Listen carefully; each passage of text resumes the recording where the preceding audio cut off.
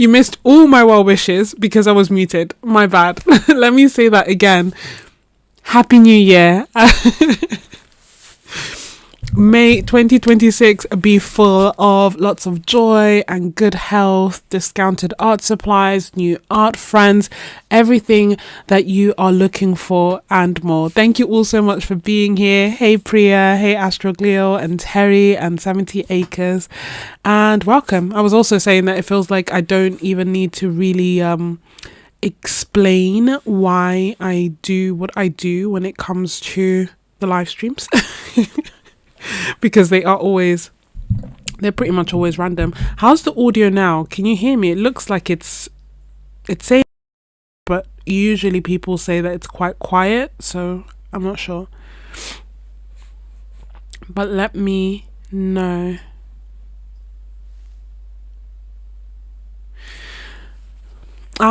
So I've got lots planned for this live stream. I don't know if I'm going to get through it all, so I'm very much happy to be directed by you as to what you're interested in seeing most. But so basically I have an art haul. Some supplies I've been kindly gifted, some supplies I've bought for myself to kind of like experiment with new colors. Some colors I'm replacing old favorites. Is just a whole thing. Oh, perfect. Thank you. Oh no, Terry, I'm sorry. I know the feeling. I'm fighting off a cold, and I in fact slept through New Year's. Like I was there trying to figure out what should I do. Should I go to my mum? Should I go to church? Should I do this? Should I do that? And I came home from work and sat down, still trying to figure out what I should do, and I just fell asleep and completely missed it. But I hope you get well soon. Hey Anne, let me start off by saying or showing what I did today, basically, or yesterday now technically, which was so much fun. I went to the Jackson's plein air day, so like they invited people to come out to South Bank and you can just hang out and paint, and they do it in different places in the country, and it just so happened to be in London. So I went and it was freezing cold. Like, so anyway, it was freezing cold, and obviously it's plein air, so you're painting outside. Yeah, Terry, I know I sound much better. I tried to record one of the little landscapes, like the final little landscapes, and I sounded dreadful, but I really just wanted to get the video out in 2025, so I persevered. But yeah, so I went there, and basically this is some of the art that I created, just in case you were curious. I quite like it. I quite like all the paintings that I did. And it was just a really nice, fun experience. I have also gone to London Urban Sketches, and that has been really fun because not only do you get to sketch, like now I kind of know some of the people, but also like afterwards, and you know, we sometimes go out for drinks or we have a chat and you get to see everybody's setup. And honestly, I think 2025 was really special for me because I really leaned into creating with other people and just being in the presence of other people. And I think that's just something that works well for me too. And it makes sense, obviously. Like, I love live streams and I do Zoom sessions, and you know, I was always trying to connect with people, but I hadn't really done it in person, and when I did, it was just amazing. So this is one of the paintings that I did. This was the second one that I did, and it was of a skateboard rink in I wonder if I can in South Bank. I hope you can see it. My thumbnail screen is very small, so I can't see everything. Then this one was so this one's technically the second painting that I did. And basically what happened was that I started my watercolor painting, did the first layer, and it was so cold that 10 minutes in, the first layer still wasn't dry, but it was in that in-between damp stage. And if you've done the watercolor challenge that we did together, where I did like a series of videos talking through all the different aspects of watercolor, you'll remember that I don't like working in the damp stage. That's quite often where you can get blooms and lots of different effects, which people love, but I personally don't. And so, thank you, Anne. And so I was waiting for it to dry. 10 minutes in, this thing still hadn't dried. And I was like, okay, maybe I should do two paintings at the same time. So as one dries, I can work on the other. And I realized I couldn't go through that with watercolor again. Like just have 3 watercolor paintings and wait for them to dry. And so I opted for gouache because it dries quicker. And I knew that if I wanted to, I could work in like 1 or 2 layers, which is a lesson that I learned from the Little Landscapes challenge that I have been doing with members. So in that time, I started doing this painting, which is the gouache painting. At this point, as I was doing this painting, I lost feeling in my fingers.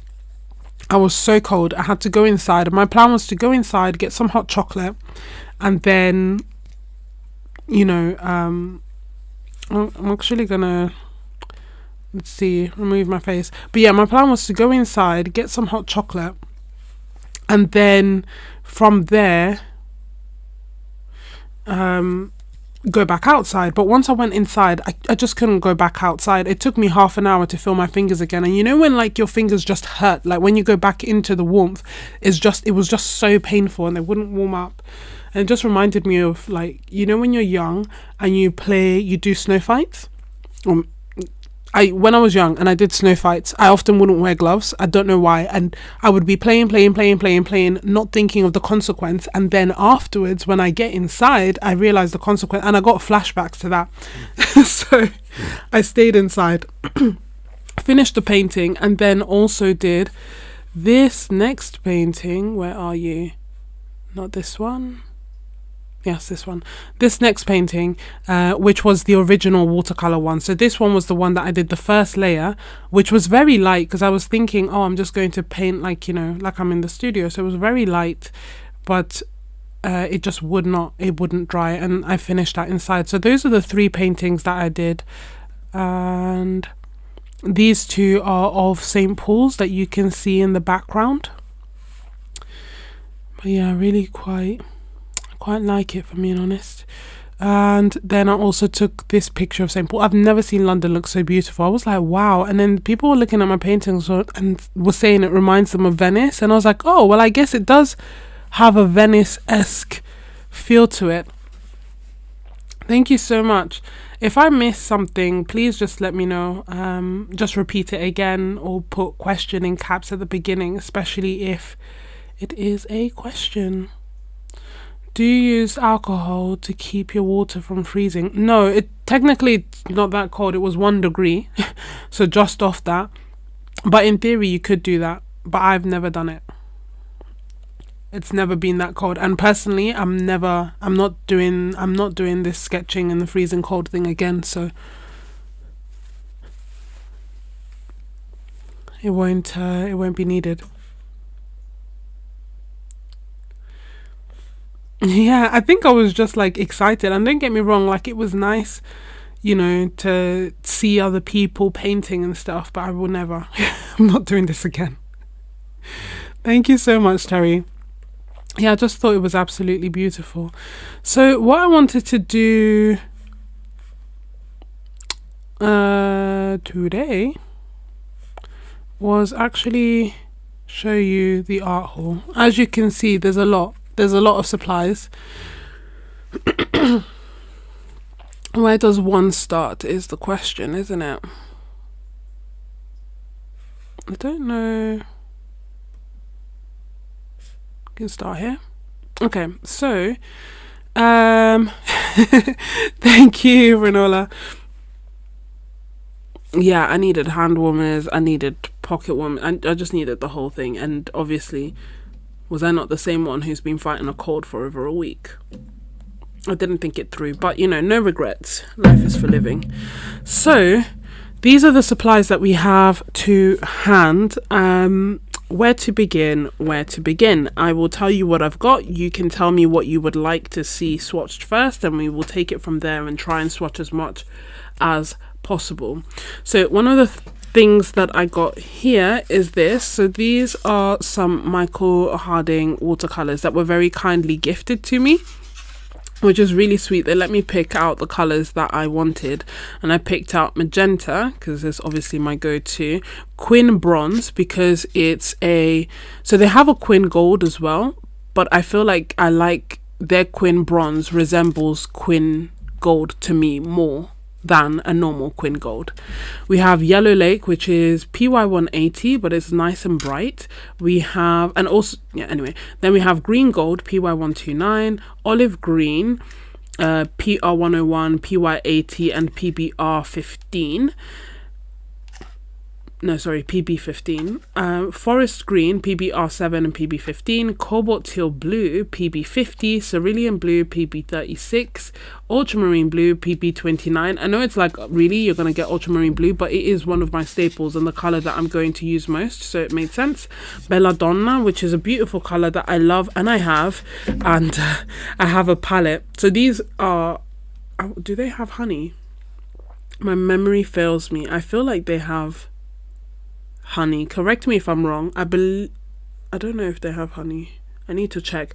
But basically, I have a belladonna. I have some Michael Harding watercolors already, and I put them in my palette and I let them dry for ages, but they didn't dry. And then I had them on a slight angle without realizing, and the belladonna just ran across all my colors. But it's a nice color. It's just that now I guess it's the mother color of that palette. In addition to that, I have purple haze, moonlight, and permanent brown. So I'm really excited to paint with them, and I already have some of the colors, but as I said, I've got some extra ones. Then I have this, which is a lovely gift from Roman Szmal. It is December 2025, which is, hold on, I mean, hopefully you can see this. December 2025, which is their new color. I feel like such a YouTuber. Can you see it? Maybe not. There we go. Which is their new exclusive color.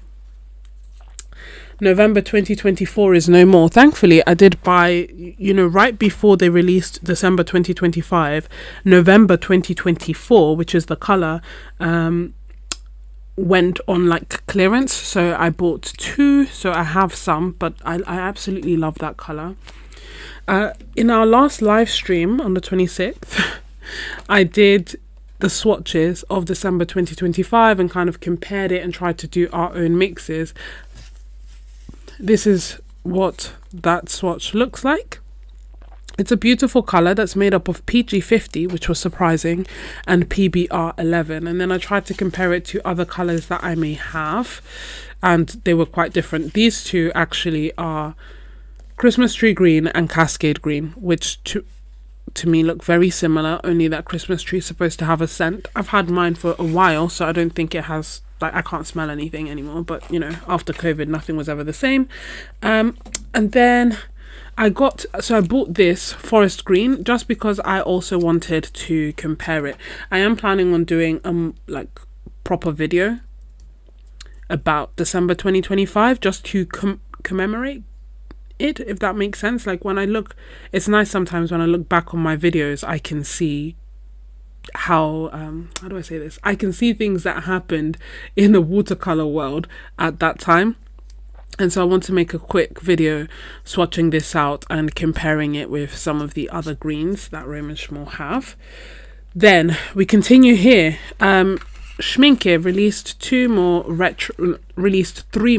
retro colors. I've linked everything down below in the description. Of the 3, there's the yellow, the pinky color, and there's the brown. I didn't really want the brown, and part of me was like, oh, I should get the complete set. The other part of me was like, money doesn't grow on trees, so I bought the colors that I wanted, and that's the gamboge and sulfurin. I'll put that up there in case I am saying them wrong. I don't know if they have pigment info, but they are supposed, oh yeah, they do, there we go. But they are supposed to be modern mixes for vintage pigments, if that makes sense. So the pinky colors PW4 and PR122, so Quin Magenta and a white. And then the yellow is PY150 and PY65, which would explain why I like both those colors, because they are staples in my palette. And these are here, so I'll swatch these out as well, if time allows. Yes, there would. It was indeed Cobalt Green Light and Aquarius Brown. You're on it. You're on it. Oh no, I've moved my sketchbooks far away from me, so I haven't got it to hand. But if you want, I can bring it out in a second so I can show you the swatches from the last live stream. Let me just do the quick run through first. The other things that I got were Sennelier tubes. So I saw that Sennelier were on sale for 45% off, and I asked Jackson's to do price match, and thank God they did. So I bought a few tubes of Sennelier again, but I got the 21 mils because I really just wanted them to last quite a while. And I'm seeing a lot of places, I don't know if it's just like coincidence or old stock or whatever, but I'm seeing a lot of places doing like big sales or discounts or selling off or not even stocking anymore the Sennelier individual tubes. So just in case it's because they are going, I thought I would just buy some of the colors that I wanted to try out, basically, as well as some of the colors that I use, love, and I'm running low on. So I love the Caput Mortem, I use it in making my greys. There's the PY150, Chinese Orange. These are the colors that I like. To say the colors that I got, just in case you're curious, I've got Sennelier Yellow Light, and that's because it is PY153, which is discontinued. Like, it's hard to find. I don't know if it's like formally discontinued and just like not available, or if it is, you know, just harder to find. Then I also got Green Gold PY129, Cadmium Yellow Deep PY35. Now I got the cadmiums because I wanted to compare transparent colors with opaque colors. I wanted to make a transparent palette and an opaque palette, and the cadmiums are opaque, so they'll make the cadmiums, and some of the cobalts are opaque, so they'll make my opaque palette. I got Naples Yellow Deep and Naples Yellow Normal. Let me put that here. Yellow Ochre, Yellow Lake, which is, yes, PY150, which is different to the Michael Harding Yellow Lake. Then Golden Ochre. What am I saying? Yeah, Golden Ochre. I got, there's Golden Ochre, there's Quin Gold. Essentially, Golden Ochre is opaque, Quin Gold is transparent. I wanted, you know, one for my transparent palette, one for my opaque palette, compare the two. I was thinking about making that a Happy Mail. I've been thinking about doing it for months, so watch this space. Cadmium Red, PR108, for that same reason. It will be my opaque red. I couldn't find an opaque pinky red, so I had to get a normal red. Chinese Orange, which is a beautiful color, PR209 and PBR23. Perylene Brown, PR209, PY83 and PY179. Carmine, PV19. Rose Madder Lake, Helios Purple, which although it's purple, I hope it is, yes, PR122. So I'm hoping it will be like my Quin Magenta equivalent, because I've bought the Sennelier Quin Magenta and it's not as vibrant and pink leaning as normal Quin Magentas. Instead, it is a little bit more warm, like a little bit more brown. This is Rose Madder Lake, I said, PV19, sorry. Caput Mortem, PR101. Transparent Brown, PR101. And then Van Dyke Brown, PBK7 and PR101. Sorry, the Transparent Brown is also PBK7 and PR101. And again, I got them because one is opaque and one is transparent. as you can tell by like the little box. The little box that's coloured in means it's opaque, and the little box here that's empty means that it's transparent. So same browns, same pigments, similar browns, one's opaque, one's transparent, and again that's for the palette comparing the two. Chromium green oxide, PG17, that's opaque. Got 4 blues. We have Cobalt Deep, PB72, Cobalt Blue, PB28. Correct me if I'm wrong, is PB28, is Cobalt Blue normally transparent? In my head I thought it was opaque, but this one is rated as transparent. And then French Ultramarine, PB29, and PV15. The normal French Ultramarine, sorry, this is French Ultra, yeah, the normal Ultramarine is PB29, and in most brands French Ultramarine is also just PB29. It's just Sennelier. I don't know why they've added PV15, but we'll see. And then Cerulean Blue, PB35, which is opaque. Then I've got some gouache, but before I turn to that, let me catch up on the comments. Please let me know if I've missed anything. Dawood says, maybe Sennelier are changing the packaging. I hope they aren't going away. Yeah, me too. I hope that it's something like that. But I remember like a few months ago, Cassart did that, where they started selling all the Sennelier open stock on sale. They only have the Sennelier sets, and they just never came back. And then I saw Great Art also started doing like a sale on them, selling them for 45% off. Some of the colours, I think more so the yellows, were determined by the fact that they were on sale for me. So I was like, oh yeah, sure, I'll try it. Otherwise I wouldn't have been able to get so many, especially not the 21mm tubes. Continue the buy. I know. Happy New Year, Wildflower. I've seen Cobalt Blue as mildly granulating. Yeah, so that's the thing. I know it's granulating, but is it opaque or transparent? In my head, I thought that, and again, I may be wrong. I don't normally use Cobalt Blue, in honesty, because I like the hue, I like the colour of ultramarine blue, and almost always Cobalt Blue is a lot more expensive than ultramarine blue. So even here, Cobalt Blue is a series 4 colour, ultramarine is a series 1, so I just always opted for ultramarine.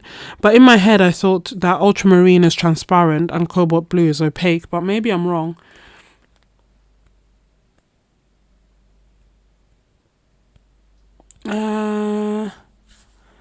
There are sales because they have to do inventory and pay taxes on what they currently have in stock. I didn't know, Susan. Is that like a common thing? And would that be in the UK too?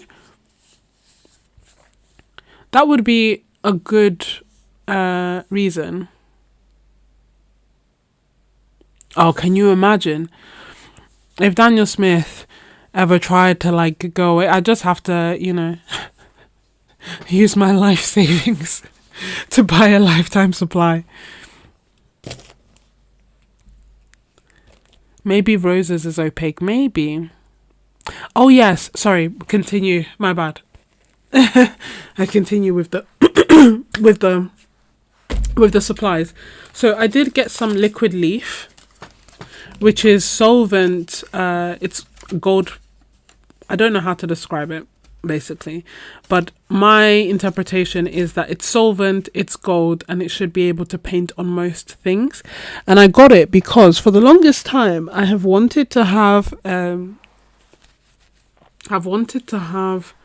gold on my palettes, as in like my ceramic palettes.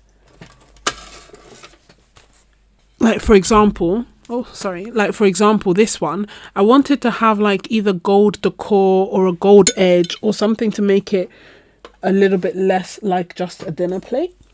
And I couldn't find one. I found, I think I've seen some sellers on Etsy, but they were either sold out or really, really expensive. And I was like, there must be a way for me to paint on ceramic. And someone had suggested this liquid leaf, so I bought it and I hope it works. Time will tell. I've tried the Schmincke metallic palettes. They're nice. I think it's just because it comes as a powder that you kind of need to reconstitute. I don't tend to use it quite as often, but they are fine. And it wouldn't work on the ceramic, but yes, they are nice on their own.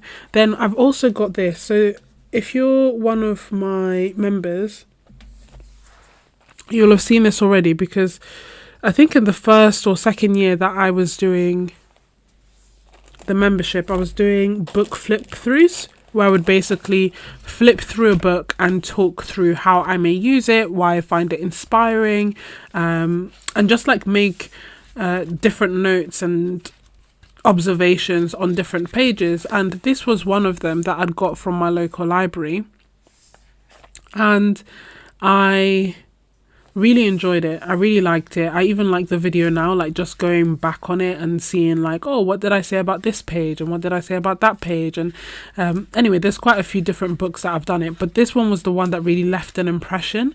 It's nice because it's curated by Helen Birch, and what she's done is basically featured different artists that use watercolor in their practice, whether it be as watercolor alone or watercolors and mixed media, and featured them and written a little bit about them. So this is kind of like a contents page, but it also just shares some of the artwork that's in the book. And then she talks about like what is watercolor, and then almost like each page has like a prompt or it's not meant to be a prompt, but I guess it's kind of like information about the piece, and how you can use it in your own watercolor practice. And I really liked it at the time, and for the longest time I was just using the video that I'd made, because I was like, well, I have the video, I talk through ideas, I can like play it and maybe pause on a random page and use it that way, but there's just something nice about having the actual book. So I looked for a second-hand book and I bought it. I'm just showing you some pages to give you an example of what is featured. But yeah, it's just talking about different ways that you can use watercolor. And I think that the art is an inspiration, the color is an inspiration. Artists are featured so you can find out more about them. There's some information on how to like use it. There's other supplies. It's just a really nice book. So it's curated by Helen Birch. It's called Just Add Watercolor.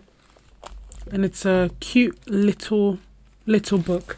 These are the kind of, I've been meaning to make a video for the longest time, and I will, because I know I've been asked quite a few times, but these are the kind of books that I enjoy, books that are inspiring as opposed to instructional. Does that make sense? Like, I like having a book, looking through here and being like, oh yeah, okay, I don't know what to do, or oh yeah, this is really cool and I want to try it myself, as opposed to like step by step of how to create something. Those are the books that I tend to gravitate towards. This isn't a haul, but this is the tiny painting that I did. I thought it was so cute. I still think it's just so cute. It's A8 size, so it's quite small for me. I've also got the Etcher sketchbook. I think it's time to break out a new one. I do have some pages left in my old one, but I kind of feel like, especially this feels like a new year kind of thing, new year, new sketchbook kind of thing, and then I can work on completing the other sketchbooks that I have, because I have maybe like 3 pages combined left. This is everyday sketchbook, portrait format, B5 size, 100% cotton mixed media paper with 52 pages that are 230 GSM. It is the sketchbook sorry, that you will have seen many a time, with the white cover and the llama pin. And this is a video that's coming up when I can finally get myself together and edit. But yeah, it's my most used sketchbook, I'd say. This sketchbook, as in like not the physical sketchbook, but the art that I've created in it, was from my trip to Poznan and my trip to Geneva as well. I've made videos for members talking about it. I've just found that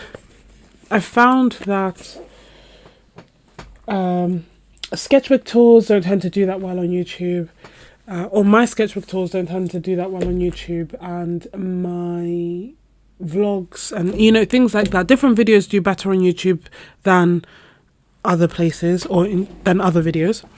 And so I'm just trying to spend time creating, like if I'm going to make a YouTube video, it has to be a video that people actually want to watch.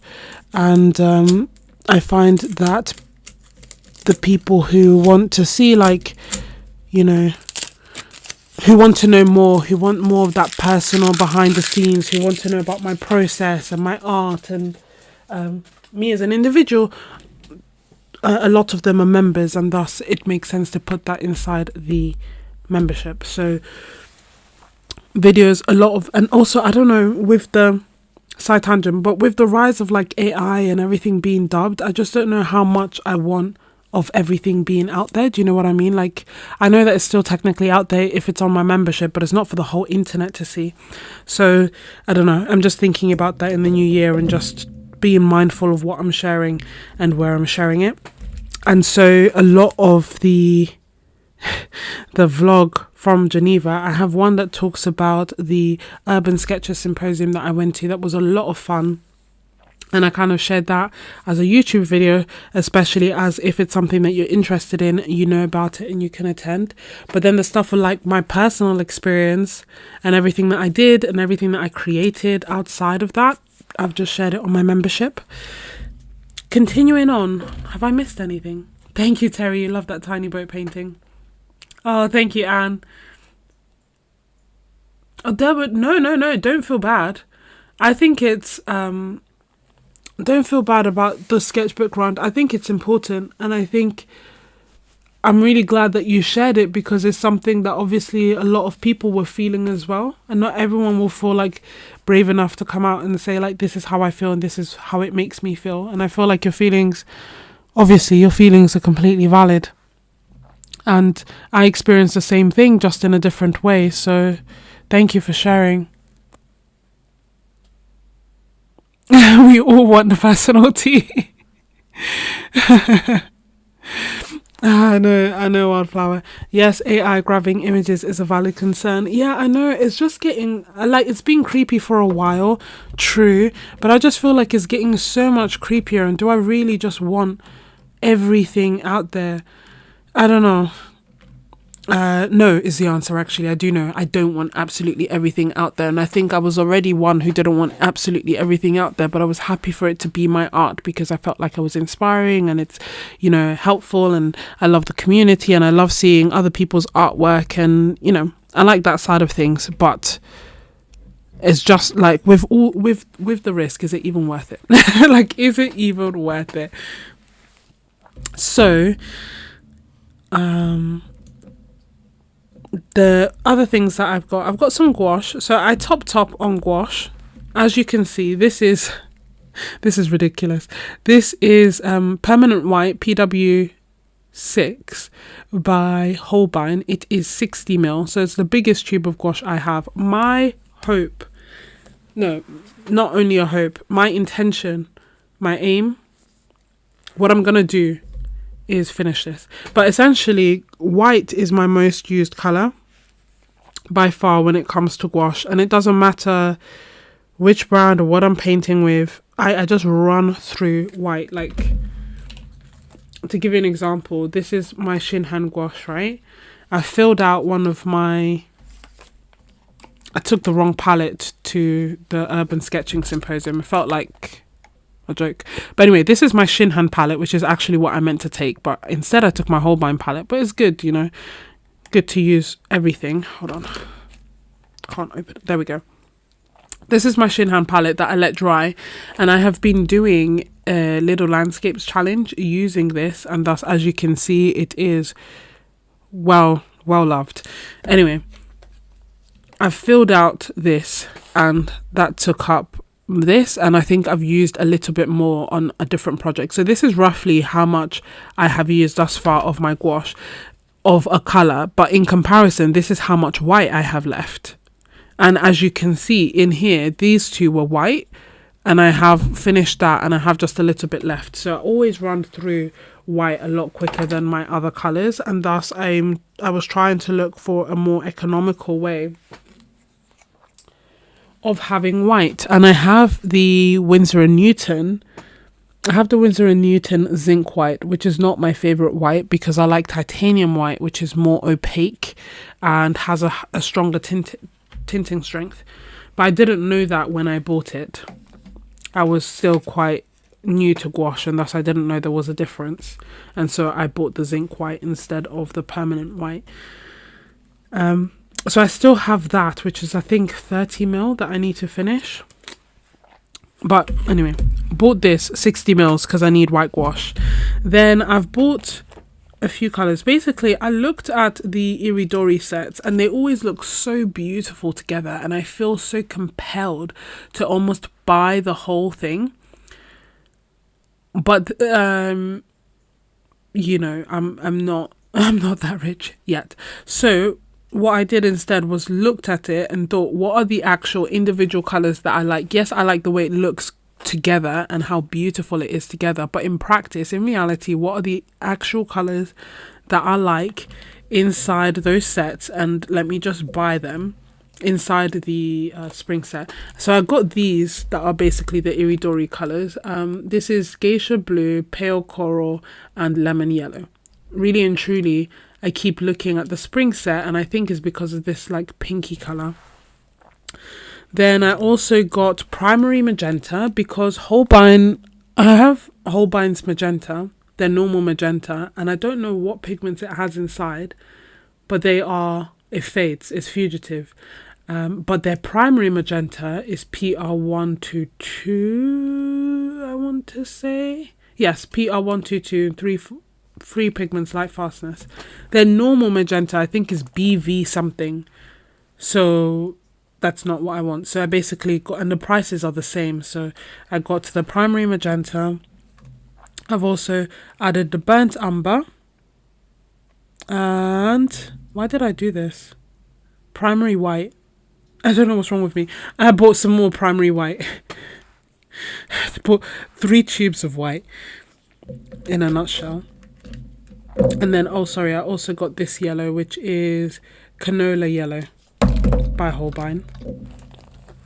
So these are the Holbein colors that I have bought in addition to a white. And then I also got some more Shinhan colors. I feel like a one trick pony because you'll recall that these colors are very similar to the colors that I bought last time, but I am painting more and thus I am using up my paint. Isn't that a crazy concept? Is the primary white PW6? Thank you for asking, Derwood. It is, yes, PW6. And I hope you can see it, the zinc white is PW4. That's the less opaque version. Then with Shinhan, I've bought lemon yellow, opera, Prussian blue, moss green, and permanent white, which again, hopefully, is PW6. Yes, PW6. Why? Because I need more white. And I used, by accident, the Shinhan Prussian blue today in the painting that I showed you earlier. And my gosh, is it potent. My hope is that it doesn't crumble and crack as it dries, and if that's the case, then I may have found my replacement to my beloved Winsor & Newton Prussian blue. We shall see, time will tell. Oh yeah, so this is the painting that I did today. This one took the longest amount. Oh, this is the Prussian blue. That's why I brought it out so that you could see. Sorry. Don't know if my thought process always makes sense. This is upside down. There we go. I feel like it works both ways, but this is technically right way up. Oh, sorry, Terry. What did you ask? Thank you, David. Using white gouache the other day painting, I realised that my titanium white has more opaque. Yeah, titanium white is more opaque. So sometimes they'll call zinc white tinting white, not mixing white or tinting white. My point being that zinc white is good for mixing colours and not turning that colour into like off-white basically. So if you want a color, you want to make a blue, you want to make it light blue as opposed to just like practically white, then zinc white can be quite good in doing that because it won't overpower the color. Titanium white will sometimes overpower the color. The Shinhan permanent white, for example, will overpower the color. But I'm okay with that. It just means I need to use less and thus my paint lasts longer. Terry, I can't see a question. Okay, question. Sorry, I see it now. Have you had issues with the binder separation with the Shinhan gouache? I haven't. Have I had issues?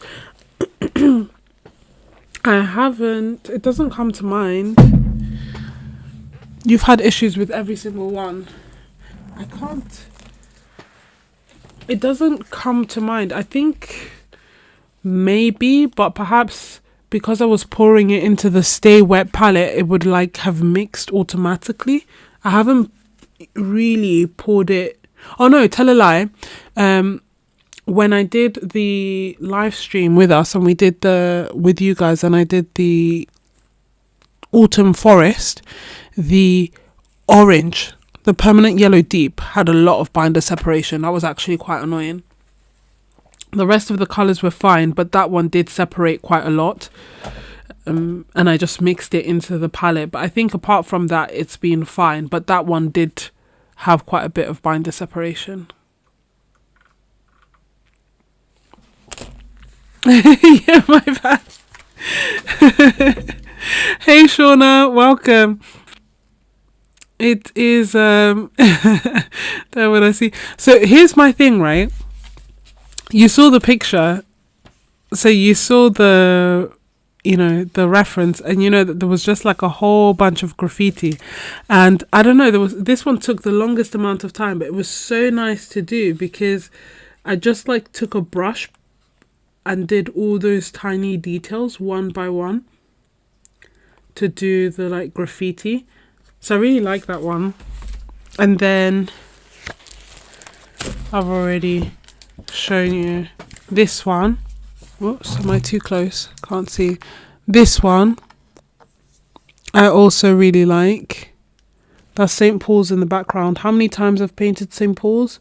Not enough. I love that building and I love painting it, and I still feel like there's so much more that I could, so much better that I could be. Do you know what I mean? Like I love each painting, but I still feel like, oh, I could paint it so much better if I keep painting it.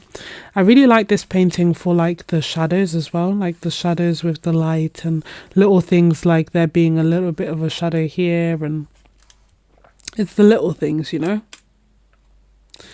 And then the painting underneath that, I shouldn't have done this. I don't know what I did, but there we go. Is watercolor. I also quite like this because it's bigger. I don't know if you can tell.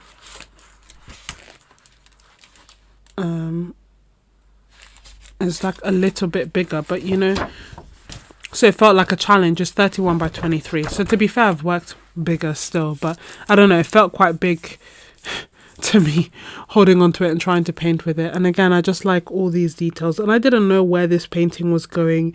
It was freezing cold, so the layers weren't drying, and trying to do wet on wet was really interesting, and not having wet on damp. But again, it's one that this corner here with the shadows, and I really like.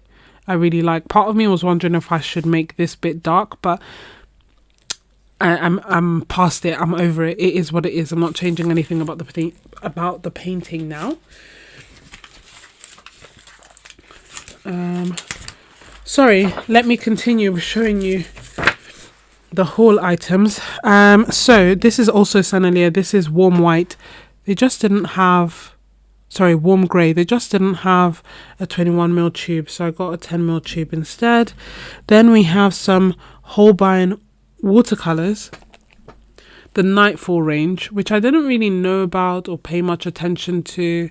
I don't know if they are normal to normal, but they are more expensive. I think they just have PBK 11 added to them, but it is what it is. I was thinking about doing some Happy Mail focused on shadows and dark moody, like not moody but darker colors, and so the name Nightfall really spoke to me. This is Nightfall Blue, Nightfall Violet, and Nightfall Red. And Nightfall Blue is PB15 and PBK11. Nightfall Violet is PV19 and PBK11. And Nightfall Red is PR264 and PBK11. I don't know. I'm looking forward to swatching it. I can open it so that we can see if warm grey is like buff titanium. So it is like a buff titanium, like a colder buff titanium. Can you see the top?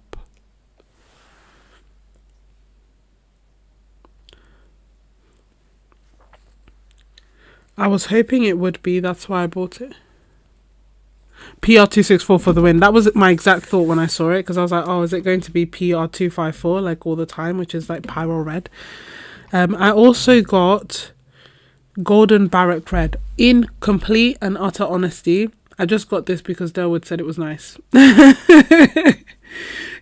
You mentioned it in passing and I was like, okay, cool. And I threw it in the order. Then I've got, this is less, this is less so, not technically fully art related, but, well, not an art supply, but it's art related. So I've bought the Hobonichi Tetra, which is an A6 size.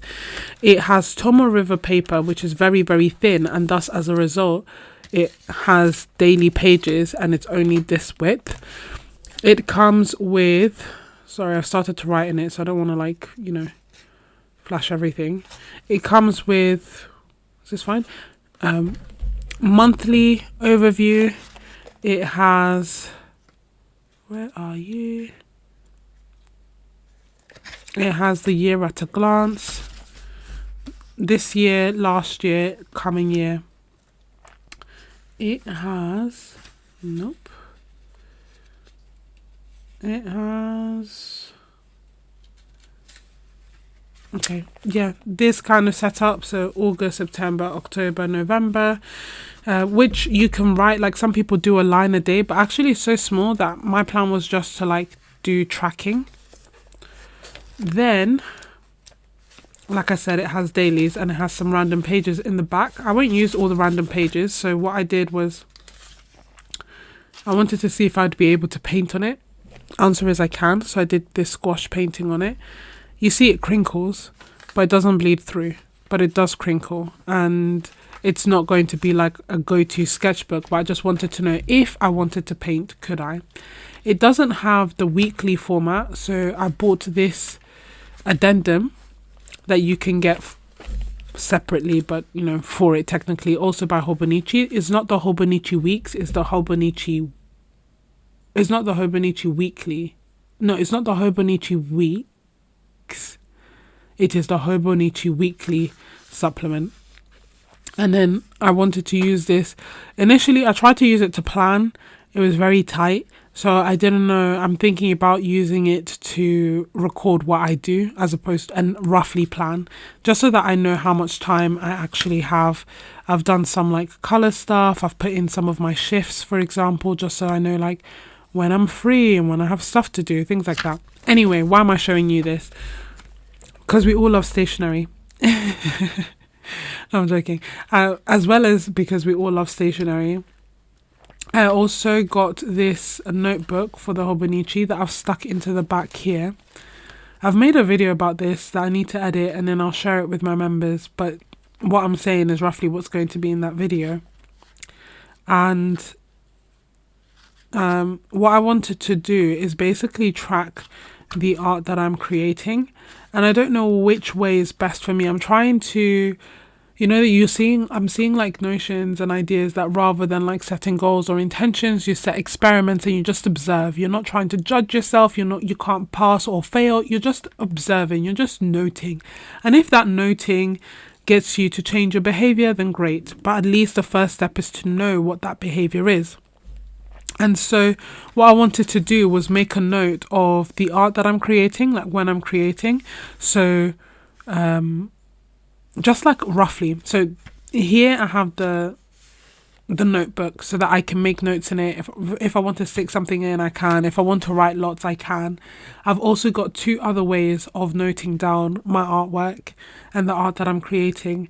One way is that I've signed up to this thing where I print out my picture, where I upload my pictures, and then at the end of the month it sends them to me, like a photo subscription service. So my plan was to just take pictures of my artwork and upload it, so that each time that I paint or draw something, I take a picture, I upload it up to there, and then at the end of the month I will get that sent to me. And I'm hoping that because it's something that I have, hopefully it's not like the gym, but because it's something that I've paid for up front, I'm hoping that I will remember to actually take pictures. And it can also, if I haven't created something, I can also just take pictures of whatever I did that day or whatever. That's the true aim of it, to be fair. But I wanted to use it as a way to log my art primarily. And then the third way that I am recording or observing my art this year is I've created a Google Forms, which my hope is that I will remember at least one of these methods when I'm creating art. We'll see. But I've created a Google Forms that's on my phone, and it's pinned on my phone, so that when I open Google, I have asked myself something like, what's the name of the piece? So like the title, so I can identify what it is. What did I create with it? What did I use? What did I create it with? What brand? What surface? Any notes I have, and the date. That's it. And then if I want to put anything extra, I can, but it's literally like nothing is mandatory, so that at the very least, if I want, I could do this now, but I need to add the 3 paintings that I did today. But I could literally go in and like write St. Paul's in watercolor, St. Paul's in gouache, and skateboard rink. And then that's done, and there's something that's like kept there. My hope is to actually be able to write what I used, so that at the end I can see what I've used and what I haven't, and I can kind of like reflect on that as well. There's Melissa Martin, who does Art Hang Party, and she did this last year and this year as well, where she like created a really great video talking through her most used art supplies, which I know a lot of people do, and I've done as well. But she took it a step further, and instead, when I do my most used art supplies, I look through the art that I've created, I make a rough note of what I've used, and then I share that. She did that, but like times a million, and she counted like, oh, I used this supply, this supply, this supply, this supply, this supply, and she like made tallies of each supply that she used, and then presented us with like, I used this supply 100 and this times, I used this supply 20 times, I used this supply 30 times. I normally just eyeball it, but I like the idea of just knowing like the numeric data. So I don't know if I will, but like I said, sorry, I'm gonna cough. But like I said, I've set up these 3 different ways. My hope being that one way will align with me. At least one way will stay standing at the end. And that also, there's something nice about like, you know, that it's like a little dopamine hit to be like, oh yeah, I did something. Oh yeah, I did something. But without, because initially I was thinking like, oh, I should set a goal of like 100 paintings. Which I may still do, but this is like different. I feel like because there isn't a goal and I'm just observing, it's just kind of cool and there's no pressure, but I want to create and I like adding, like, so I'll do number 3 was technically the watercolor of St. Paul's. St. Paul's, and today it was on the 2nd of the 1st of the 26th. And I used, what watercolor did I use? I used my new palette, which has a mixture of different watercolors. So it would have been Roman Szmal's Nickel Azure Yellow, Daniel Smith's Aussie Red Gold, French Ultramarine by Schmincke. I don't expect to normally remember to this extent, but I used quite a limited palette, and so It's quite easy to remember.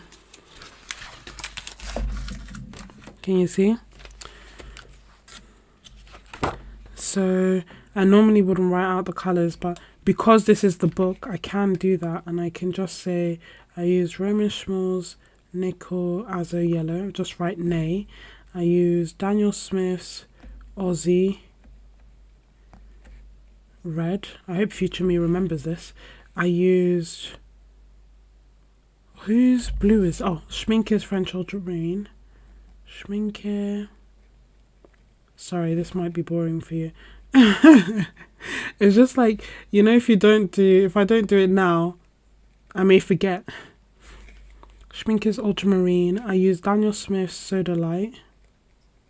Thank you, Terry, for introducing that to me. And I use a tad bit of Roman Schmal's Magenta. And I used Daniel Smith's Burnt Sienna. What did I use in the sky? Jackson's Cobalt Turquoise.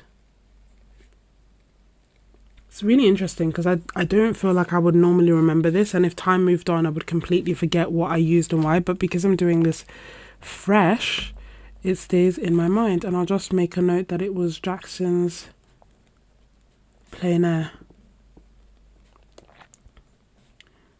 Day in South Bank. Then number 4 was the, oh my gosh, the gouache, St. Paul's, gouache in St. Paul's. At some point I guess I will have to start thinking about more interesting titles, but I'm just not that kind of interesting. And it's funny that, so for this I was trying to bring my Shinhan, but I brought out my Holbein instead, and then what I did in the rush was put my Shinhan inside some of my Holbein colours. It is what it is. We live and we learn. So most of the colours are Holbein, but the Prussian blue and the white were Shinhan. So Holbein plus Shinhan gouache, and it is Jackson's. I'll just put South Bank. I don't need to put the full thing. I hope future me can surmise that it's the same as the above. And then the 5th painting was the graffiti, sorry, that's my tummy, graffiti skateboard rink, and that was with gouache. Oh yeah, same, Holbein and Shinhan. Holbein and Shinhan. And it was Jackson's Day at South Bank. And it was freezing. I'll just make a note of that. Freezing cold. St. Paul's one, I need to remember that I could not feel my fingers. There we go. Anyway, sorry for the side tangent, but that's basically why I got the Hobonichi to get my life together and just get more organized. But then I thought that, given that in theory, if I'm getting my life together, I should be carrying this with me most of the time, it would stand to reason that I have something related to my art practice inside it. It also has something like the 365 checklist, but I don't know what I would be checking off for that long. I am tracking, like, not tracking per se, but like when I do art, I'm doing like a little tick box that I did art that day. So I don't want to do the whole 365 one unless I go back and do it retrospectively. And I think they have like a My 100 as well. So initially I thought about just writing the names of each painting in that list. But then I thought, you know what if I do more than 100 paintings? What happens then? Anyway, that's what I have got, and I hope that in sharing that process, maybe it will help or will inspire you as well. Ease off the pressure. Then I got this, which is the Holbein dot cards, which were new to Jackson's. I don't feel like they were always there. The dots are decently sized, which is good, and in honesty, I feel like because I'm doing the Happy Mail, a lot of the time I have like different ideas on different themes that I want to do for us, or that I want us to explore, and I feel like the easiest way for me to do that would be to have, I can't buy the full range of every brand and then try it out and see if it fits a theme or if it's relevant, but the dot cards might be a good way to go about it, especially Holbein, because I know that they're harder to get in the US, and so quite a few people are keen to have them in a Happy Mail. Then is that it? Are we I think I'm done. Like, that's all the supplies, right? I believe I've addressed all of them. These are Muji pens, which I thoroughly enjoy. This is my Little Roman Szmal mini palette. It's not new, as in like the palette itself is technically new in the art world, but I've been using mine for a while. This one is the autumn palette that I've created, and just in case you are curious about the colours. Anyway, sorry. Good night, Anne. Sleep well. Yes, exactly, Terry. It's like an art diary. Do I need a mini printer so that I can create a catalogue of my paintings? So that's a good question. I have like a normal printer, so in theory, if you wanted to do that, you could. And I liked the idea of doing that. I have the SP Rocket. I don't know if that's how you say it, or Sprocket. I don't know how you're supposed to say it, but that prints out 4x6 pictures that are basically this size. So for some of the paintings I could use that, but that's why I signed up to that subscription service, so that I will have them sent automatically, because I feel like if it's just relying on me remembering to take a picture and print it, cut it up and add it, I won't necessarily do that all the time. I won't necessarily keep up with it, but my hope is that with the subscription, I have that prompt every month.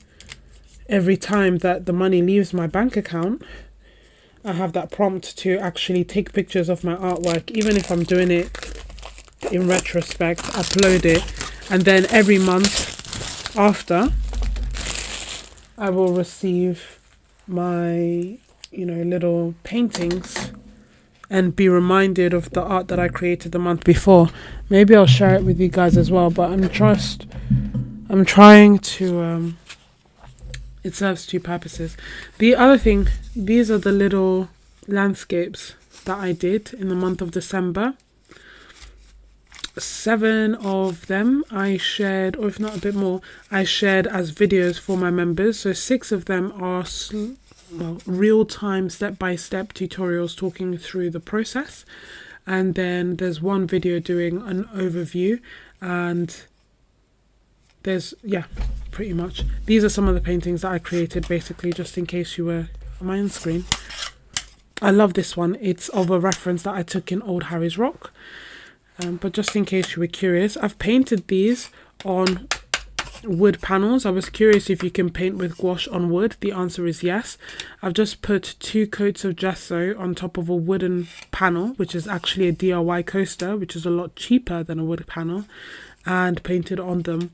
The gouache does get repelled a little bit by the gesso, so I can't do as many layers as normal, but it's still been really enjoyable. And what I was talking to someone in the comments about this, and what I was thinking, I don't know if it was you, Wildflower. I was talking to someone about it, and I was saying that 2 coats of gesso were enough, but what I'm thinking of doing is that maybe next time I will add even if 1 or 2 coats of gesso, but also some watercolor ground, and see if that keeps the gouache from being repelled and helps it work for longer.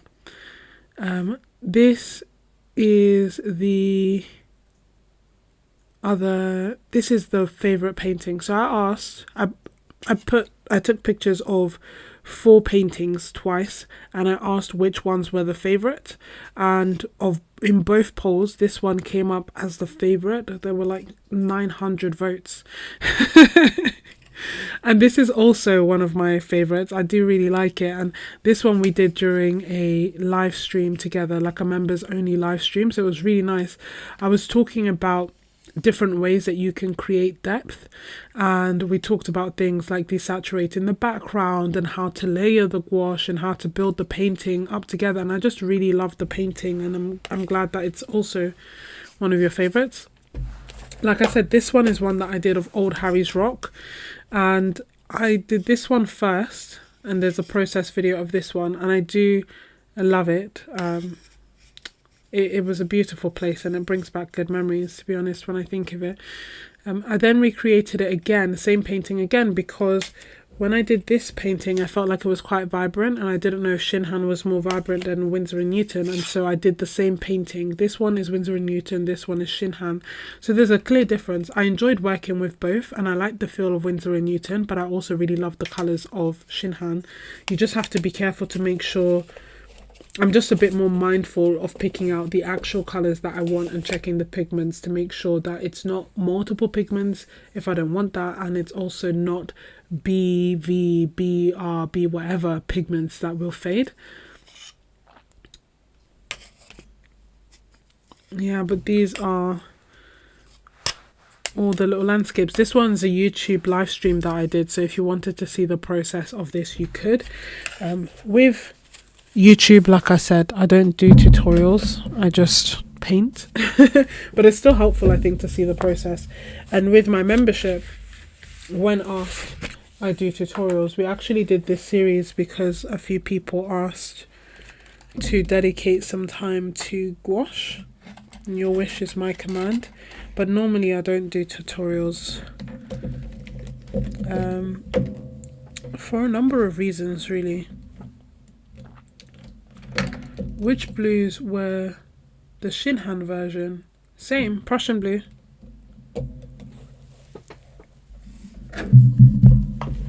It was Prussian blue for both. Irrespective of the palette, irrespective of the brand, my palettes are usually quite similar. So this top color maybe was like, I don't know, the equivalent of like a primary blue, basically a phthalo blue with white. As in, I added white. And then this is Prussian blue plus like a magenta-ish color, and same on this side, Prussian blue plus a magenta-ish color. So it wasn't, I did like a comparison of it, I think, before. So this one was Shinhan, so I'll put Shinhan on that side so that you can see. This is Winsor & Newton, this is Shinhan, this is Shinhan, this is Winsor & Newton, Winsor & Newton, Winsor & Newton, now I'm confused, Shinhan, I'll put this here so you can see, Winsor & Newton. I'm not sure about this one, and I'd need to watch back the peekaboo video.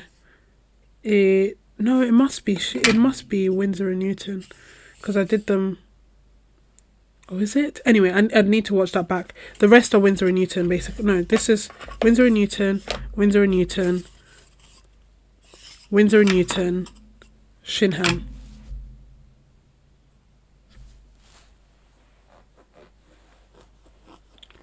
Yeah, no, it's really vibrant. Thank you, Wildflower. The peekaboo landscape. I know, again, that was when I was on my way to actually see Old Harry's Rock. So I walked from here all the way down there, and on the walk there I saw this, and it was just beautiful.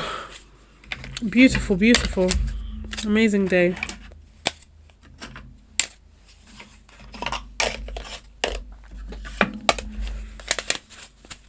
I think they're very cute, and it was a really nice project to do. And I like that I was curious about something, I tried it. Do you know what I mean? Sometimes I feel like I have all these ideas and I don't have the time to actually execute and try it, but I'm glad that I was able to do that with the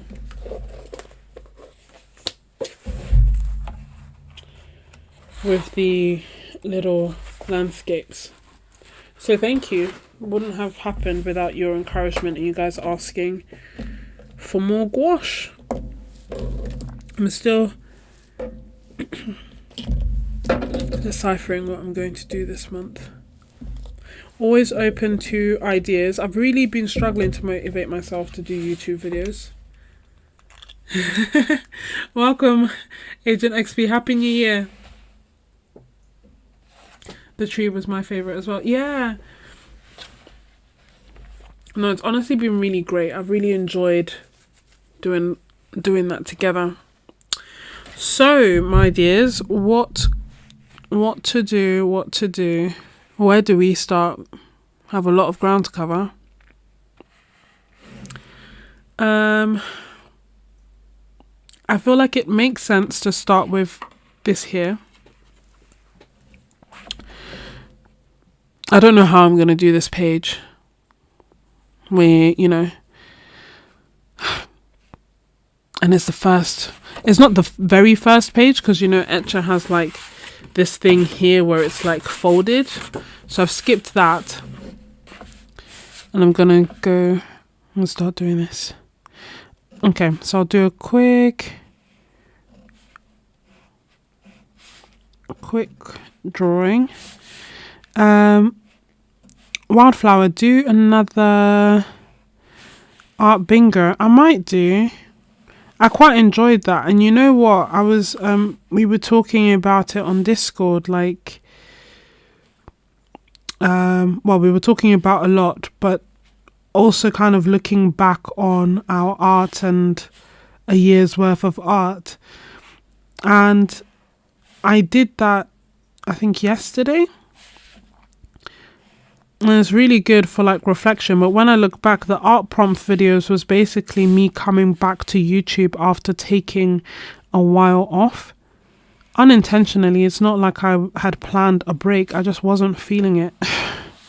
In honesty, I just wasn't. And I didn't even realize.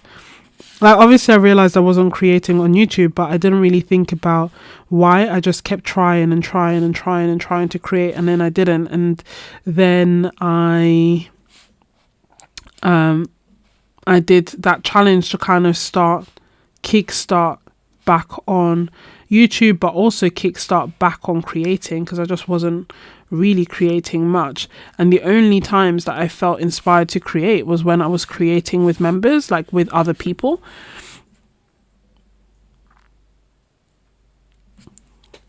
Happy New Year, Moody Blue.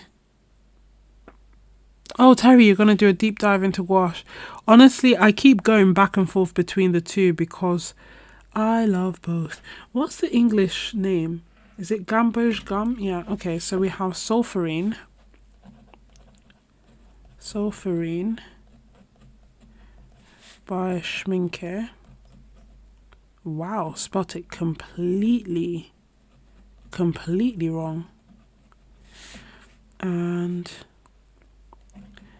gamboge gum. So what I was saying is that actually it's quite a good idea what you suggested, maybe just doing that again, because I haven't made a YouTube video in I think a month. Like, I've done some live streams and I enjoy doing the live streams, but I haven't made a video. And I think about it every day, which is probably even worse. Like, when you keep thinking, I need to do something, but you then just don't do it. That's basically been what I have been doing with YouTube. Every day I think, oh, I need to edit. And then the day passes and I'm like, I can't believe I didn't edit. I need to record. I need to record. I need to record. And then I have like the same list of, I don't even know how many video ideas that I need to make over and over and over and over and over again everywhere. Which colors would you like to swatch? Michael Harding or Senalier? I don't think we're going to be able to do everything. So pick a favorite and then we see. A no yellow video. His moss green is beautiful. Oh, good.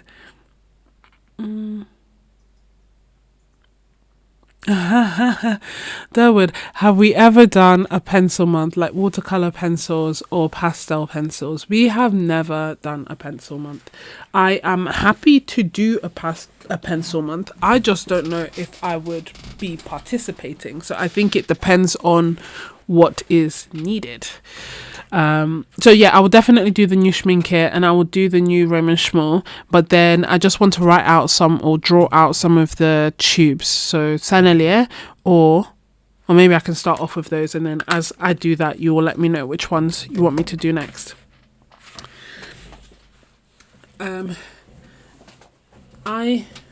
Because I add pencils to other paintings, but I don't know if I would enjoy doing a whole only pencil. Sorry, I'm just, oh, you can see me, hi. I'm looking for my clip so that I can, where are you? My bag feels like Mary Poppins' bag. I thought I had a clip. Anyway.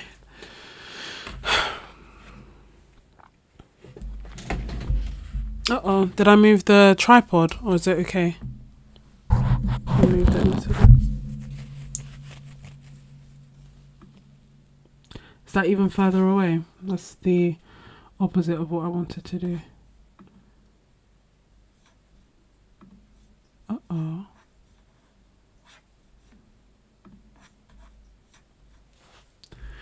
Everything seems to be, it's like opposite day.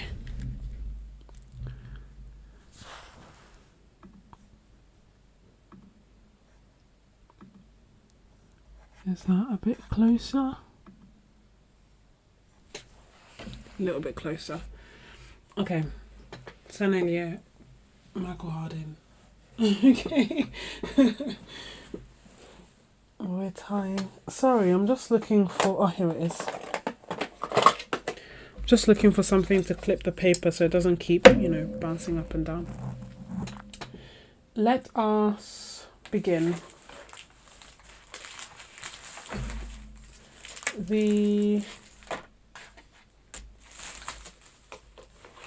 Just in case you were curious, this was the setup that I took when I went plein air painting. So I have an artboard, and then I also had this, and I just keep and I use this big brush for my water. Let me be sensible. I use this big brush for my watercolor painting and the flat brush for my gouache. But I opened it up because I was looking for my Princeton Neptune. My preference in brushes gradually changed. Okay, this is the Solferino.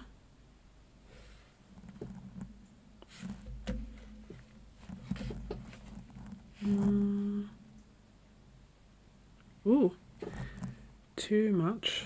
Let me put that back in there. Little stingy.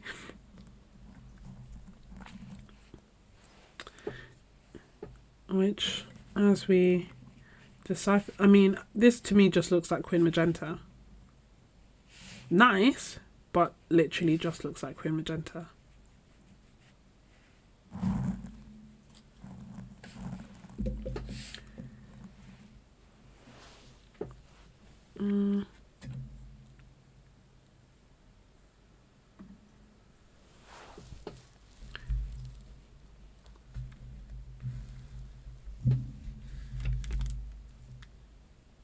No? What do you think?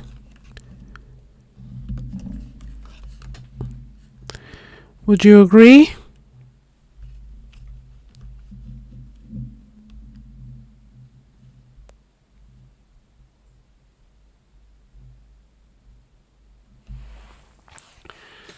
I'll show you the other way just really quick. Is that a bit closer? Do you see what I mean? Like, it's cute. It's nice. But it almost looks like, whoops, maybe Quin Magenta, maybe like a deeper opera. I don't know what I was expecting, to be fair. I've added a lot of water.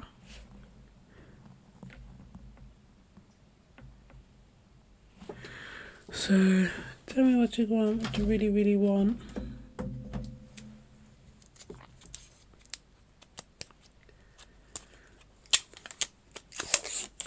We have Sennelier to swatch out as well.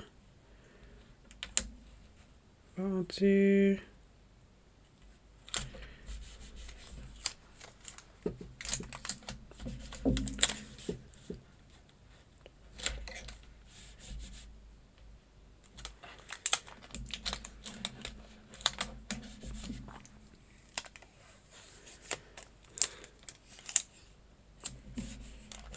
Welcome to Don't Want to Waste Paint, so we need to put it down somewhere on this page. Yeah, nothing wrong with Quin Magenta at all. It's my favourite colour, if any. Well, one of my favourites. It's my go-to triad. My go-to red in a triad, although it's pink.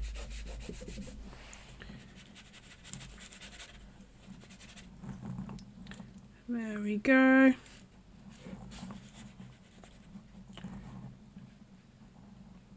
Big swatch.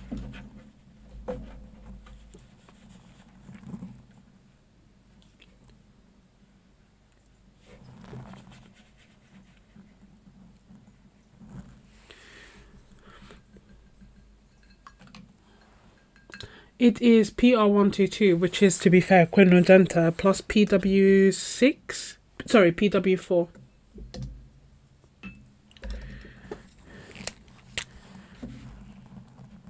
PR122 plus PW4.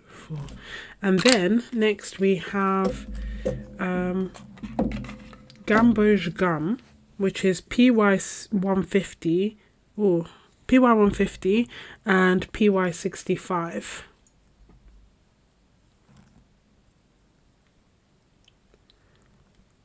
Let's see. I feel like, you know what?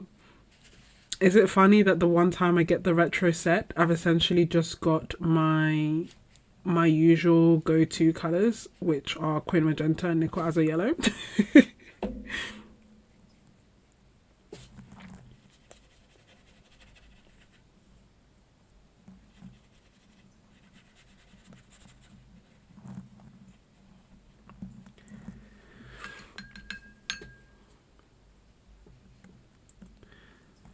Yeah, a whiff of PW4. I don't see it at all, to be honest. You know, like, you'd almost think, will it be pastelly? But it's not pastelly at all. Shauna, what pencils did I use? Honestly, I bring the pencils just in case the mood strikes me, but I didn't use any of them for the paintings or the art that I created. I have a mixture of different color. I haven't really thought through my pencil, so don't consider this a recommendation. Consider this me picking out rough colors before I run out. And I know that I want to have, the only color that I know that I like to have is in Throne by Luminance. I just like having a nice deep dark blue in case I want to add something to the shadows, or I want to create a shadow or outline something. Everything else is just a random no forethought kind of thing. So I have a purple, I have a yellow. This again may be a bit of forethought. I know I want a yellow, and this is sun yellow. I just like that yellow. I want like a sky color. This is cobalt blue, light cobalt blue. I put a green. I don't really use this, but it's still there. Deep green, deep cobalt green light, and that doesn't make sense. Deep cobalt green, sorry. And yeah, so I haven't really thought much about it, to be honest. It's just thinking of the rough range, the rough types of colors, and making sure I have one if need be to deepen or darken or accentuate any colors in my paintings. But apart from the Indanthrone, I don't tend to get used that much. This color here is Roman Szmal's new cobalt green new December 2025, and I kind of mentioned it in the live stream that we did as well, that it, when you put it down, it's kind of like a not so pretty brown color, and then it starts to dry and it's really pretty. So it's already started to dry. I don't know if you can see it.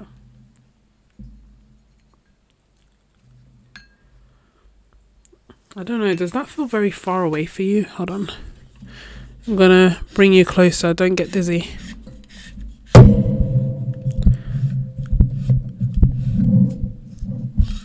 I guess you should be able to see the whole sketchbook-ish.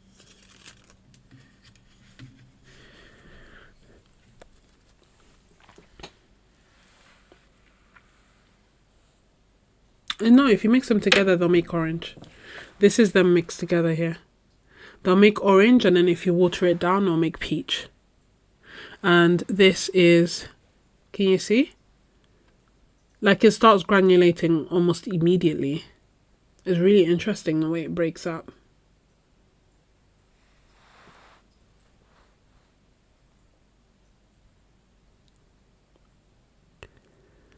And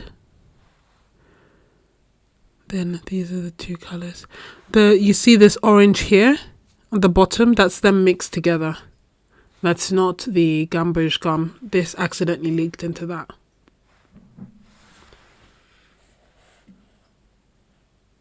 Exactly. It's like, oh yeah, great, I've got the vintage palette, but I just got my exact same colors. But the vintage edition, you know, I tried. Let it not be said I did not try. Okay, cool. So next colors wise, we didn't really make much of a decision, did we? I could try and do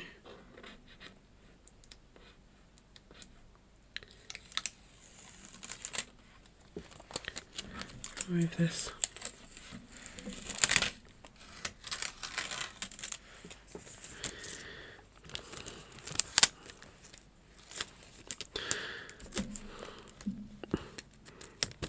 Let's do, so if we, let me start off with Michael Hardin.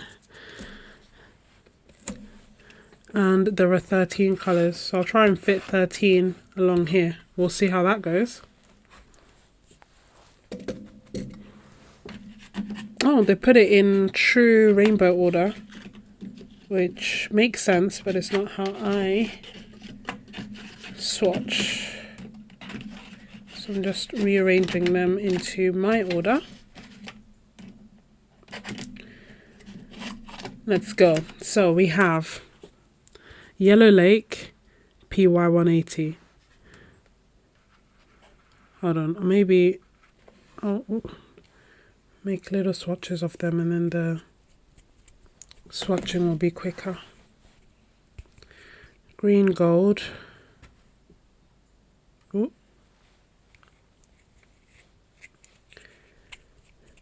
I should have them in the same order here so that I don't mess up. Yes, the yellow reminds you a little of Aussie Red Gold. Oh no. How am I going to find that thing now? I'm going to have to find the cup later.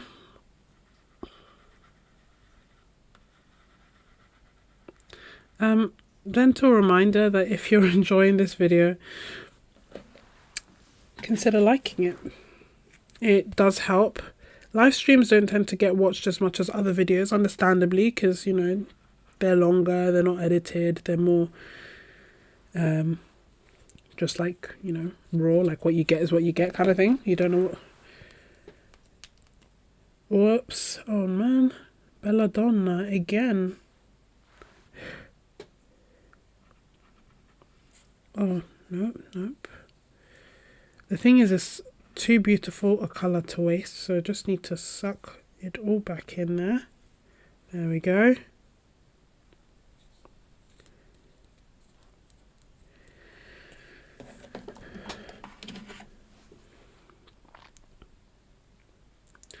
Then we have... I will do proper swatches, sorry. Olive green.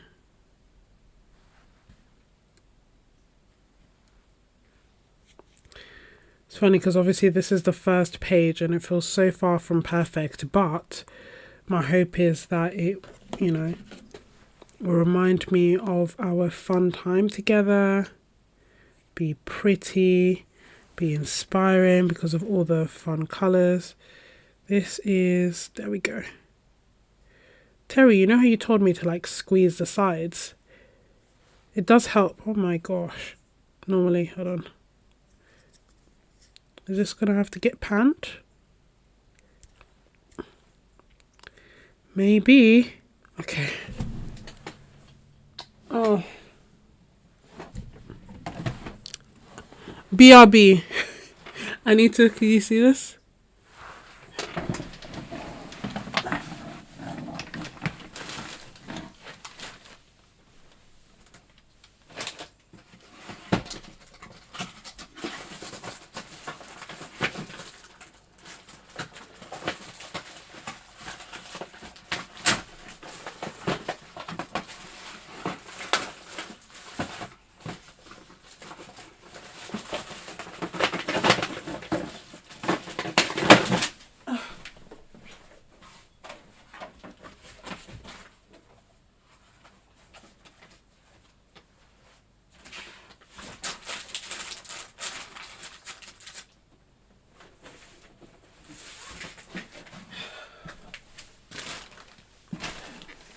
Good thing is that at least this is firm enough that I have time to like run and get stuff.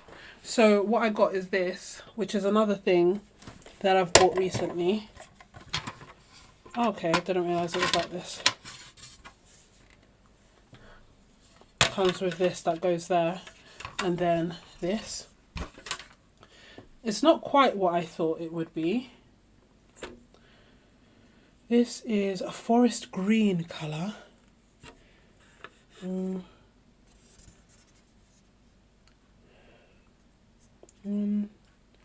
2, 3, 1, 2, 3, 4, 5, 6, 7, 8, 9. So it's 18 wells.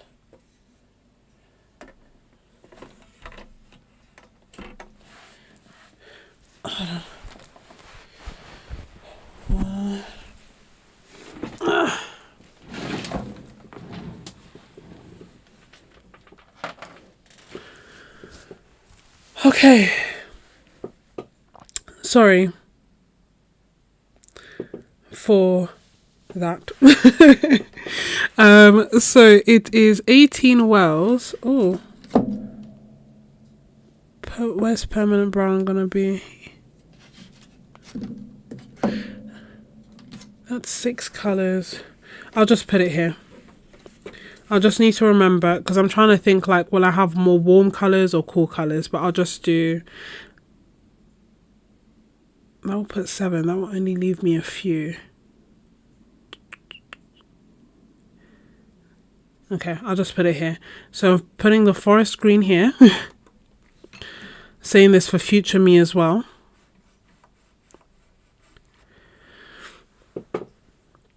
Committed to pan, yay, which is good because actually when I pan things, I tend to use them a lot more and a lot quicker. So I bought this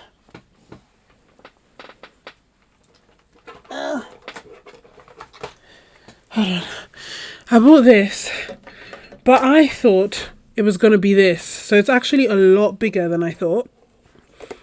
This I bought a few years ago, and like this one is my Daniel Smith one, and I have a Sennelier one, and I thought, okay, you know what, I actually tend to use them more when they're panned.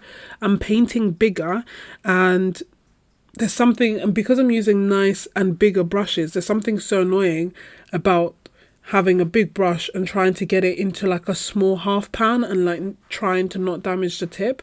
But with this, you just get to pick up the paint really nicely without it damaging the brush. And so I wanted to get a few more, but obviously because the last one that I bought was from a few years ago,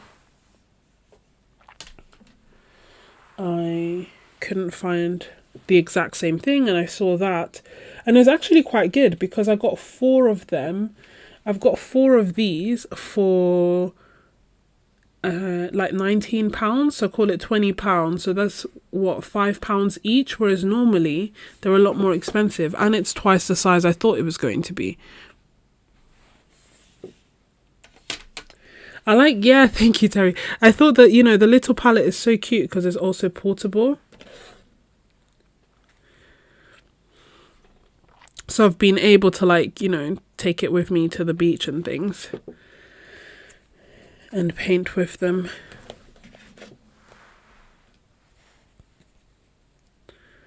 I'm not going to fit all of them on this page, am I? I'll do one here, we'll see.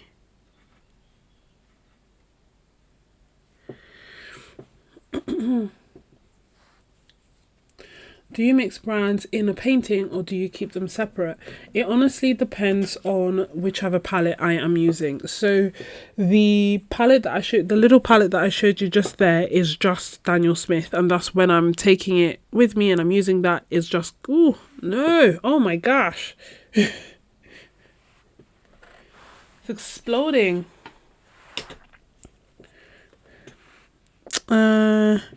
Cobalt Teal. In you go. Do I want to put cobalt teal there? That's fine, it is what it is. So just a reminder, future self. No, this is not cobalt teal, this is cerulean blue.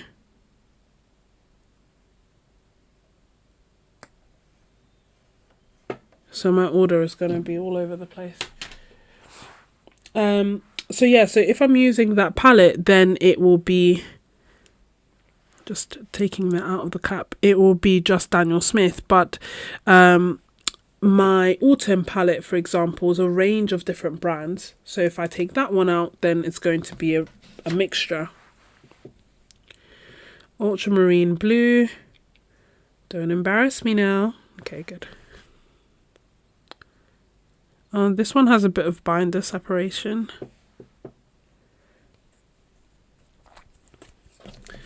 Then purple haze. Oh, whoa. The most explosive of them all.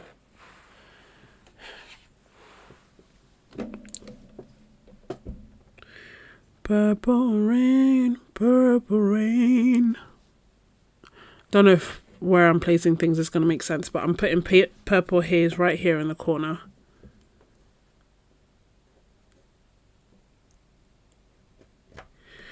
I should just lay them all out, right? But I do have some others. There's loads in the cap. So I'm just going to have to try and swatch from that. Put that here as a reminder. And hope it doesn't actually pour out.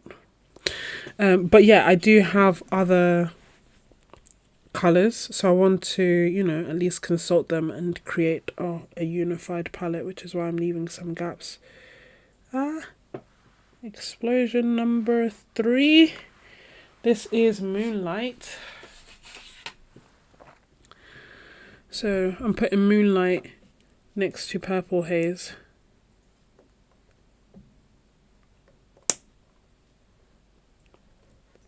I'm literally doing this for future me so that I can see what colour is what.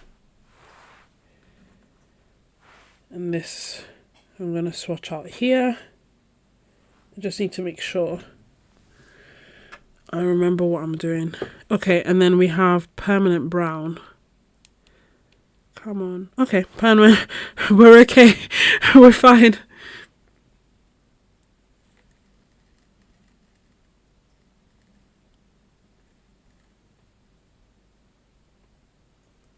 Um, that's a very good question about the color shift. I found that there was quite. Ooh, I I found that some of the colors did have quite a profound color shift. I can't remember which ones specifically, but I remember thinking that when I tried them, um, the first few times.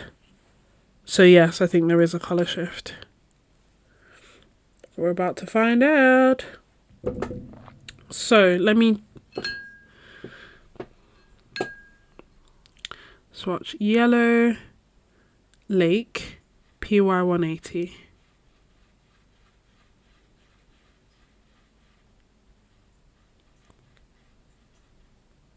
Pretty.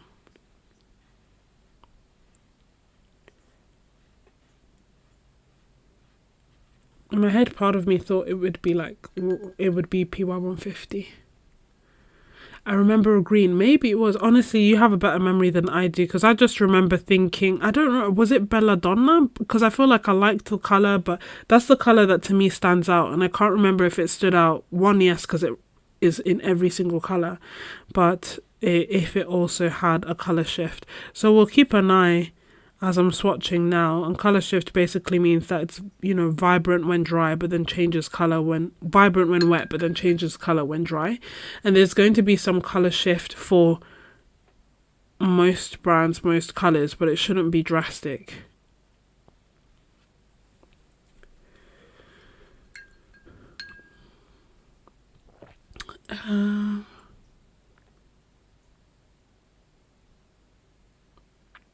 Oh yeah, I don't think it's the honey that makes it explosive, because my other explosive paint is Daniel Smith, always exploding out of the tubes for me.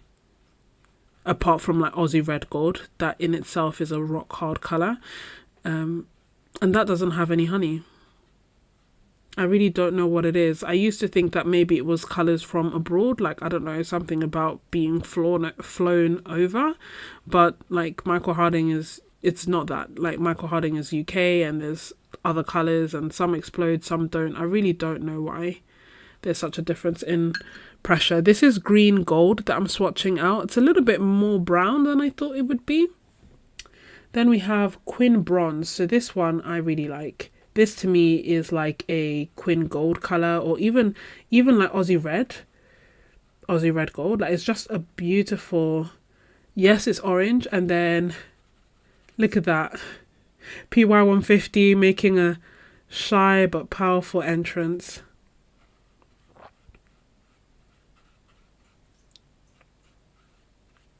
Gonna have to make my swatches a little bit smaller. Just trying to reactivate the colour properly.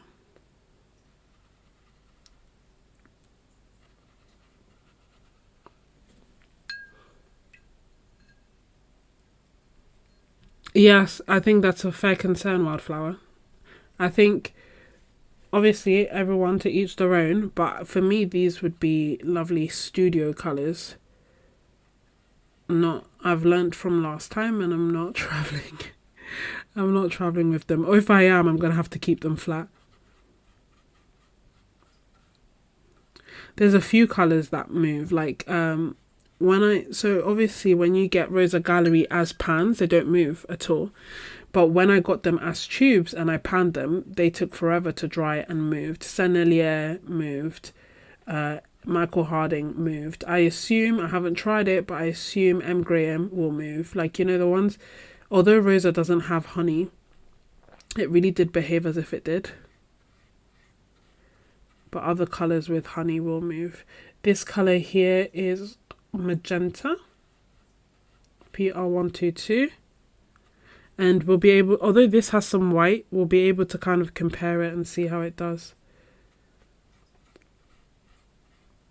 And again, more so We'll keep an eye on the colour shift. I don't know if it will affect every colour or just some. There we go.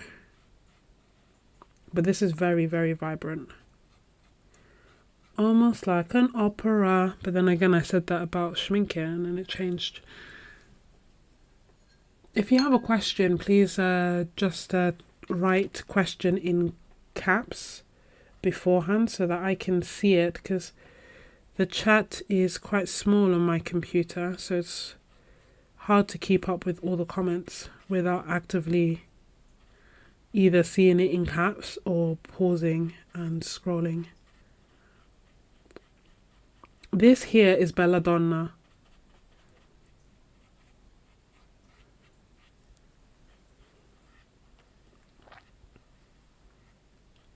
It's a granulating colour. It has PV23, which is dioxazine purple, PR112 and PB29. It is a really, really beautiful colour. I can't remember if I've sent it out.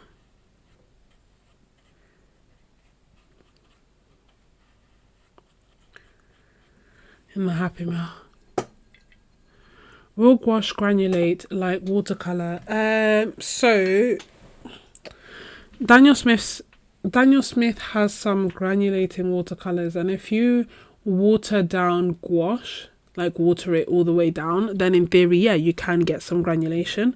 But typically, normally, no. Like the whole appeal of gouache back in the day was that it would be like a matte, flat, uniform colour, and it's a more recent thing that granulation has got so popular that they've tried to make colours that granulate in gouache. So yes, if it's watered down, but I haven't done like to be fair, like one big block swatch of Daniel Smith to see if it granulates in mass tone. I only use a little bit, and when I use a little bit and I use it thickly, it doesn't granulate, but if I water it down, it does. This is olive green.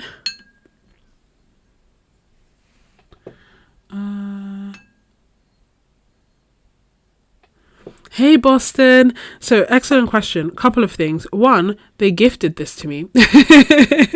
But two, I keep hearing things about them being really vibrant and being asked about my opinion, and I thought it would be nice to explore them further, because those who love them really love them. And I like bright and vibrant colours. Does it make sense? I have used them before. It's been a while. And I liked them before. I feel like there was a drying shift with some colours, but some of the colours were just beautiful and vibrant. It honestly feels like there's just not enough time to paint with everything. Do you know what I mean? Like, say now, for example, I've spent a month painting with gouache and I loved it. But even then, I only used I used my Holbein today by accident. I used Shinhan for a prolonged period of time and realized I really liked it. Before I thought it was okay. Like, I didn't mind it, but it was like, it's okay. I then used the Winsor & Newton. I didn't use my Daniel Smith. And again, it's not that I don't want to, it's just time. Time. I'm going to go over this bit a little bit, but this is Cobalt Teal Blue PB50. So this is one of my go-to colours. Usually for a sky. They are really beautiful, yeah, I know. We're keeping it, they haven't fully dry yet. I know we're keeping an eye to see how the shift is shifting.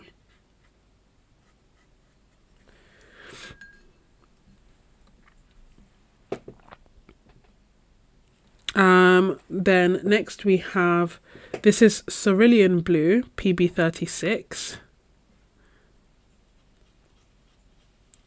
These ones I'm just going to have to make a little bit smaller to make sure that we can fit.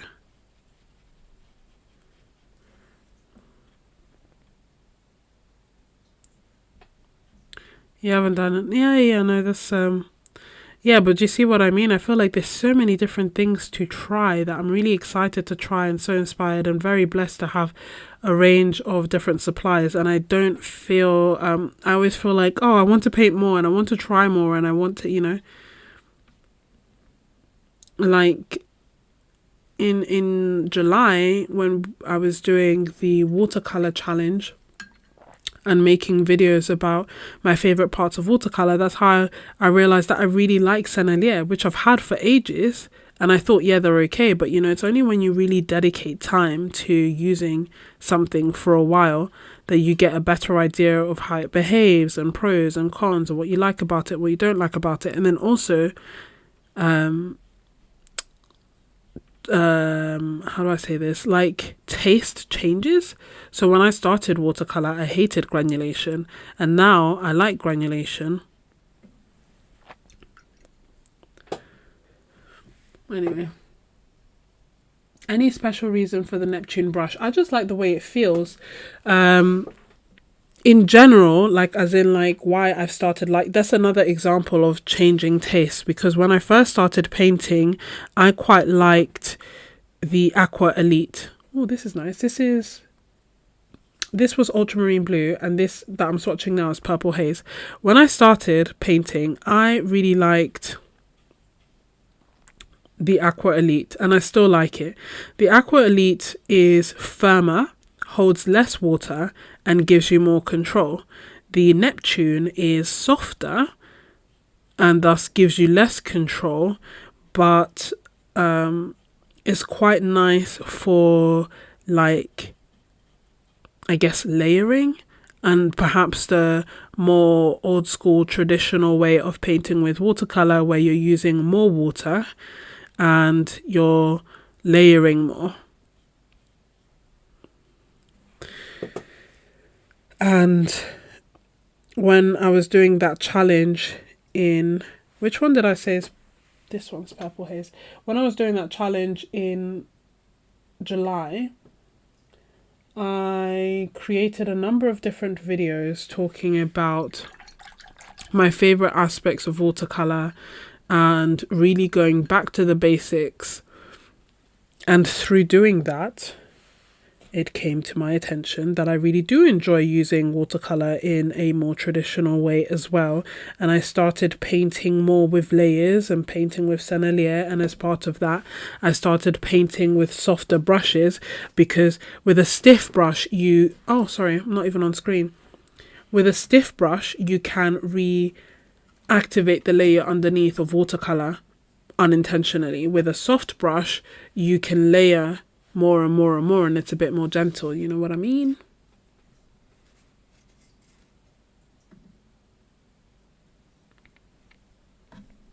Curious, what is that close? No, that's not.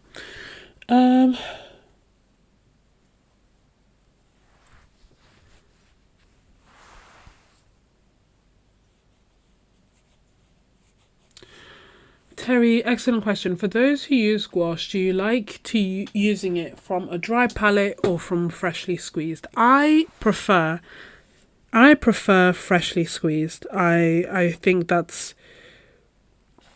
my favorite way of using gouache. I like the way that it feels. This is Moonlight. I like the way that it feels and behaves when it's freshly squeezed. Because I know it's a pain to always personally freshly squeeze it, that's why I like using my Stay Wet palette. So it's still pretty close, if not the same as almost fresh out of the tube. And it's the best of both worlds for me. And then sometimes I will let it dry out because I don't want there to be any issues with mold. So if I know I'm not going to paint for a while, or if I've added an excessive amount of water when I was painting with it, I will let it dry out a little bit before shutting. These two are very, very nice.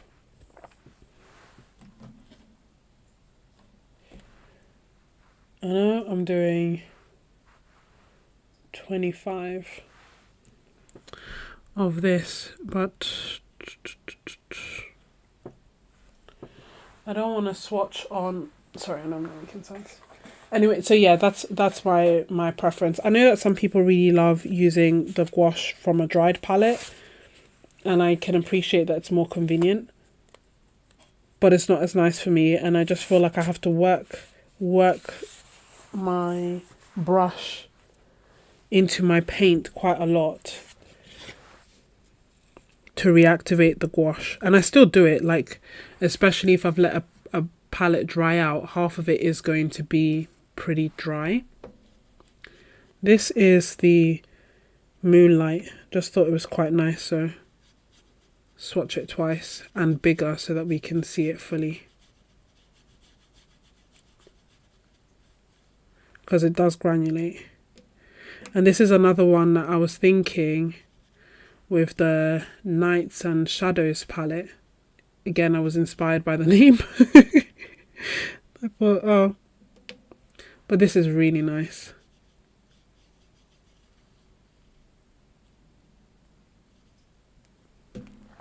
That's Moonlight. Dancing in the moonlight. Everybody's feeling warm and bright. It's such a... I'm just taking the paint out of the cap so that it doesn't dry and seal my paint tube. And I'm taking that excess paint and putting it inside my palette so as to not waste even a drop of paint. You're planning on letting them dry for a travel palette and keeping a tube of white. Yeah, I know that's what some people do. And like Karen Dash, for example, they have a dry gouache palette, and that's exactly what they do. This last colour that we have here is Permanent Brown PBR 25. I quite like PBR 25, is literally the only reason. I feel bougie though, because it's like, oh no, I didn't go for like PR 101 or PBR 7, like, you know, burnt sienna or burnt umber as normal. I've now upgraded and I'm getting PBR 25 as my brown where possible. Same with, I think, is benzimidazole brown is PBR 25 as well. I think that's what got me onto it first. Beautiful. It's just really nice. Nice, bright, bold, and makes beautiful dark colours and mixes. I'm going to swatch the purple haze as well. Here. Just so that we can compare it. PBR 25 is a great mixer. Yeah, I completely agree, Terry. Whoops, not picking up enough paint. Sorry, it's me. So I normally, you know, in complete opposite to gouache, I normally paint from watercolor dry. I don't like painting from watercolor fresh from the tube. I find that I pick up too much paint when I do, and I feel like I'm wasting paint. And thus, now as I'm trying to pick up paint from my wet palette, I'm trying to be very gentle-handed so that I don't pick up the whole thing and put it down onto this one swatch. So Purple Haze, and Moonlight.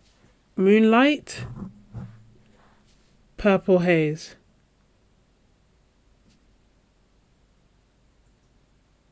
Right?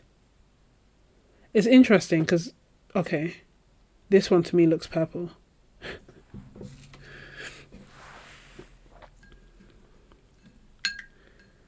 What did I... That's Moonlight. Moonlight. Let me just write that down right now.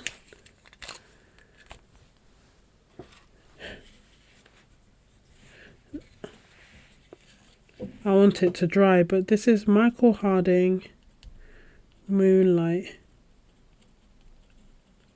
I just feel like I will get them too mixed up because to me, I would name it the other way. And this is Michael Harding Purple Haze.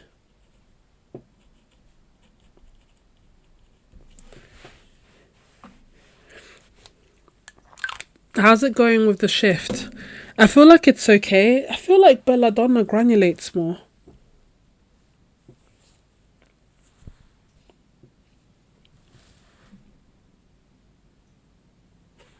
Oh, Wildflower says, I love Dioxazine Purple and a Soft Quin Gold as a nice colour combo. Does that give you brown? Yes, exactly. Is it me, Terry? I might have to swatch them again straight from the tube just in case I mislabeled them. But I feel like that's...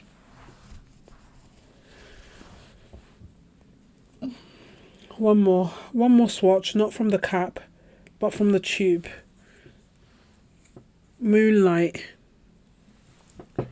Dancing in the moonlight, everybody's feeling warm and bright. It's such a na sight. No, this is the colours I got from the symposium.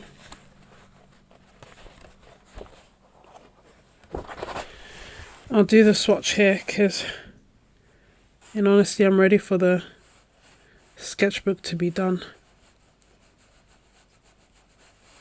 So that is Moonlight, okay? Straight from the tube. Oh, apparently not enough. Feels like I'm being so stingy, and it's just because I don't want to waste. I don't want to waste it. Moonlight.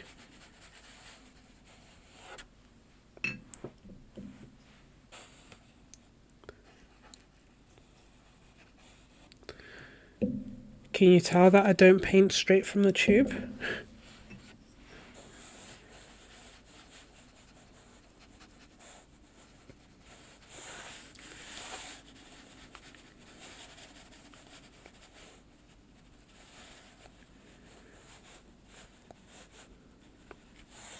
Okay, so I was right. Honestly, for a second, because to me Moonlight looks quite purple, I thought maybe I mislabeled. Uh-oh. But no, Moonlight is purple.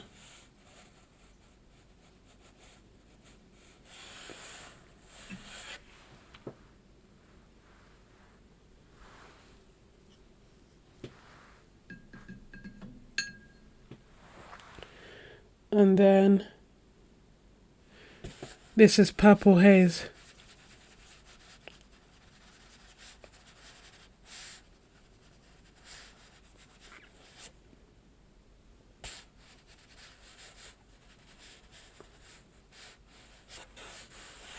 And I'm adding lots of water so that we can see the granulation.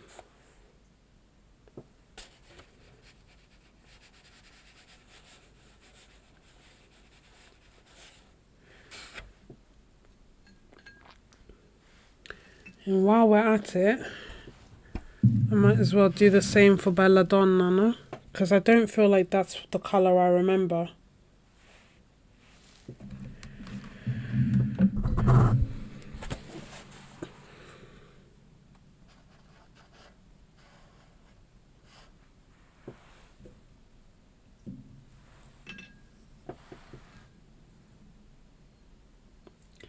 Oh, what am I doing? Wildflower. This is Belladonna. What list do you mean?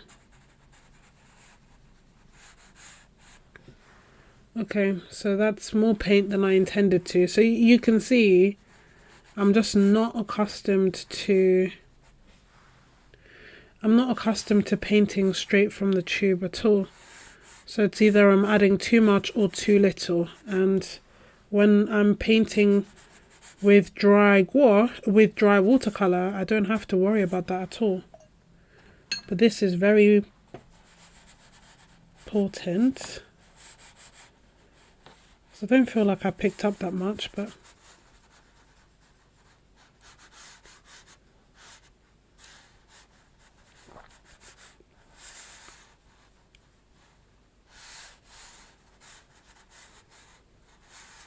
then again, dioxazine violet tends to be very staining anyway. Like a very potent color where a little goes a long way. So I guess it makes sense that it is so. So here they are at the moment, but of course we need to let them dry and see. But I love Moonlight and Purple Haze.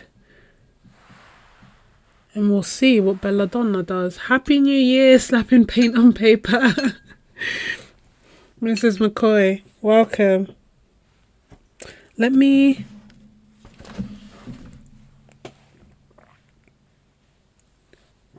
What list do you mean? Boston, if you're on your computer, it's normally that you put at and then you start typing the name should appear, and when you click on it, it highlights it for them. The if you're on your phone, sometimes it doesn't work.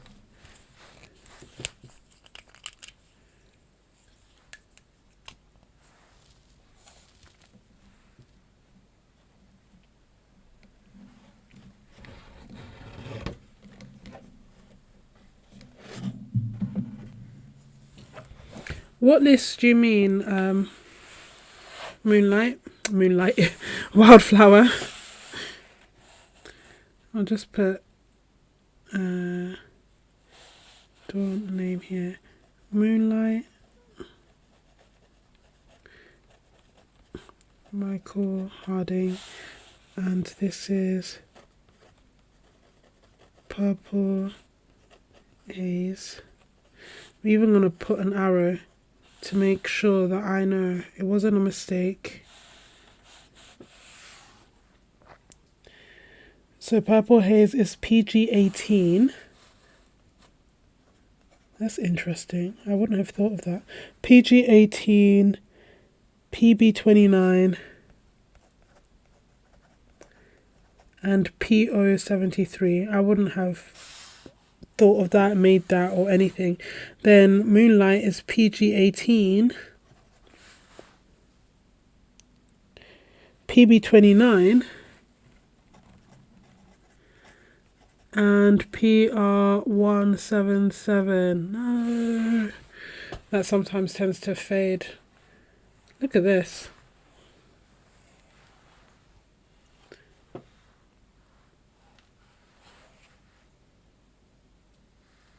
It's a lot of water.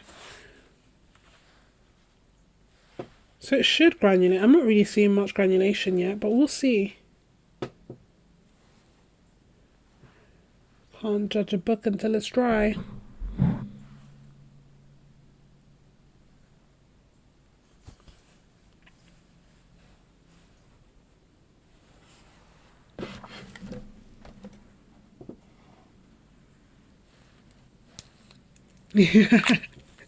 They are beautiful. So these are the Michael Harding watercolors.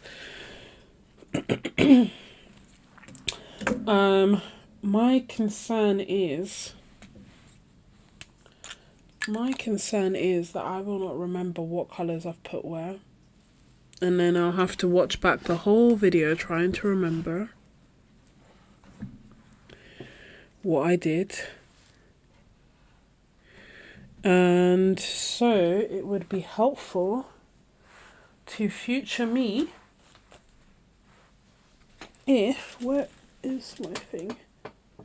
If I made a quick little note about what I've put where. I normally have like a little notepad to my side.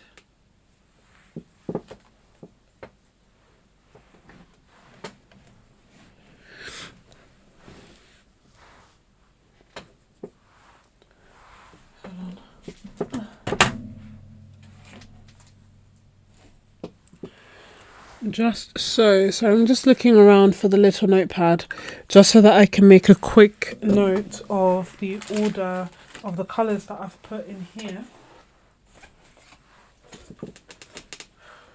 But I don't know where I've put it, and I literally just put it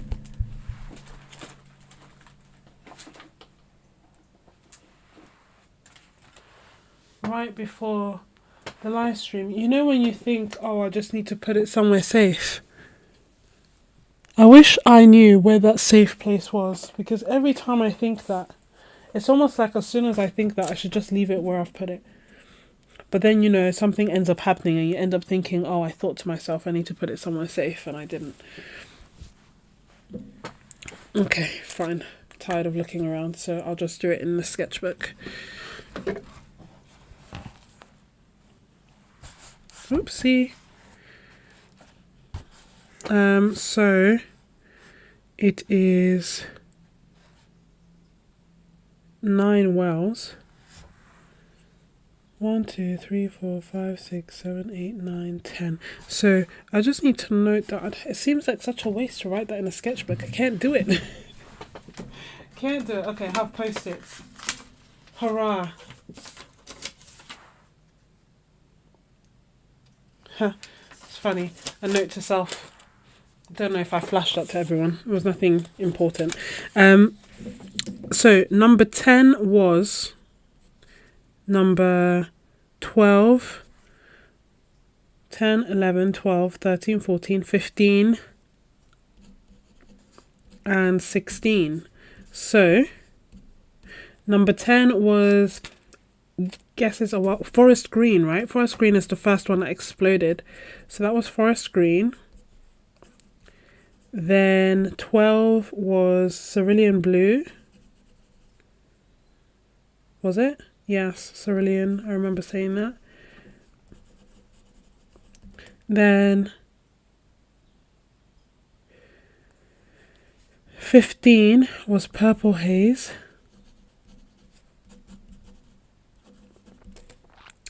And 16 was moonlight. And then I have this little note. I can stick it in here. And future me will be like, thank you so much for telling me what these colours are. But the key thing with this one is that, yes, now I'm going to leave them to dry.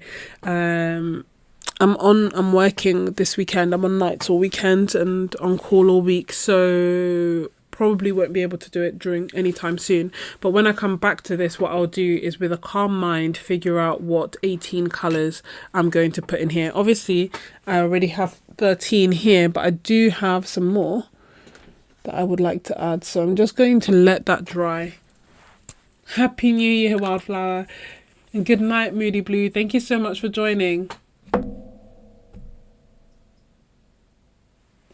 Oh yeah, the color, that's a good point. So dry and wet. But also this swatch is gigantic, so there will be some difference, but we'll see what it's like. Just, it's gonna take a long while to dry.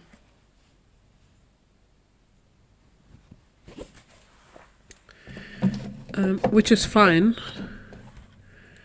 I'll just keep that to the side, and then we have these that are also drying, which I did just to double check to make sure that I had labeled them right. And I just love moonlight.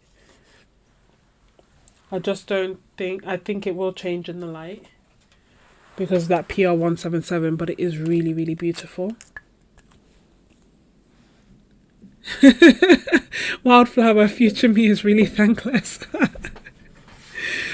No, I need to do things like that, because otherwise it's all well and good saying, like, it's good that at least I can come back and watch this, but there are some palettes that I didn't do that, and thus they're just unlabeled. I just don't know what the colors are, as in, like, I don't technically know what they are. I swatch it out and I make decisions based on that, which is fine. But then it means that when people ask me, oh, what color is that, or what color are you using, I have no idea. I have no clue, which is obviously less than helpful. Oh yeah, Belladonna. Yeah, which is obviously less than helpful for someone who's making videos. So that's why, although I did say that there was something quite freeing about it, because then also it just reinforces that, you know, just use whatever you have. I'm literally just eyeballing it, and if I like it, I use it. If I don't like it, I don't use it, which is how I paint anyway. But sometimes it feels like too much information is counterproductive, because then I have to think about, well, why did I use that yellow and not this yellow? And you know, this is cobalt teal blue. If you asked a question, can you please ask it again or put it in caps? I don't always encourage caps, like, just because I'm worried that YouTube will think it's spam. But normally if you just put the first word, like question, in caps, I will see it. It's beautiful. Purple, haze, moonlight, and transparent brown. I'm really looking forward to painting with these more. And it's funny because if you'd left me to it, I would have swatched it, told myself that I'll come back to it another time and I will add it to a palette. And then when I do that, I'll wait because I want to do it in a video and so on and so forth. And then it just delays the process. But actually taking it out, swatching it, having them explode, having to make a palette means that I will use them. And I'm looking forward to it. It's only when I actually panned the Sennelier and had them easily accessible in that cute little palette that I started painting with them more.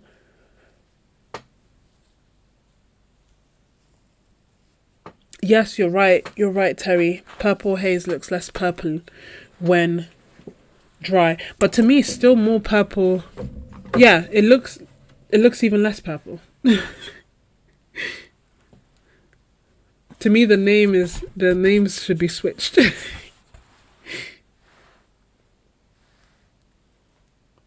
But yeah, I don't know. I'll need to swatch Bella, like my old Belladonna as well, and see, because I'm not really seeing any granulation, and I feel like Belladonna is what? Belladonna is PV23, PR112, and PB29. So the PB29 should, in theory, make it granulate. I don't know if anyone has this color and has insights on what it normally looks like. Does it look like this? It looks like a pretty purple, but my memory, I feel like it was different. I was expecting it to granulate and I feel like it did. And I will have to double check. Sometimes when I had, was it a Rembrandt color?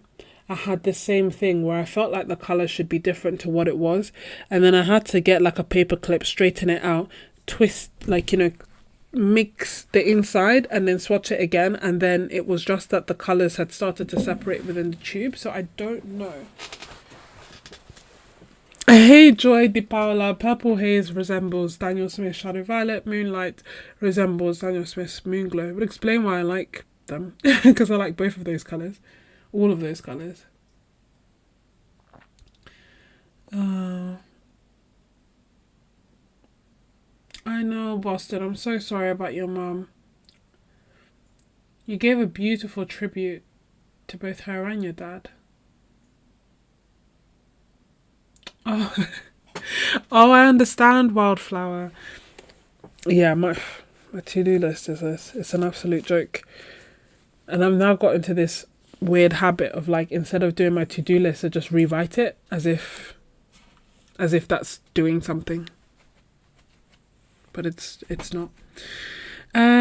So I mean, that's the, what time is it? I feel like, you know, it's been over 2 hours, and I feel like I should end the stream there. No, we didn't get to swatch out the Sennelier. If there's a colour that you are particularly interested in seeing swatched out, I can. Oh, actually, yeah, but so let me know. But otherwise, I probably won't do that. I don't know. I don't think so. It's very early, which means it's very late. I'll put this in the order that I swatched them as well. But yeah, look at that Quin Bronze. Isn't that just beautiful? The magenta didn't shift. I was worried it would, but it didn't. Belladonna did dry darker. still didn't granulate. Olive green, beautiful. Forest green, I feel like it changed a bit, like it got a bit lighter, nothing drastic. The only one I'm confused about is Belladonna. All the others I absolutely love. Cobalt Teal Blue, stunning. Cerulean Blue, nice. I don't normally use cerulean or cobalts, but I wanted to try them, especially as, like I said, I'm doing the opaque versus transparent palette. This is our December 2025. It's still kind of drying, but you can see it granulates. I feel like the granulation is very interesting. Like it's not what we're used to.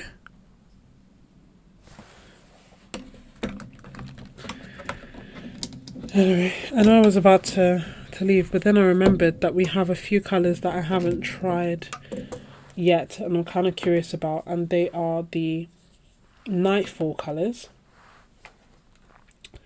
So we have Holbein's Nightfall Blue,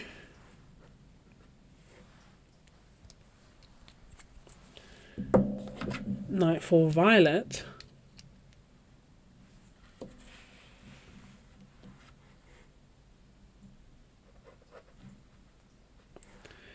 and Nightfall Red.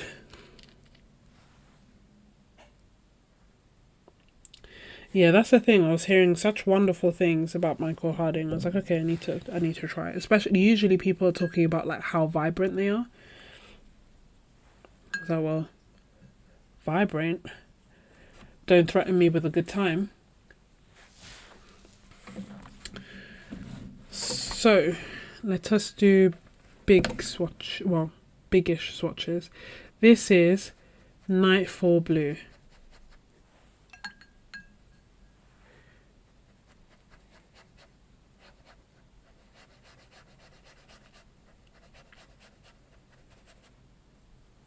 Wunderbar. In the granulating recipes video that I made, I spoke about just how, PBK11, great mixer if you love granulating colours. And all these colours are essentially a nice colour plus PBK11. That's Nightfall Violet, and then this is Nightfall Red. Interesting, I thought it would resemble Pyrrole Rubin a bit more. It's deeper and darker, which I guess makes sense, it has black in it. They are nice. I always try to reserve my opinion until they're dry, because I don't want to fall in love with a colour that's just going to completely change and disappear. But here they are wet.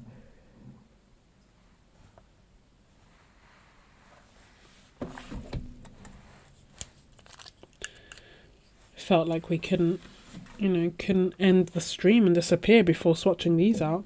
So was this PB15? Yes. So Nightfall Blue, PB15 and PBK11, and then Nightfall Violet, which is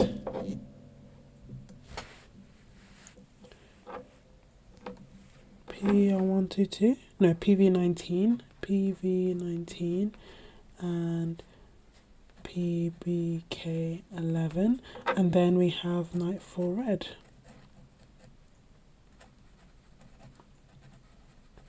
which is PR264 and PBK11. Oopsie.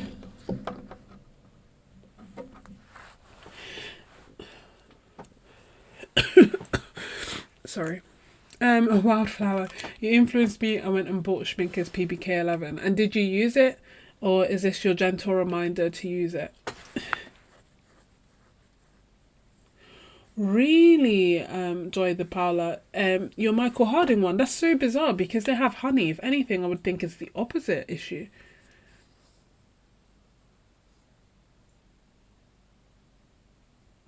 They won't ship. I thought they were shipping Roman Schmal. I feel like most people from the US. I feel like everyone from the US, like all this time that I've been talking about Roman Schmal, where have you guys been buying it from if not Jackson's? Like obviously, I know the tariffs weren't there the whole time, but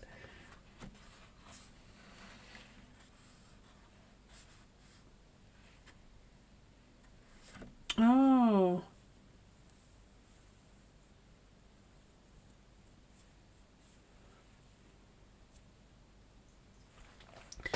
And Dawa says PBK 11 is the preferred black pigment on my palette because it creates magic. Also PBK 31 for... Oh yes, PBK 31 is Pyroline green, right? Isn't it weird that it's a green but it's a black?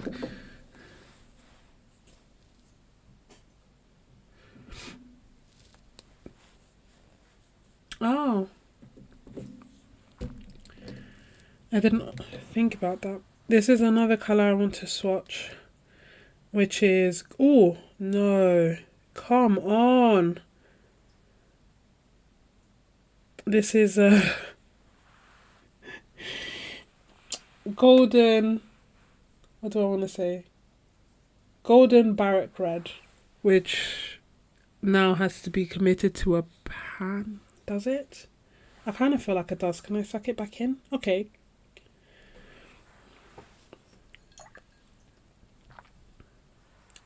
This is the bit that makes me think I can't do,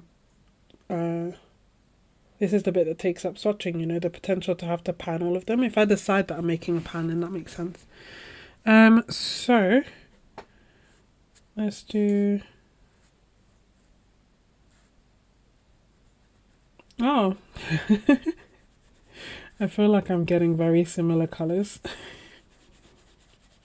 But hear me out. This actually, part of me is like, it's almost like the beginning of a Quinn Gold, but there's no PY150 in it. I don't know the pigment info, but if there is PY150, I can't see it.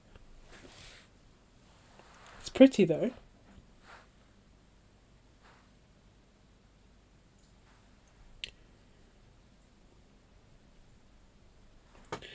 I take all the exploding paints as a sign. Hey Teddy, yeah, Golden Barrack Red is amazing. Yeah, I got it because Derwood had mentioned that it's one of the colours that kind of stands out from Old Holland.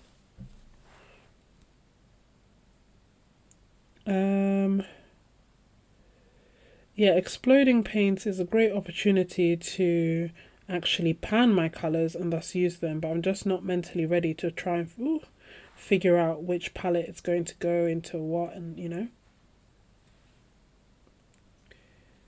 Come on, you can do this. Go in! It's got like an air bubble. I feel like I'm making it worse. It's an air bubble. It's not even like it's full. There we go. Just putting it back into the tube.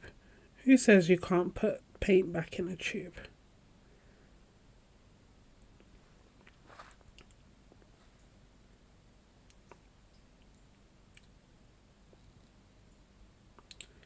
Sorry, this...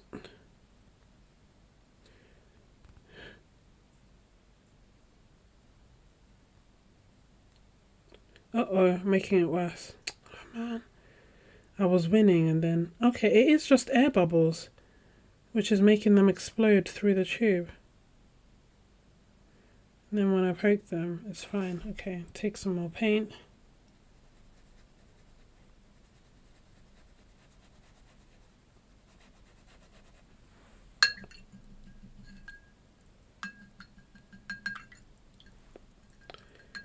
I don't want to,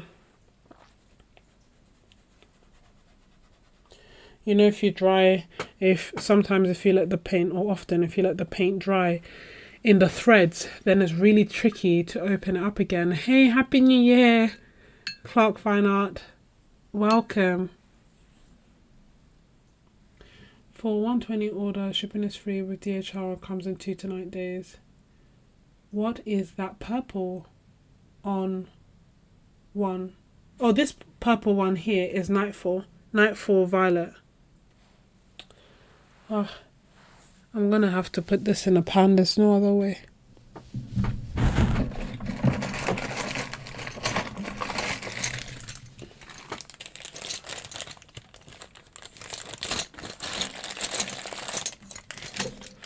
I have misplaced my Sharpie, so I haven't been able to.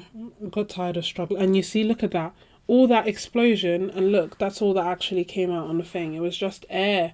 It's so annoying. So I don't even need to pan it anymore.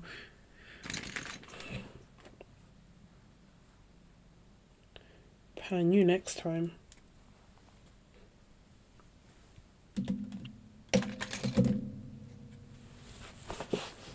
Oh, my back. My neck. I'm joking. But yes, this is Nightfall Blue by Holbein. This is Nightfall Violet, and this is Nightfall Red.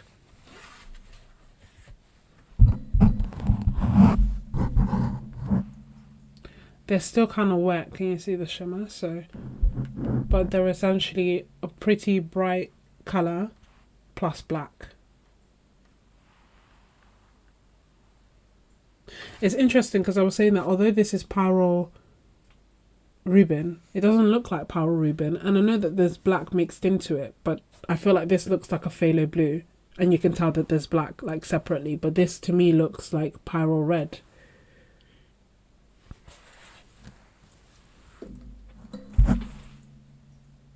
Did I misread? No, but it definitely says PR264, so...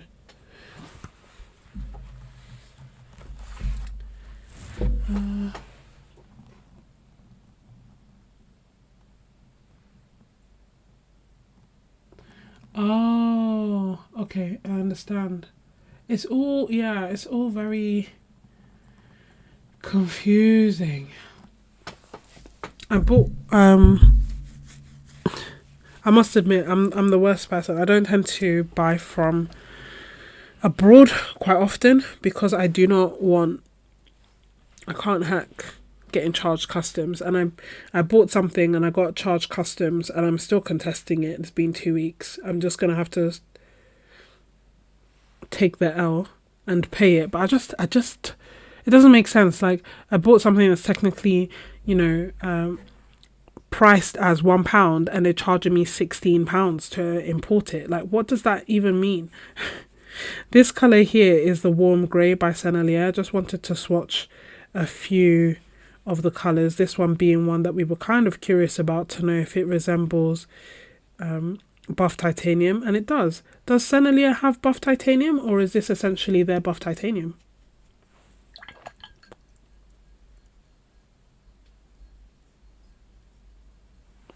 Yeah, I really don't know. I've asked them about that so many times. At a point you think that maybe I'm working for Roman, so I just Roman Schmal, so then I just stopped asking. It's like, when the time comes, hopefully they'll upload it.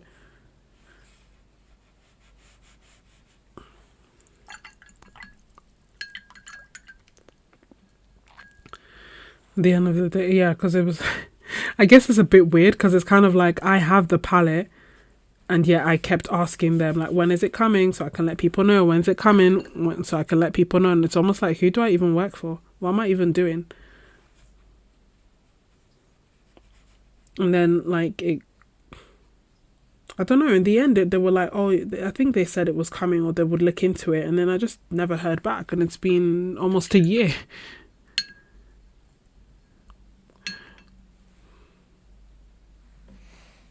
Yeah, every so often, Joy Di Paola, every so often it comes back, and usually Durwood, but someone in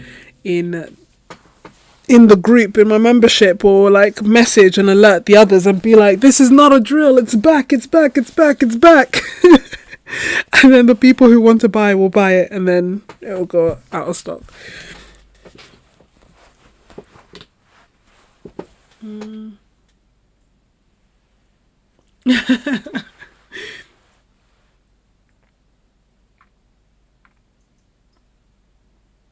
Yes, exactly. Thank God for Durwood's alerts. I don't even know, like, how you're so on it, but it's literally like, as soon as it's back, we're like, this is not a drill. Jump on it. The Sennelier colours that I've got, what I found about Sennelier was that is like they're good staples to have. They're almost like colours that are in the back burner that don't get that much recognition. They don't have any like crazy granulating colours or anything like that. But they're just really beautiful and nice to use. The colours that should granulate. The colours that shouldn't, don't. It just is what it is, you know? The warm grey that we just swatched is, oh my gosh, 4 pigments. I'm just surprised, like why? So warm grey is PW6, PY42, PBK11, colour me surprised, and PR101. I didn't think. I can see the other elements, but I can't see any PBK11. So Sennelier are gorgeous and very luminous. Yes, I agree. Sennelier made me fall in love with layering watercolours, and that is why I started painting with my softer brushes, with my Princeton Neptune and then my pan art brush. This one doesn't tend to get that much. I don't think that many people use it or know it or whatever, but I've been using this for over a year and really enjoying it. The size 8 I've maybe been using since May last year. The big one, where are you? My beloved. The big one is my main one, and there's a size 16. Size 16, for context, I'll put, this is a size 12, hold on. This is a size 12 Princeton Neptune brush. This is a size 8 pan art brush. This is a size 16 pan art brush. Okay, just so that you can appreciate the size difference. The reason that I liked the pan art brushes is that they are mop brushes, so they take a lot of water, and they're soft, but they come to a fine tip, so it's almost like a round, but it's a mop brush, and they hence called it round pointed premium mop brush.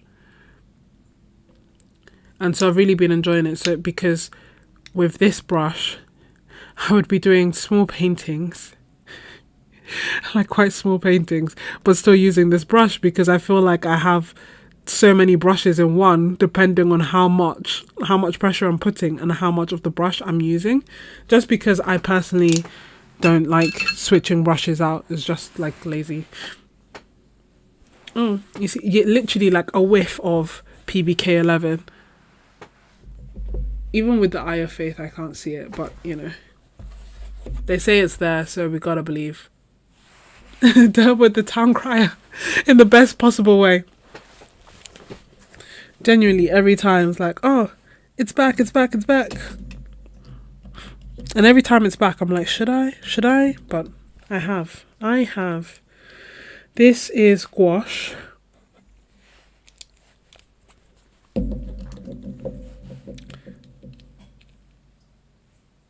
Holbein gouache.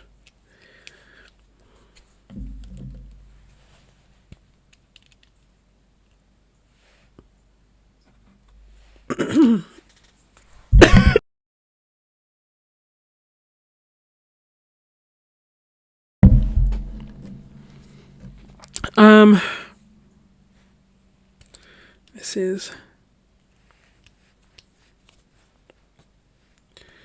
it helpful to have?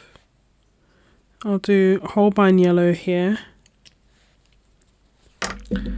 and then this is Shinhan's lemon yellow, just in case you were curious. I don't feel like there'd be a significant difference, but I have this oh, actually, tell a lie.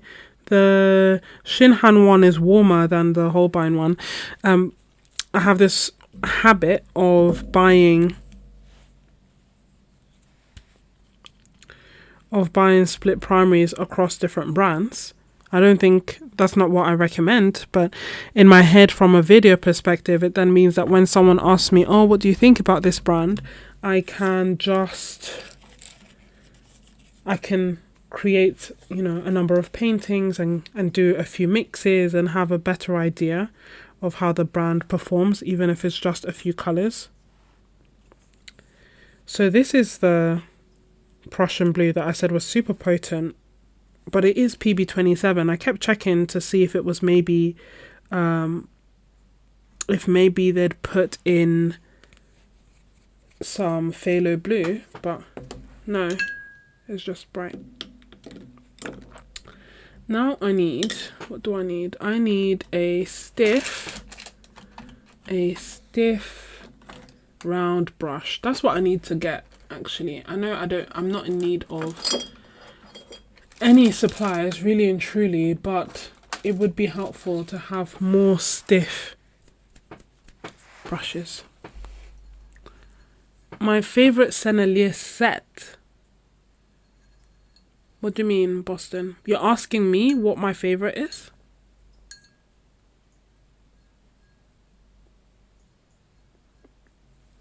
Yes, I like the split primary too. It's funny because I often get questions about like my color choices, and people say like, oh, my colors are vibrant and are very nice about my my use of color, but I feel like a fraud. It is literally the split primary. It's not that, you know, exciting at all. What's that orange beneath Nightfall? Oh, thank you for asking. This is the Golden Barrack Red. Let me label it, because I would definitely forget it. So I'll label it here. It's the Golden Barrack Red by Old Holland. Golden Barrack Red by Old Holland. So what I would recommend, and what I'm trying to get better at, is actually just getting special colors, like colors that are special to certain brands. Does that make sense? So for example, instead I resisted the urge to buy the split primary of Old Holland, especially because they're not cheap, and instead I bought just the two colors that I've been recommended. I've forgotten the name of the other one. You guys will probably remember it. I sent it out and it is beautiful. Where are you? It's like a golden color as well.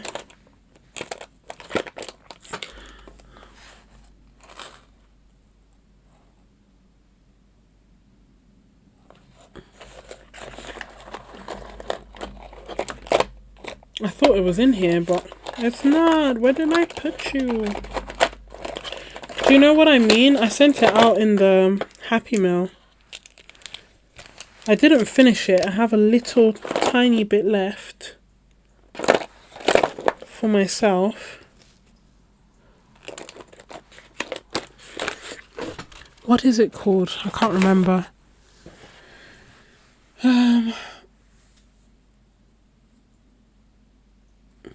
Yeah, so this one is Old Holland, and these ones are Holbein, and these are gouache that are Holbein plus one shin hand that I've put just to see. So this is Holbein's Pale Coral.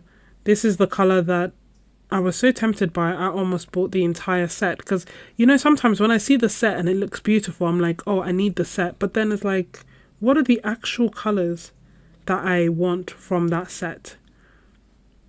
Yes, they look beautiful alongside every other color, but, you know, I have blues, I have yellows. What is it that makes this one special? And let me just get that. And that was the Pale Coral by Holbein. Agent XP, have you ever noticed Prussian blue fade in the light? I believe it's meant to, and scared to use it. Yeah, so it's meant to it's meant to fade in the light and then return when you put it in the dark. I have never done any light fast tests for anything, and I haven't noticed it for like my paintings that are like laying around the studio and stuff. But then again, I haven't tested it. I'm sure that it probably will do, but I am okay with that. I have got an Indanthrone blue that I was... my qualm with Prussian blue is less so about the fading and more so about the fact that it crumbles. So I get like little specks of paint in my painting.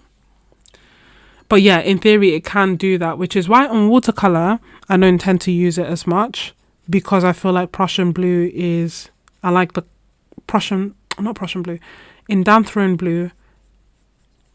I prefer Indanthrone blue and the greens that I can make with Indanthrone blue to Prussian blue, and Indanthrone blue does not fade. So to me, I use that. In gouache, there doesn't seem to be much Indanthrone blue, only Daniel Smith's one, which I've recently got so that I can try and compare it to Prussian blue to one, see if it will stop crumbling, like not crumble, and to two, see, you know, if that's the case and I like the color, then I'll use that instead of Prussian blue. It won't fade, it won't crumble, and I'll have a win. And I really enjoy the Daniel Smith gouache, but it's expensive, so I can't buy every color. It can't be my only gouache, basically. I can't afford for it to be my only gouache. But could I pull it together for one color? Yeah. Do you know what I mean? Could their Indanthrone blue be my main blue? If it's just one color, yeah, I can sustain that. This color here that I just swatched, so I swatched out the pale coral, primary magenta, because Holbein's magenta has BV something. I'll get that in a second. Geisha blue, which I think is PW15. What are you? PB15, PG7, and PW6. And then the Prussian blue by Shinhan, which is PB27. So Holbein, Shinhan. Then this here is Holbein's lemon yellow, which, as you can see, is cooler, so more green, more blue leaning. Oh, thank you so much, Boston. You're so sweet. Thank you. That's so nice of you. I was like, oh, why is it orange? What's going on? No, thank you so much, Boston. Honestly, thank all of you. Thank you. That's really kind of you. Thank you.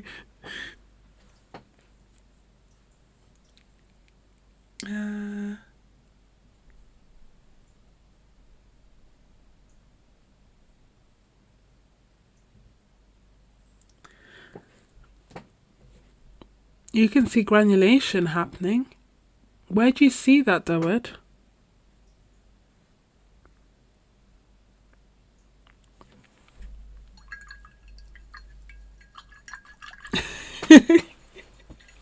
You know what? It's just, yeah, I'm just very grateful. I'm very, very grateful. Thank you.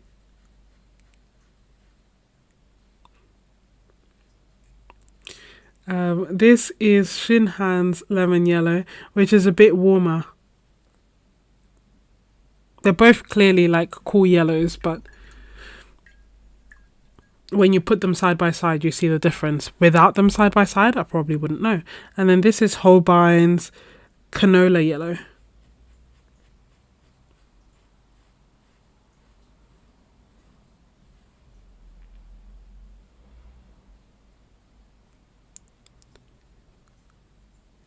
Whoops.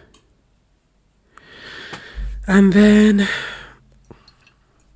that's fine. I have opera or moss green. I use the moss green. This is Shinhan's moss green, just to complete. I was thinking, if this also explodes, I'm going to bed. This is Shinhan's moss green.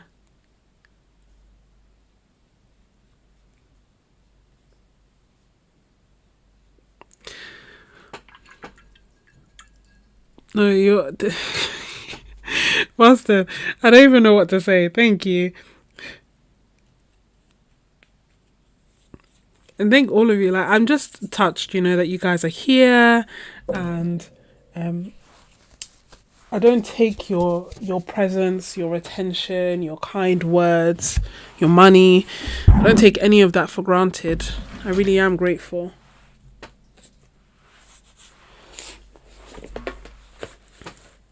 I brought out some of my sketchbooks to look, to show you what I was talking about, but apparently this is the one I need to start labeling my sketchbooks, I think. Yes, I need to start doing that. So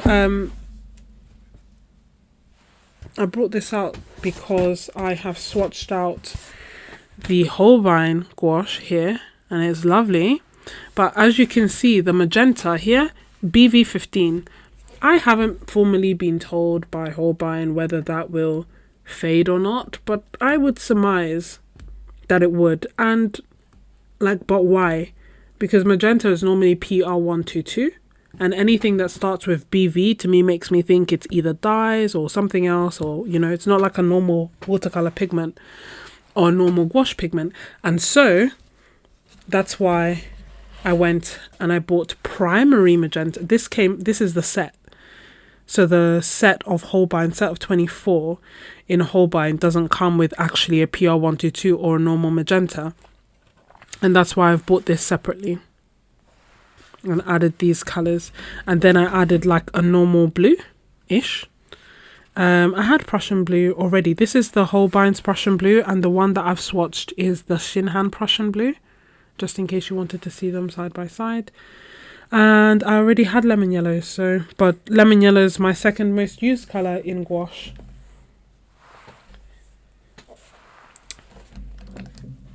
And then what I wanted to see or find is the last live stream that we did, where I swatched out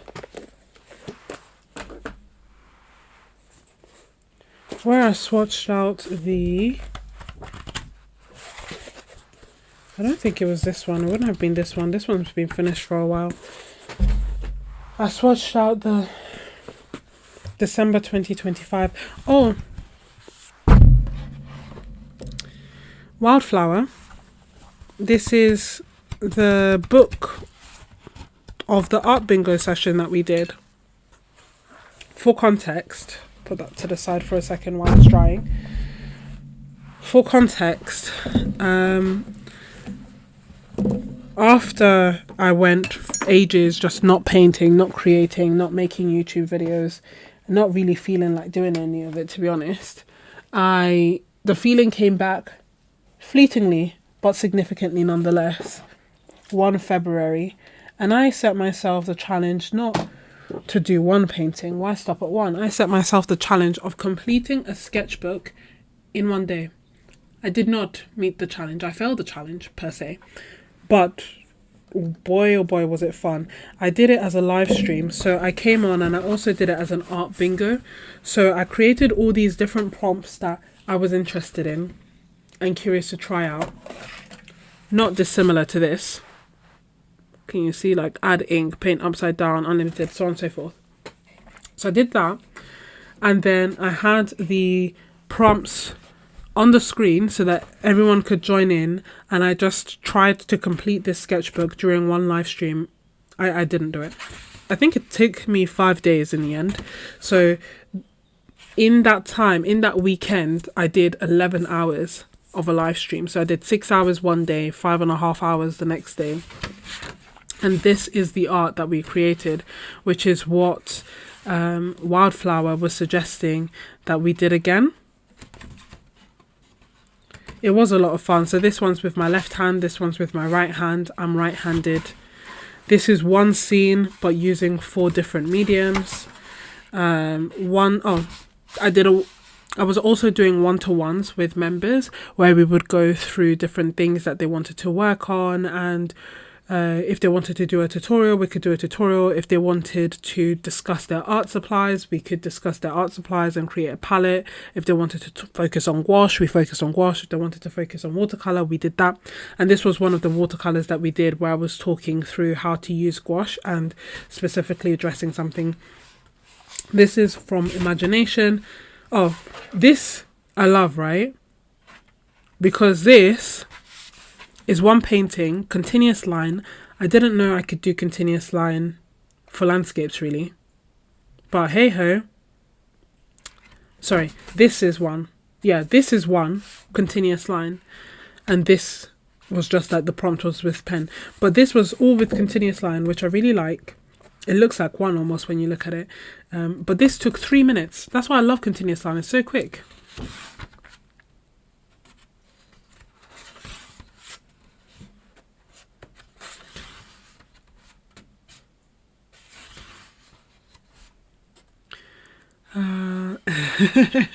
Yes, exactly. I didn't fail the challenge. I just bent it to my role. Exactly. So I did, I think up to, the live streams are still there if you're interested and you want to paint. So I think I did up to here live. No, what am I saying? I can't remember. Definitely did this live. Did probably this live as well. And then this was the one-to-one. This was private. This was private as well. This was private. I had so much fun creating this piece because the prompt was just make it totally abstract, right? I had music on. I was listening to reggaeton and I was painting this. And the thing with abstract art, especially when it's something totally abstract, is that nobody knows when it's done, right? Like nobody can tell me, like there are some pieces of abstract I look at and I hate. There are some that I look at and I love. Either way, no one knows when it's finished. No one was judging this. This was just a, so I'm saying all this to say that this is so many layers. Like I kept going and going and going and going. This initially was like yellow. Then at some point it was like bright purple, then it was dark blue, then it was yellow, then it went to white, then it came to purple. Like it's so many layers of paint and materials and stuff, and I was telling myself I need to stop, but I didn't like it, and so I kept going and going and going and going until I liked it while listening to music, and it was so much fun. And then this was using a supply I hadn't used in a while, which was the flash paints, which I still need to use. It's on my list. Complementary colours, add some houses. This again, I also did, I believe in private, but I recorded the process. So it's one of the videos that I have in my membership, like one of the tutorials that I have in my membership. And the aim was actually to do the same reference in 2 sizes. Anyway, this was, and then here I come back and I continue the live stream and we move. So I think this is as far, hold on, keep going. This is all still in the live stream.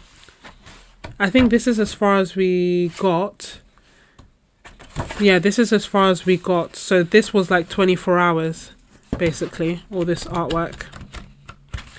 And then I continued in my own time on separate days. I really like the paintings. I love this one. I love it. It's my, I made little sketchbooks that I was selling that had, which one was this one? I'd made one that was mixed media. It wasn't this one. And basically I had like canvas paper, mixed media paper, cellulose paper, 100% cotton paper, all in the same book. This one I think was the cellulose paper one. It was either the cellulose paper or 100% cotton one. Basically, I made this into a sketchbook because I just love this painting so much. And there we go. Oh, here we are. We did the art bingo prompts as a Zoom session. And this is the art that I created during it. So this was use pen. This was 20 brush strokes and counting. That was hard. Continuous line. Left hand and from imagination.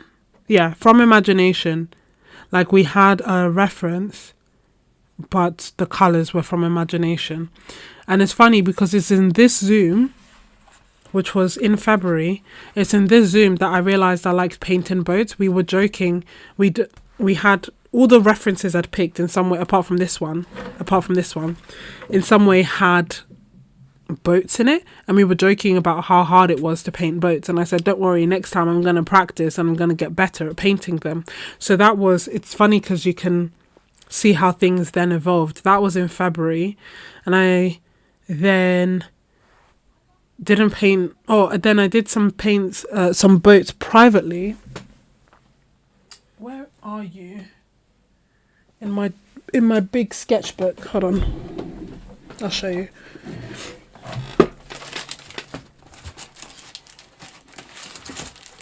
Uh-oh. I was looking for my big sketchbook, but I didn't. I found my small sketchbook instead. They're the same colour. It's for a different experiment. Where are you?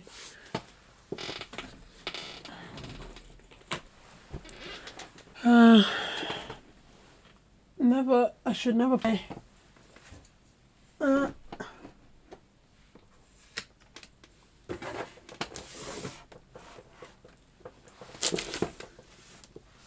on. Why do I have so many of the small ones? I can't find the big one. You'd think the big one would be easy to find. Where did I put it?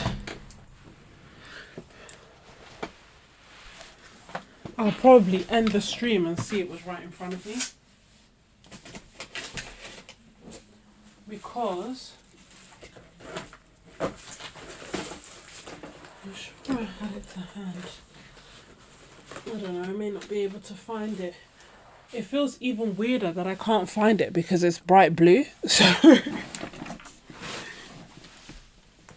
and everything in my house is black.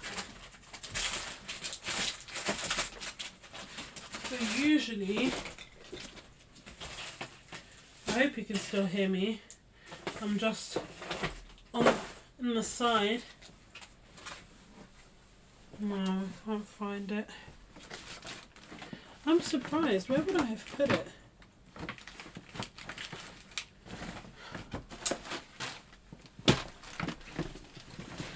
It's almost like, you know, when you have I need to get better about making a place for everything and keeping everything in its place, because it's almost like I get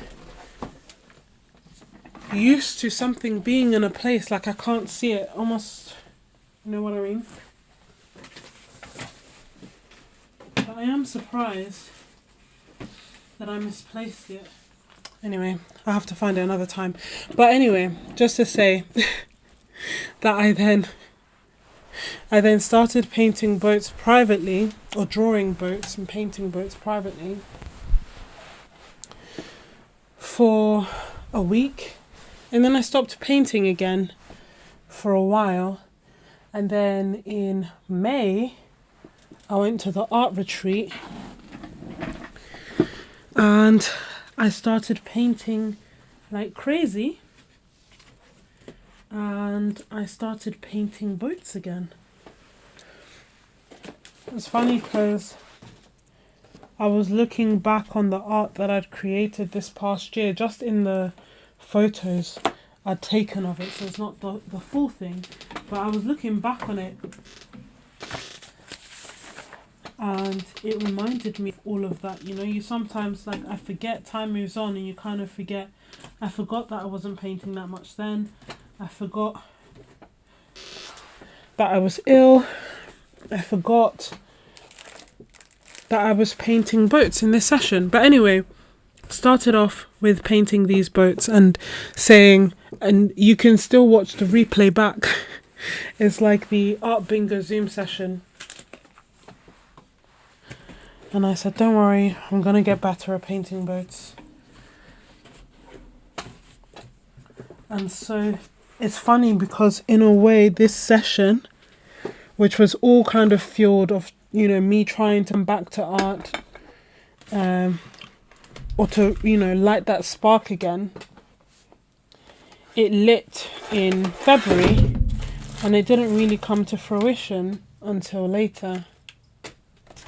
Until a few months later, but all the paintings that you then saw thereafter were all inspired by that first session.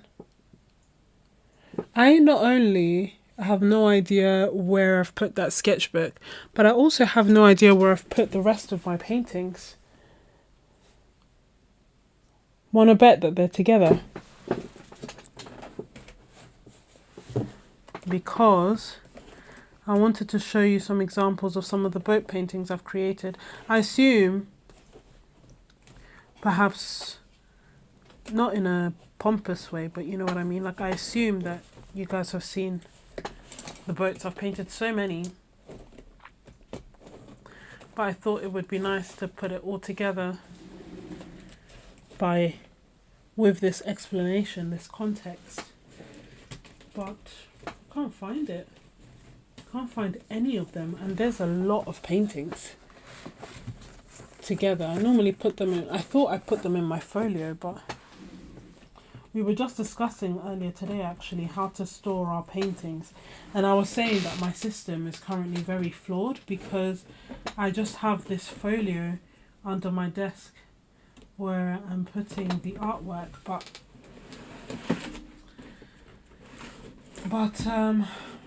it's not perfect, it's full, it's not ordered, it's not fully protected. I bought some plastic to wrap my paintings around, but that isn't great either. It's just kind of doing the job, so I don't know, how do you... I mean, that was inevitable, wasn't it? Oh my gosh, thank you, Lulu. Sorry, I'm out here. Merci beaucoup. I'm out here literally like rummaging around through my stuff, and I hadn't even noticed the chat. Is the sleep deprivation getting to me? Maybe. The thing is that I did actually sleep. But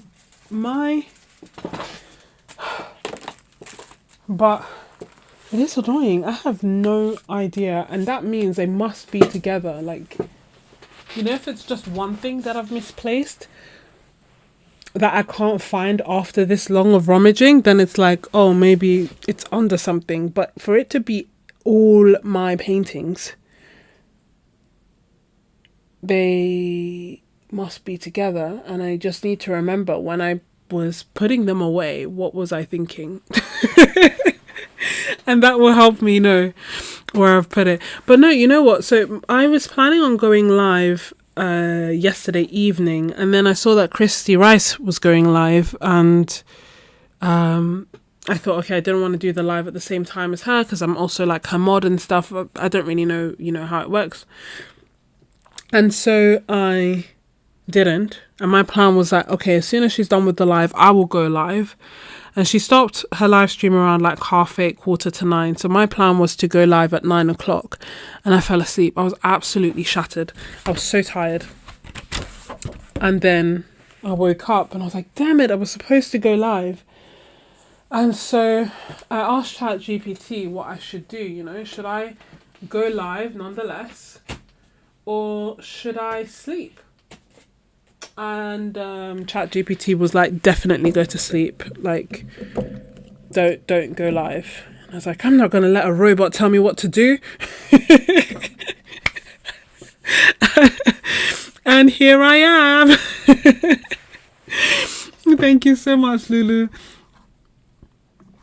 So I did actually get a nap before the live stream, is what I'm trying to say. And yeah, I don't know, I can't find any of my boat paintings, and so maybe I'll make it can go to the list of YouTube videos, the pending list of YouTube videos that's ever growing. These are the colors. They're almost drying. You know what I love? This bit here, like that blue. I don't know, obviously with granulating colors there's only so much you can control them, so I don't know how I could recreate it being like this. Like, this is nice, but this right here, I guess maybe just in mass tone. When they're dry, they are quite similar, more similar, I think. And maybe my swatch had a lot of water, because this is what they look like on the other paper. And this is the Belladonna. To me, this is smooth. Smooth. I see no granulation. And that's with a lot of water. So maybe I need to mix the tube or massage the tube and see what happens. It really is beautiful. I just thought that it would look different though, but maybe I'm just wrong and that's what it looks like. Yeah.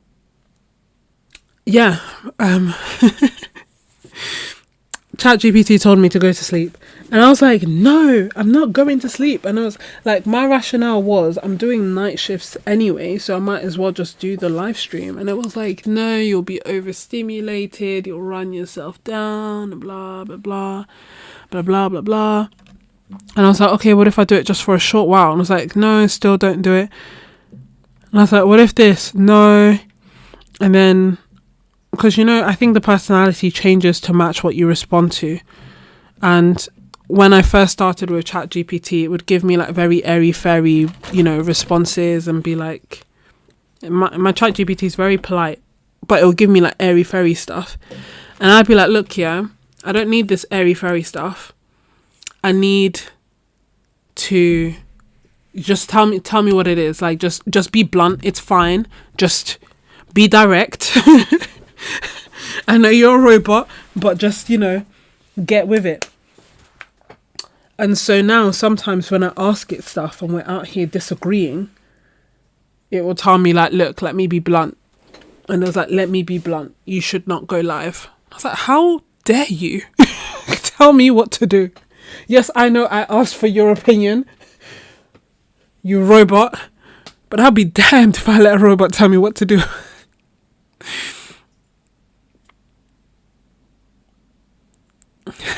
Boston, I know.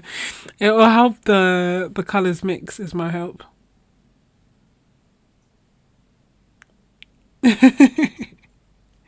Margarita. Yes, I did the exact opposite.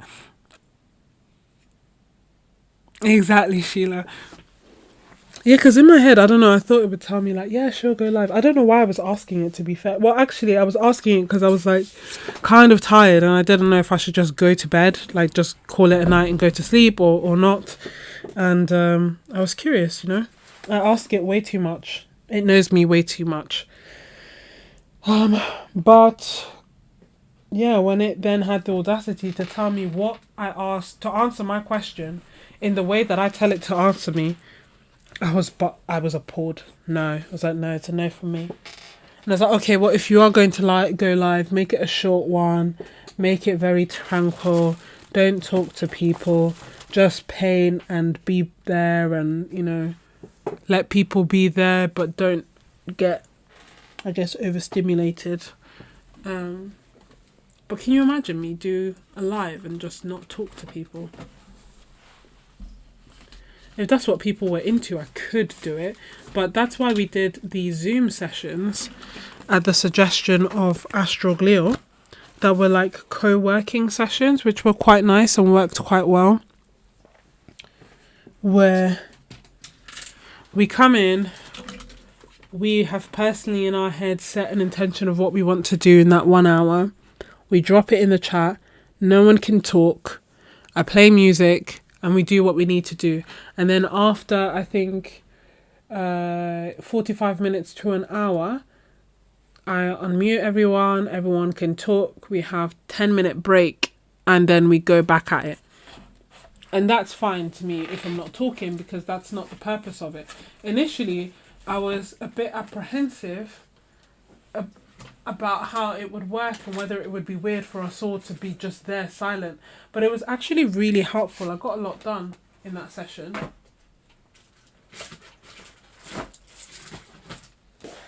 I honestly don't know how or why, but I can't find anything. Maybe I am tired. I was looking for the sketchbook that I used to do the swatch of December 2025, because I had also compared it to other colours. It was the sketchbook that I took with me to Italy. That's the sketchbook. So it was one of my urban sketching sketchbooks. But I don't know. And because they all have white covers, because they're all etcher, I'm going to have to start just writing on them. I told myself this lie that I would do covers for all of them. And so I haven't written or anything, but I just haven't got the time. And it's not that it's something I enjoy doing. It would be just out of necessity, you know? We listen and we don't judge. Thank you.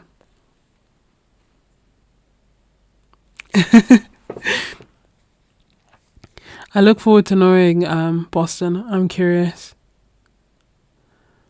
But yeah, I tend to ask it stuff and try and get more organized and stuff. Yeah, I don't know. Don't know where I've put it. And like I said, I love these sketchbooks, but I hate the covers.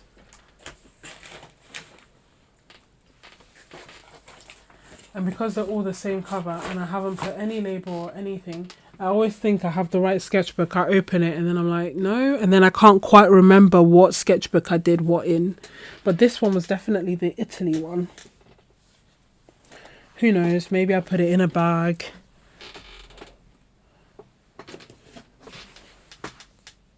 Who knows? I'm sorry. Wait, is it? Could it be this one? No, it's not this one, is it? Oh my gosh, is it this one? Have I been looking for... No, this one is the Poland one. It wasn't the Poland one, it was the Italy one. Okay. It is what it is. I'll just label these and then I guess I'll let you guys go. But that's the side tangent that we went on that I'm not even fully sure how I got there. Welcome to a day in my mind. This is Holbein Pale Coral.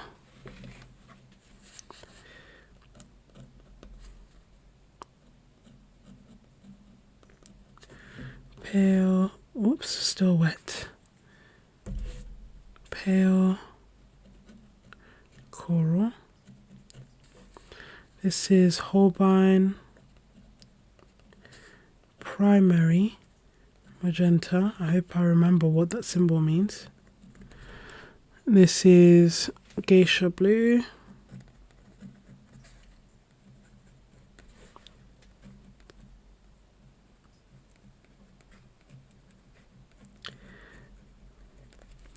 This is Shinhan Prussian Blue.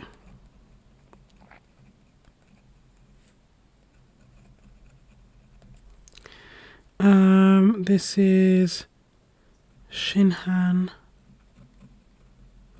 Moss Green.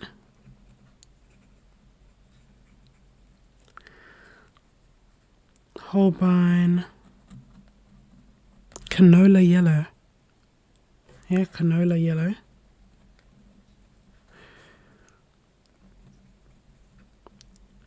Well, Shinhan Lemon Yellow. And Holbein Lemon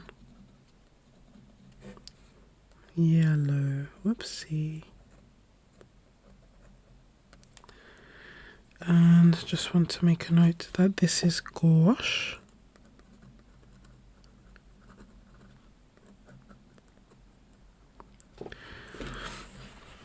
And these are some of the colours that we got. So this is the retro set by Schmincke. Then we have Roman Szmal's new December 2025. Then some Michael Harding colours.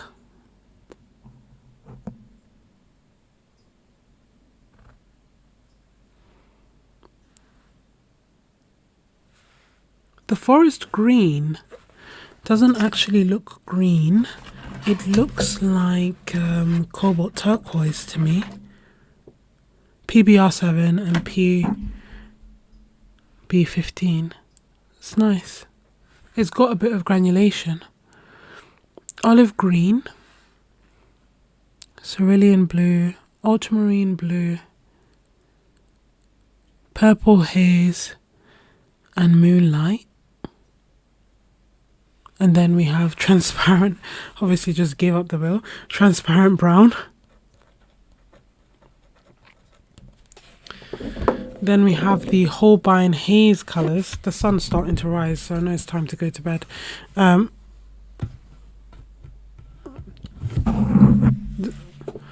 Holbein Nightfall colours. Nightfall blue, Nightfall violet, Nightfall red.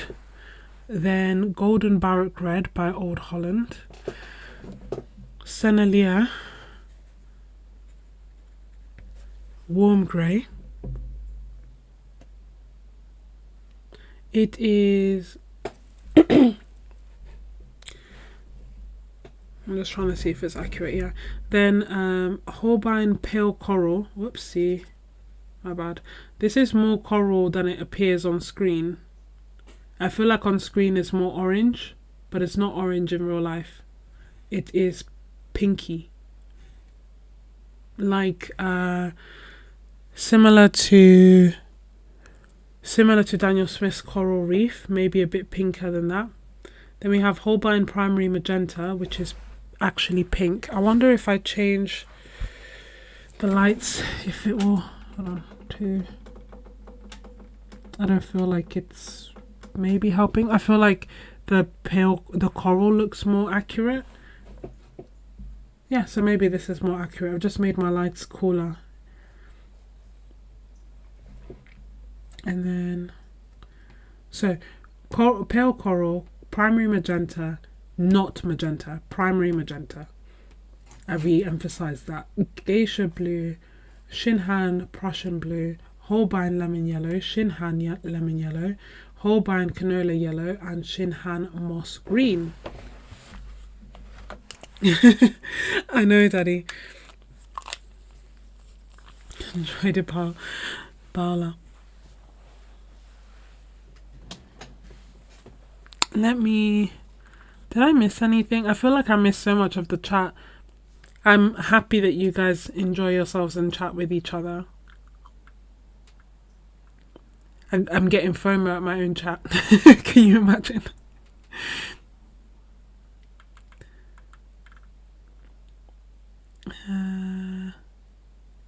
We listen, we don't judge.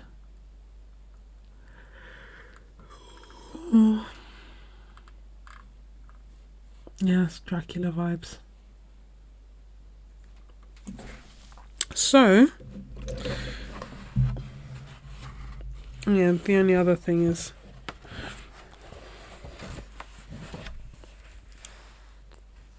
these here, the Michael Harding colours. Moonlight, dancing in the moonlight, everybody's feeling. Purple haze, Belladonna. And that is still wet, still drying. That's why I haven't closed this yet.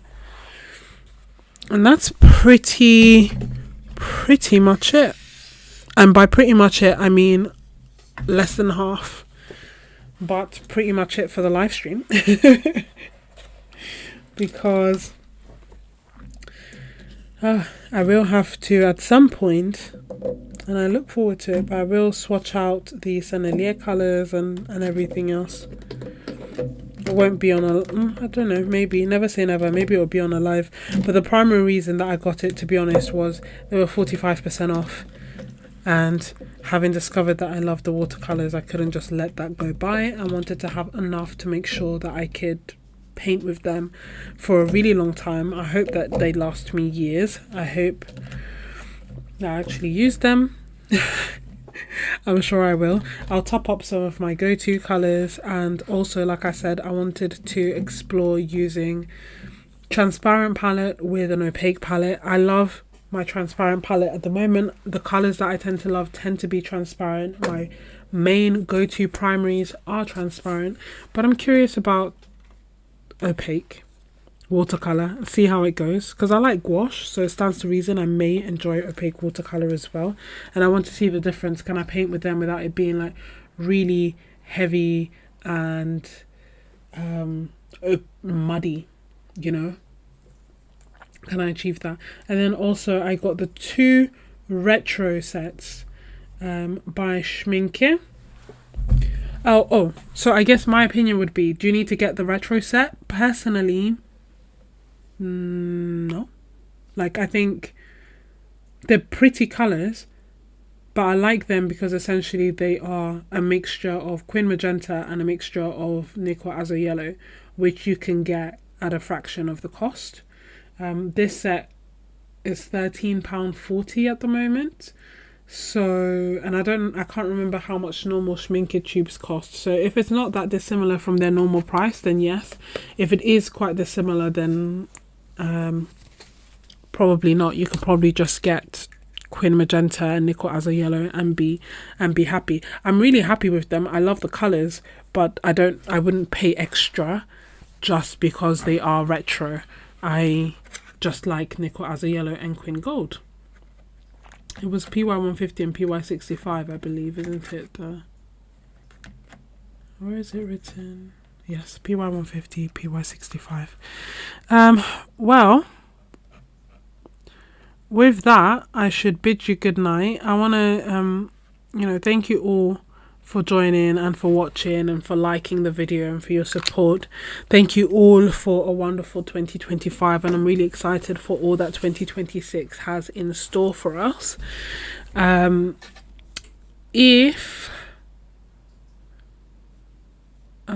If you would like to join my membership and you think that, can you see me? Yeah, you can see me now. But yeah, if you enjoy our live streams, there's a good chance that you will also enjoy our membership, because it's more of this. And a lot of the people that are here are also in the membership. But even if you're not in the membership, you are more than welcome in the YouTube community. And it's just lovely to be able to do live streams with you and chat with you in the comments. What else do I want to say? A special thank you to Boston and to Lulu for their gifts. You're very kind, and I really, really appreciate it. And I'm very, very grateful. So thank you for that. And yeah, I should let you sleep. If you're watching on the replay, let me know that you're watching by telling me which colour from this entire art haul was your favourite. I think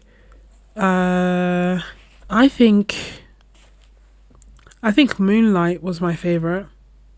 I just keep looking at, especially this bit here. I think Moonlight is a win for me. So I'm really happy. None of the colours were a disappointment, which is good.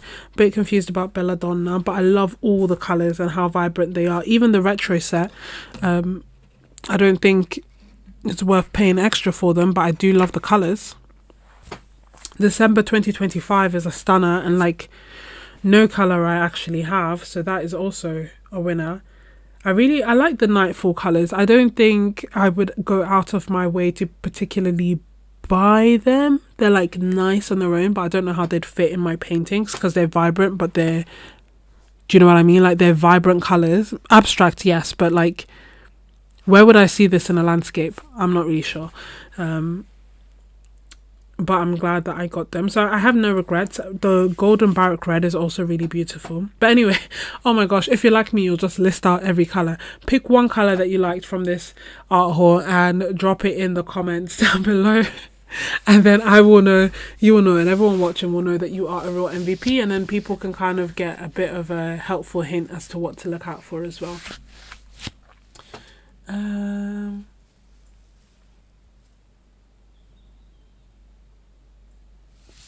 Morel, I saw somewhere the idea of a CMY, do you mean K or Y2 palette, CMY palette having a split primary and combining opaque and transparent colours? Does anyone know about this? I don't know about it per se, but that's, I guess, what I'm doing. But I didn't know it was a thing, but it would make sense. Belladonna's favourite, I'm seeing Forest Green as the favourite. The oranges, Forest Green. The Old Holland one is a boss. I love it. All across the mix, everything's a win, which is good. Do you guys have any questions before I let you go? Joy. Old Holland is a stunner. It is really like a showstopper there, isn't it?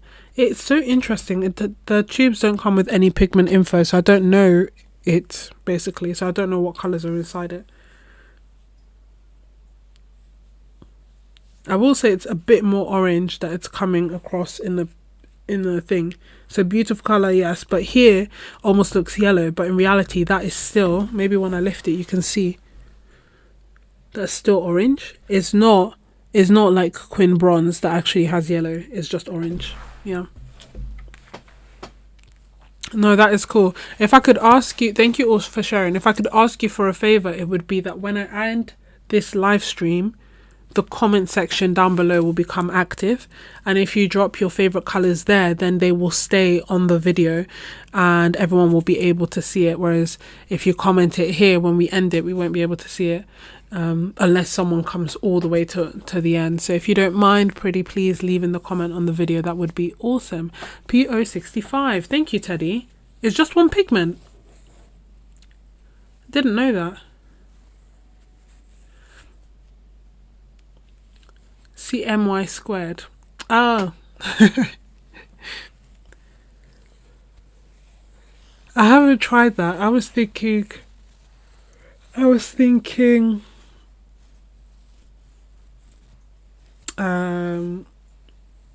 just split primary twice. No, I don't think there's something wrong with you. Is it Elva? There's nothing wrong with you. Some people like it, some people don't. It's the same with every single paint brand. I love Roman Szmal. Some people hate it. Even if you hate it, you're welcome here, you know? At the end of the day, if we all like the same things and we all did the same things, art would be very boring. So it's completely fine. And if you watch the video that I did called Artist Confessions, where I basically read, I think people submitted like 100 anonymous confessions, like brands that they like, brands that they hate but pretend to like, brands that they don't understand why people like, and colors that they like, don't like. And it was just really funny and relatable, and you know, some things were just like jokes and tongue-in-cheek, some things were like really deep. So it's a really enjoyable video. But in there, quite a few people mentioned that they didn't like Schmincke, and kind of like you said, like, I don't like Schmincke, I don't know why everyone loves them, is there something wrong with me? And I was like, no, like some people will like it, some people don't. For me, I just found that they were okay. I never really I don't know, never really had any issues with them. But when I think of my favorites, they don't tend to be on the top of the list. That being said, I just feel like with everything, if I could split myself into like 5 and like say dedicate a month at the same time to painting with all the paints, then I would know. But it's quite often I painted with Sennelier continuously for the month in July, but before you know it, blink and you know 7 months have gone by and I haven't really painted with them since. So when I'm asked about them, I'm still trying to remember the feeling from 7 months ago. And then, you know, after painting with them for a month, I painted with Daniel Smith for a month, and then I painted with Roman Szmal for a month, and you know. Yeah, okay, no one has ever said they hate Roman Szmal, but some people have said that they don't like it as much, and they kind of tell me that with apprehension, as if I'm going to scorn them for it. And I'm like, no, it's okay, I accept that everything can't be for everyone. I love it. I mean, you're wrong. I'm joking. I didn't say that. I just said like, yeah, I like it, but you know, it's okay. If you don't like it, you don't like it. It's okay. Tell me why. Tell me what you do like, so then I understand, you know, what you enjoy most and what works for you. And then I know like people who like this don't like that, and so on and so forth. Can you believe like I did a whole opera speech of a goodbye and I'm still here?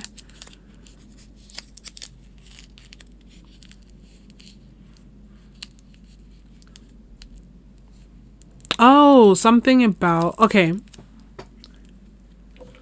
I don't know about CMY squared. If you're asking me about the difference between red, blue, green and CMY, is that what you're trying to understand it? I mean, I don't fully understand it. My understanding, RGB, my understanding is that that's computer screens, and that's how most colors on the computer screen are, whereas CMYK, which is normally cyan, magenta, yellow, and black, are the colors that we have in printers, and they're the colors that with those can make almost any color. And if you think about it, when you have your printer, it only has those four pigments or those four colors, and with it you're able to print anything. So it's so some people say that rather than having a red yellow, blue primary, they argue that the true split primary is cyan, magenta, and yellow. CMY is a true primary because that's how you can print and make different colors, as opposed to red, yellow, and blue. How green comes into it, I don't know, a separate argument, but that is the general gist. And when you look at, I guess inadvertently, I didn't think about this when making my own preferred split primary, but I guess my split primary is in between the two, because I don't use cyan, which would be like a Prussian blue, a phthalo blue, or like a bright color. I use ultramarine blue, but then I use magenta and a yellow as my key primary. So I'm using magenta, not red. Magenta is my true primary, because I feel like I could make a red-ish color by adding yellow to magenta, but I can't make a magenta color if I start with red.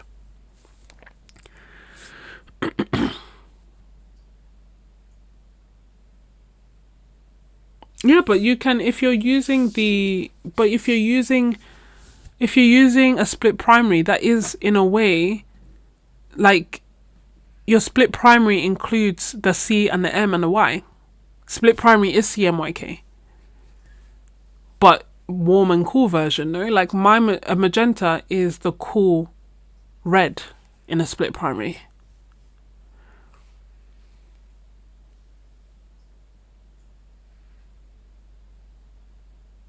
No, I don't know, Meryl. Oh.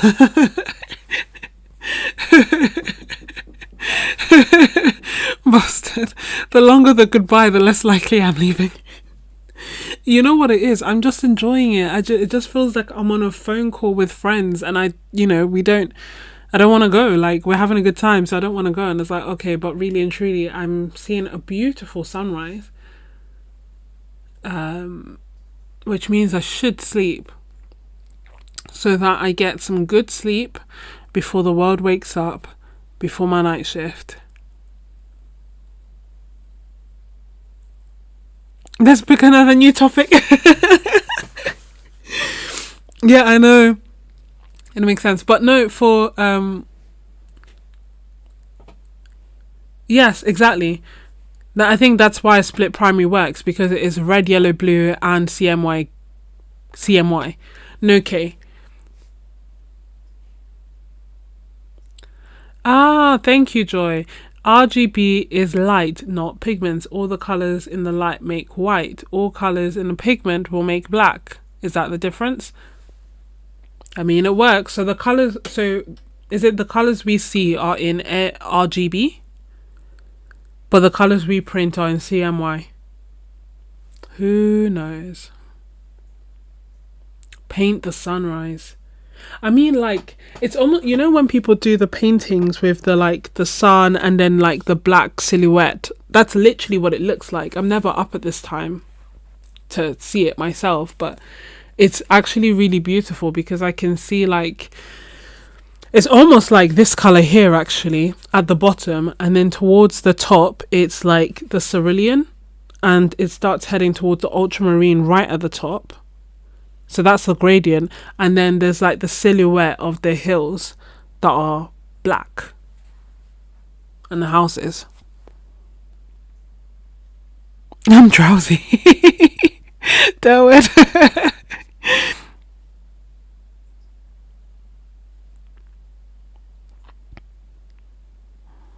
Yeah, Teddy, those are the colours that I see. Golden barrack red, And now it looks like there's a little bit of a yellow as well, like in between. So it's almost like golden barrack red heading towards like a quin bronze bit or like yellow lake bit. But no, actually it's more like a Durwood's favorite color. It's more like a yellow ochre. So it's heading from this to like a yellow ochreish color to then a cerulean, or maybe it's a cobalt. It's like a color in between this, but like light. The hue is very light, and oh, the ultramarine is disappearing. That's changing quick.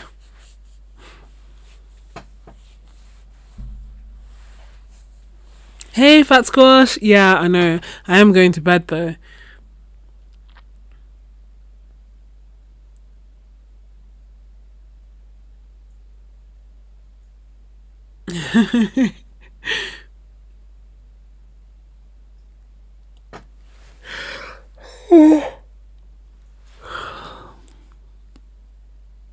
Yeah, but as in like RGB make white in light, not in paint.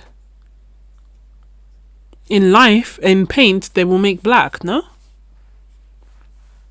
Yes. But in light, I don't understand how that can happen, but in light, I guess they make white. I don't know.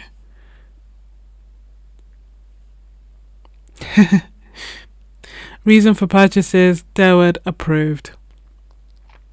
Derwood Asher approved. What purchases? Oh, you mean all these purchases? This is the lie slash truth I told myself, and that's why I haven't bought any like pans, as well as the fact that yes, I want to put them in my new palette. Honestly, I thought this was a steal. Getting this for £5, technically 4 for 20, but you know what I mean. So technically, yes, I want to pan them, but also if I get tubes, as these themes and ideas and explorations and palettes that I want to create emerge, I can make them into Happy Mail. That's why I needed them to be big tubes as well, because we have grown. We have grown a lot. We, yeah, have grown a lot, thank God. And obviously, like, you know, memberships go up and down and everything, like in size. But, you know, it's going well. It's going well. This marks 2 years of the Happy Mail tier. 3.5 years. Did we just turn 3? 3.5 years. Yeah, 3.5 years of the membership as a whole, and 5 years of YouTube. Can you believe it was 5 years of YouTube in December? I don't know. I wasn't really feeling that happy about it. Not that sounds so bad, but like I was feeling. I don't know. I didn't really feel. I didn't really know how it would feel. It felt like I reached a milestone and I didn't feel anything. Like, I don't know. I thought, and then I could see other people celebrating 5 years, and then I started comparing myself to them, and then I was like, oh, maybe I'm not doing enough. Maybe, you know, like you then, and I kind of felt like, oh, it's 5 years, but I've only made one video this month, and so I didn't really say anything. But I'm grateful. Gamboge could have brought back PY153. Oh, well, yeah. That would have been nice, but instead it's a mix. But you know that Senelier have PY153, Dawood.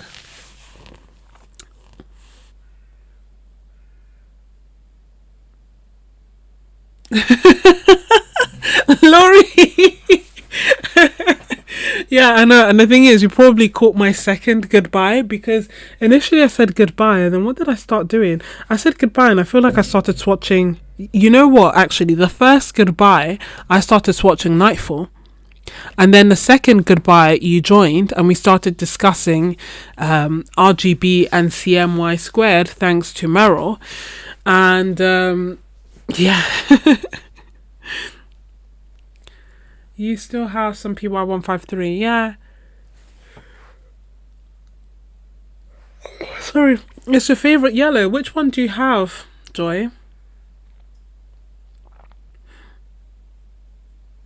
I know, I'm literally like, the goodbye is a lie. It is a lie. It was a lie. And I genuinely thought I was leaving. I don't know. Also, I know it doesn't make sense, but sometimes I feel like I put this weird pressure on myself where I feel like I don't want to waste people's time, basically. And I feel like, oh, if I'm staying, people are staying because they're being polite, and I'm wasting people's time, and I should just hurry up and end the live stream. That's, it's so weird because I don't feel, I tried to read The Artist's Way. I still have it, actually. Ugh. I still have it. I haven't really made it past chapter 1, but I hope to, man. Like, I've had this book for a while. I've bought the audio version in case that's better for me. But anyway, I've bought this, and I enjoyed chapter 1, and it did give me some revelations. And when I was reading it, I was doing morning pages, and I found that to actually be really helpful. Because sometimes I have to remind myself YouTube is not my diary, and it's not every thought that I have in my head that needs to come out of my mouth, which is generally the case. But I feel like, because we feel like friends, I feel like sometimes I share too much, forgetting that this is the internet and everyone can see. And on my membership, even more so, it's like my filter has just disappeared. Anything I say too much. What I've now at least got better at doing is that sometimes if something should not be recorded, I have at least got better at like ending the recording and then having an after party where I can say what I want and no, it's not recorded, it just stays between us, and then it disappears and it's gone. Where was I going with this? Oh yes, so with morning pages, it's journaling, right? So at least I get more of the thoughts out on paper rather than sharing it with the internet for the world to see. Where was I going with this? I really don't know. Oh, yes. So inside the book, it also talks about something like she gives it like a weird name, like the negative voice that we have in our heads. She gave it a weird name. I can't remember. She called it like the I don't know. She personified it. The censor. Yeah. She says our logic brain is a censor. Our second, third, and fourth thoughts. The voice that kind of says, "What the hell is that? That's not right." So on and so forth.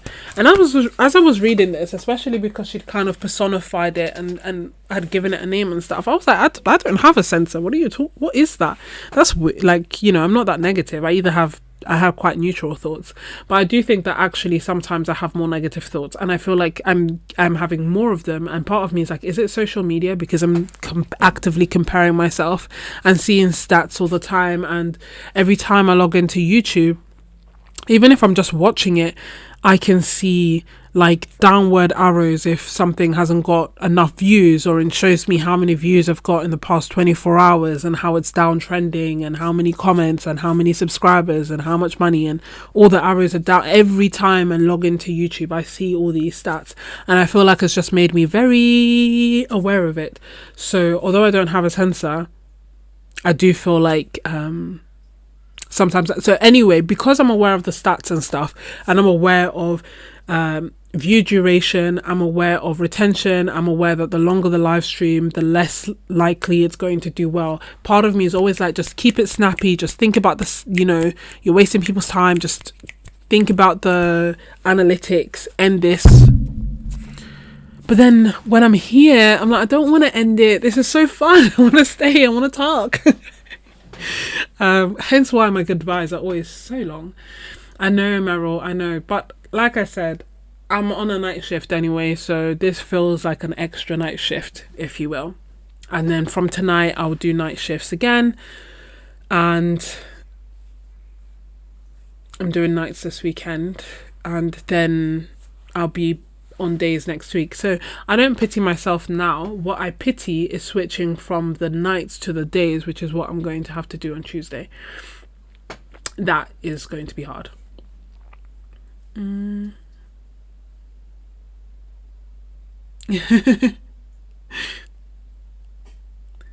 Wicked for good. I haven't watched any of them. Not the first one, not the second one. I've watched Wicked in theatre, and that was really good. But I don't like musicals, so I haven't really got into it. I haven't tried it, but you know what? I'm adding it to the list. I need shows and things to watch to keep me entertained. Wildflowers through the analytics. This is way more fun. I know, right? I know. I think in part that's what I enjoy about um, the membership. I still have this feeling of, obviously I don't want to hold people hostage and, like just keep it going forever and ever. But I feel a sense of freedom that the analytics don't matter. Do you know what I mean? Like, they really don't matter. They don't make a difference. If you're liking the video, you're just letting me know you want me to make more videos like that. Whereas when it's like a public video like this, if you're liking the video, yes, you're letting me know that you like it, but you're also letting YouTube know that it was a good video, and that increases the reach and it improves it. And so I have to, I just see it as, I started seeing the analytics as a representation of what people want and whether I'm meeting it or not. So when they're not doing well, I just think I'm not doing enough, basically.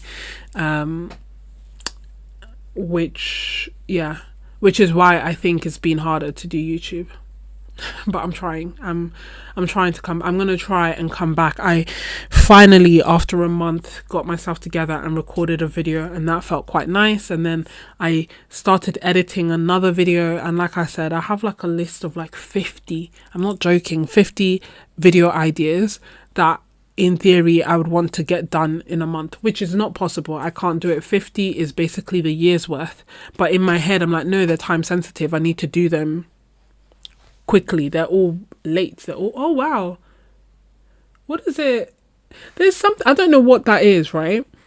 It's like a plane, you know, the line that planes leave. So there's that kind of line, but instead of it being white, it's red. So it almost looks like the sky has a tear in it and it's heading downwards. As I describe it, it sounds more alarming than I hope it is. I don't know what that is. It's almost like a falling star. A shooting, I don't know what it is. It must be a plane, but why is it heading down?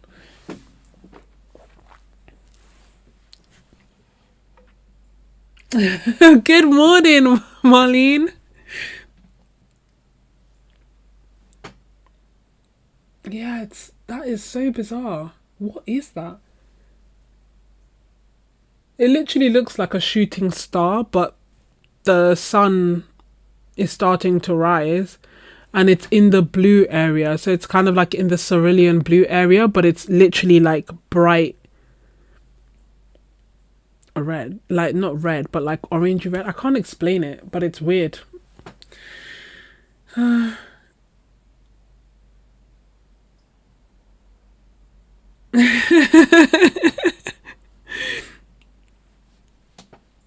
Good morning, a watercolorist. Take a picture. I wish I could, but this is my... Oh wait, I have another phone.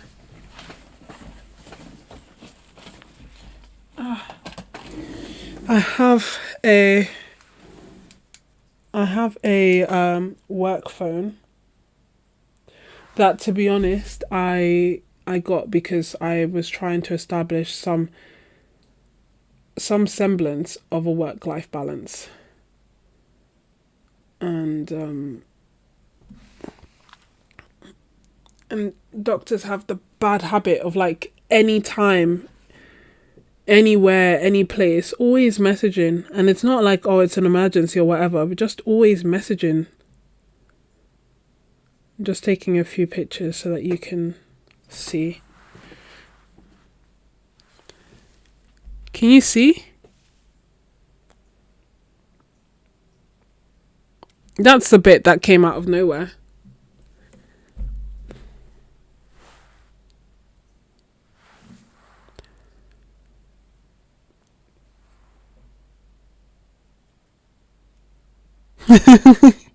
Thank you, Boston. That made more sense than me trying to describe this this thing. So it's quite small. You can see it there if we zoom in. Yeah, it literally looks like it, but it's the day. And why can I see it? Do you know what I mean?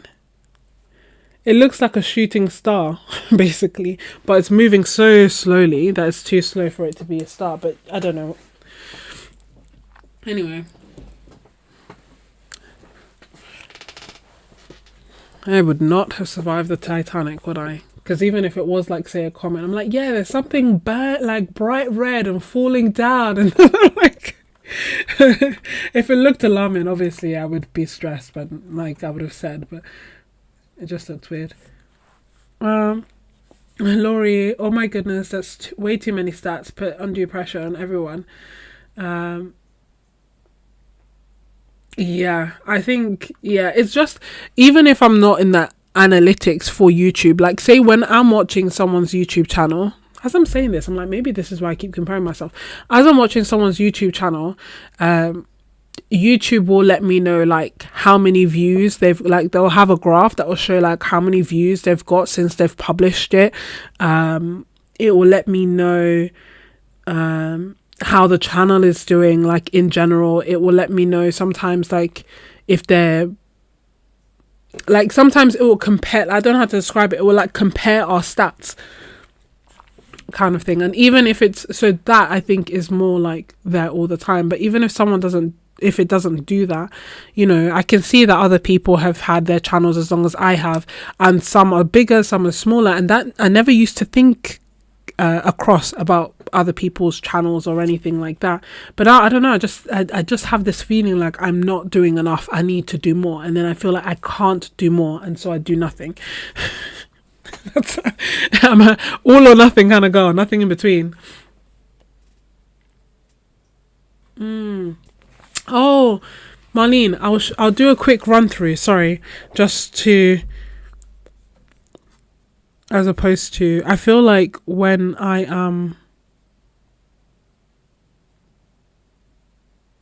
I don't know, I feel like when I when I'm sleep deprived, I have less of a filter. So, oh, not many people did. Yeah, no, I don't think.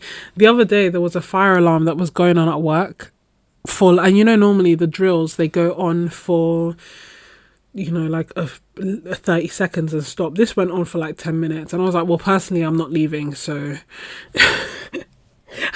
I was like, there's no way that this is a fire. And that's when I actually said to them, like, well, I wouldn't have made it out of the Titanic. And then so it went off actually not because there's a fire, but because there's water damage. That anyway, the quite literally the opposite. This color here, so this is Sovereign by Schmincke, which is one of the new retro colors. One of the new retro colors that I swatched out. It is PR122 and PW4. Next to it, we have Gamboge Gum, which again is one of the Schmincke colors, PY150 and PY65. And at the bottom, in this corner, is the two colors mixed together. It happened by accident, but it's a happy little accident. And it's the retro colors.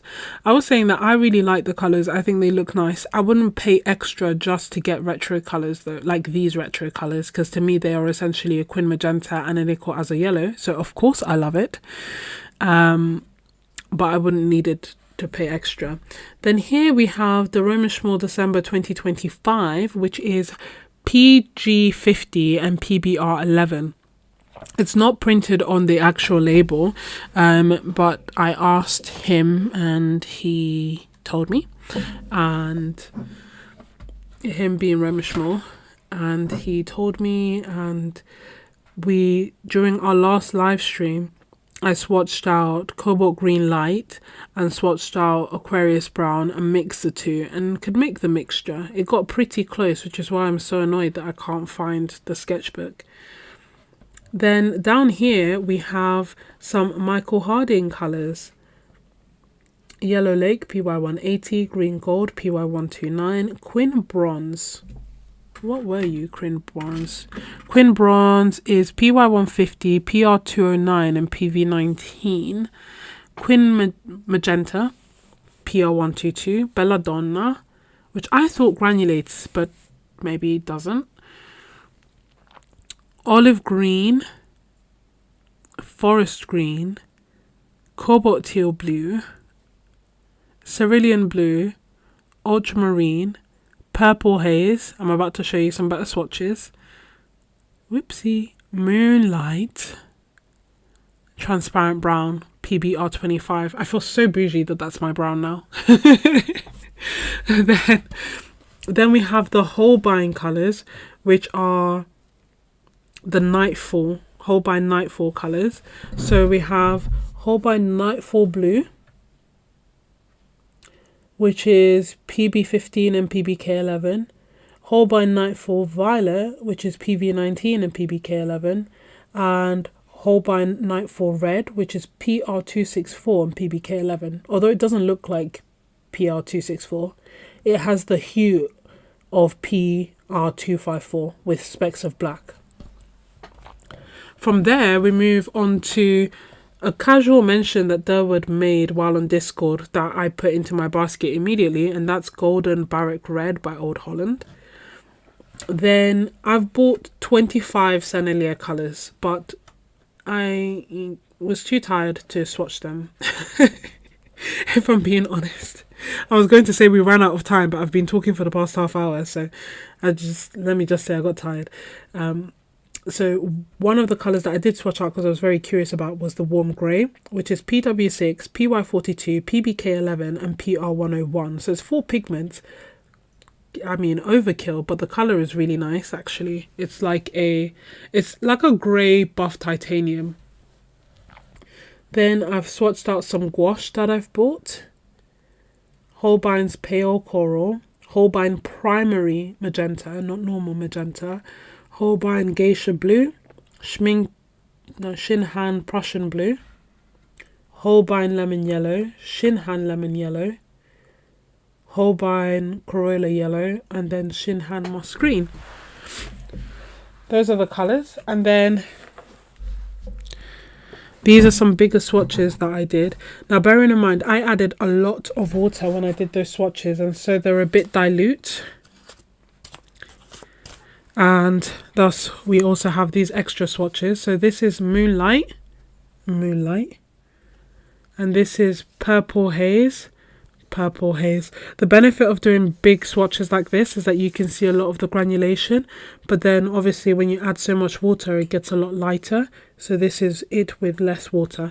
And then at the bottom, this gigantic swatch is Belladonna. It's very potent, you know, a little went a very, very long way, which is why the swatch is so massive. Sorry.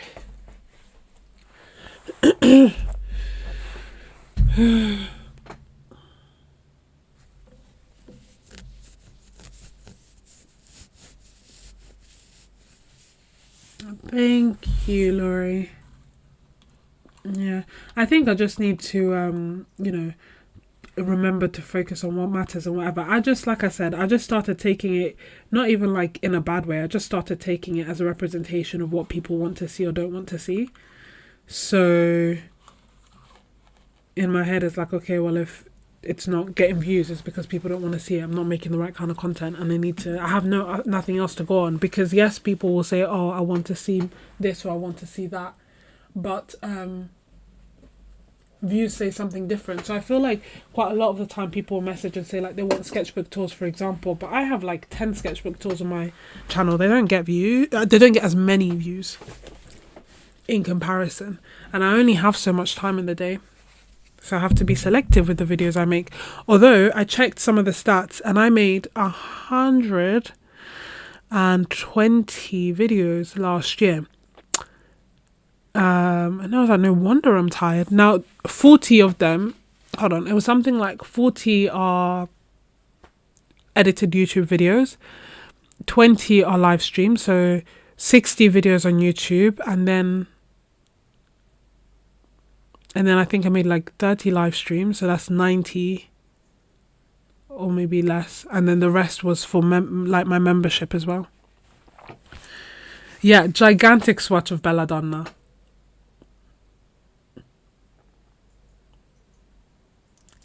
The Schmincke, yeah, that's what I said. Like, I like the colour. Oh, sorry, this here as well is the Schmincke Sulfurin and Gamboge hue. the two like also mixed together. So I like them. I do like them. I think that they are pretty colors. And I don't know, maybe I should check what the normal price for Schmincke is, and that will give me a good idea of whether I feel like I've been robbed or not. So normal Schmincke colors are Schmincke, and don't get me wrong, like I understand that they are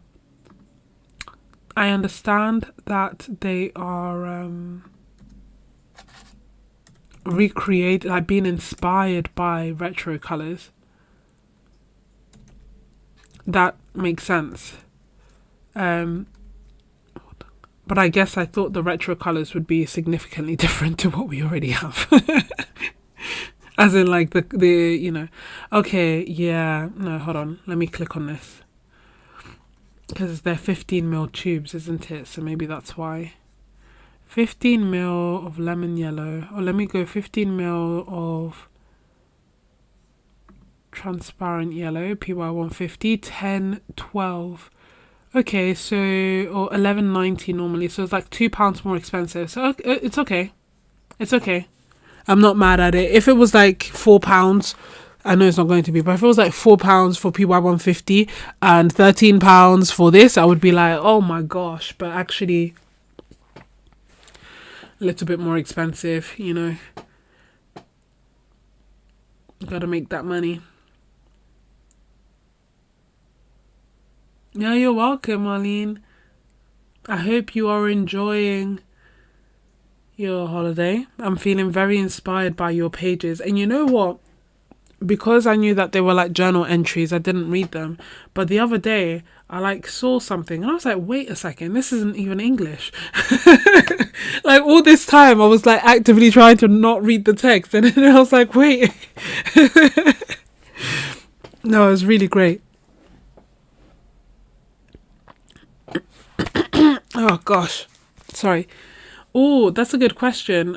Do I have Sketches and Scrubs wrapped, like my favorite sketches videos?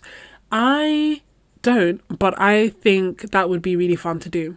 Like a wrapped of everything, favorite artwork, favorite supplies, favorite video. No,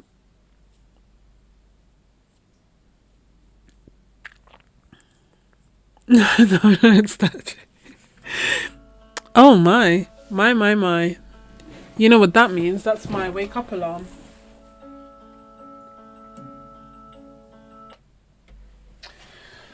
Whew. It's awkward. It's 8 o'clock. That's fine. So yeah, you're right. I got it on discount, so I got it for £11 instead of the normal 13. And so yeah, so it's okay. I don't know if you guys have a favorite video. By all means, feel free to share and let me know. Maybe I'll put it to a vote. But then I don't know if that's self-indulgent. Ask people to take their time to look through my 40 videos and tell me. Not look through. Maybe I'll do it like a poll and be like, which one was your favorite? And then I'll have your favorite and my favorite. I think if I spy with my little eye, how do I get to my studio? I'll have a quick look. Off the top of my head, I'm trying to think like what videos did I actually make in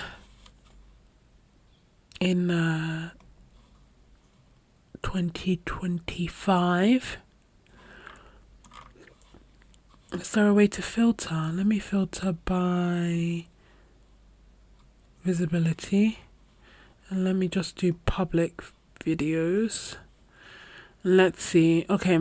So I liked the essentials video. I liked the top 10 watercolors video. I know that it was a lot of work, but it was like fun thinking about what colors everyone enjoys and then ranking it and then like making it all together. Like that to me was a fun project. Do you see what I mean? Because at a point I was like, I'm just getting bored, I'm not gonna lie. And I was like, if it needs to be something that will entertain me enough that I'll be able to edit it. And that's why I feel like my videos started changing a little bit. That's why the artist confessions one is another example of that, where I was like, I need to do something different. It can't be the same as always. I need something that will entertain me as I entertain you. And that's why I did the secret artist confession. So that one was a good one. That was fun. I like putting together the autumn palette. Okay, let me be honest. I'm quite biased. I may not feel like I'm doing enough, but I like what I make. Do you see what I mean? So if I didn't like a video, I wouldn't share it. So I feel like I like most videos. Would it be crazy for me to do a watch-a-thon? Watch all my videos and then decide which ones are my favorite? Because as I'm looking through them, you know, I'm just thinking blood, sweat and tears went into all of them. Ooh. I don't remember this one. I didn't think I did. Oh, okay, yeah. I don't know. I don't know which one would be my favorite of all time. I think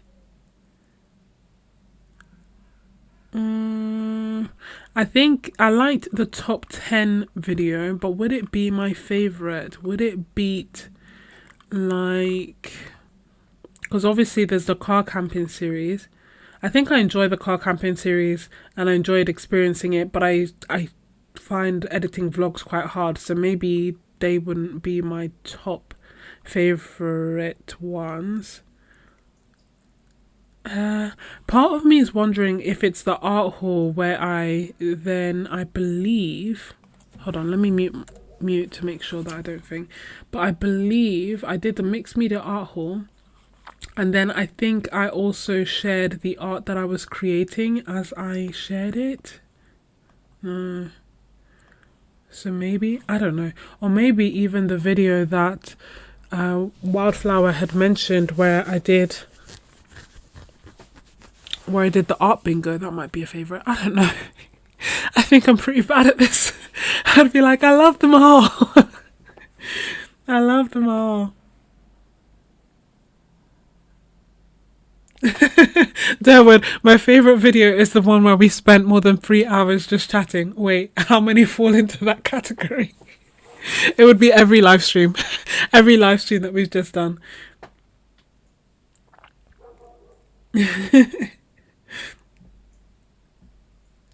Good morning or evening, Roots and Ruin, or afternoon. Good point, or good night for a lot of the people in the US.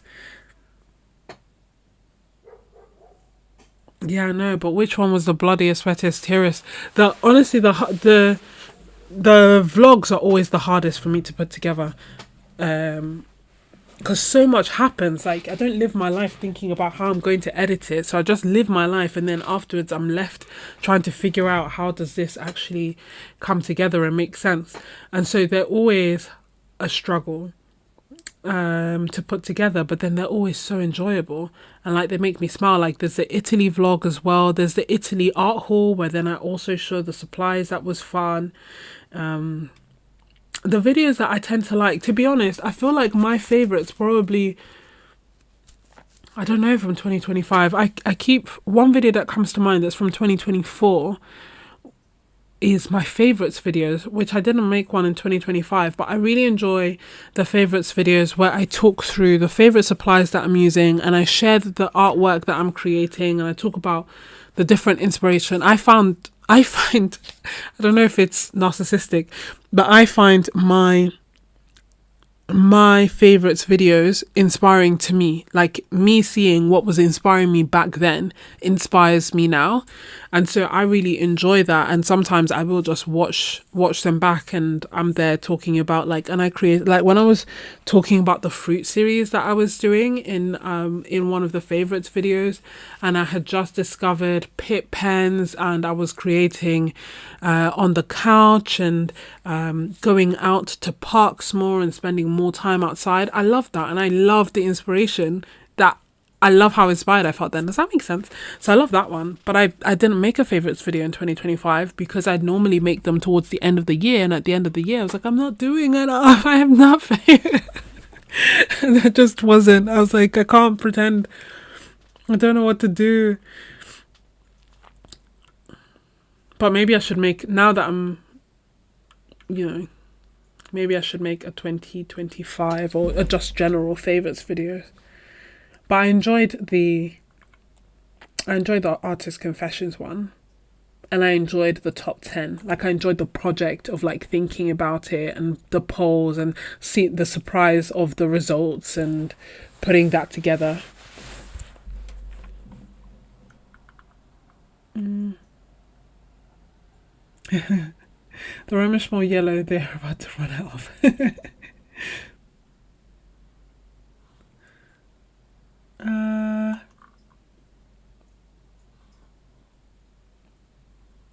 PY108. What did I miss? A watercolorist.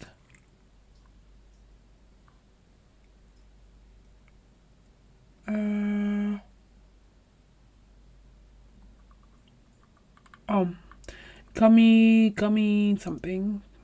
Gummy Gut made a Gamboge imitation using PY108. Wildflower says, my favourite video is when you went car camping and was so inspired despite almost being swallowed up by the ocean.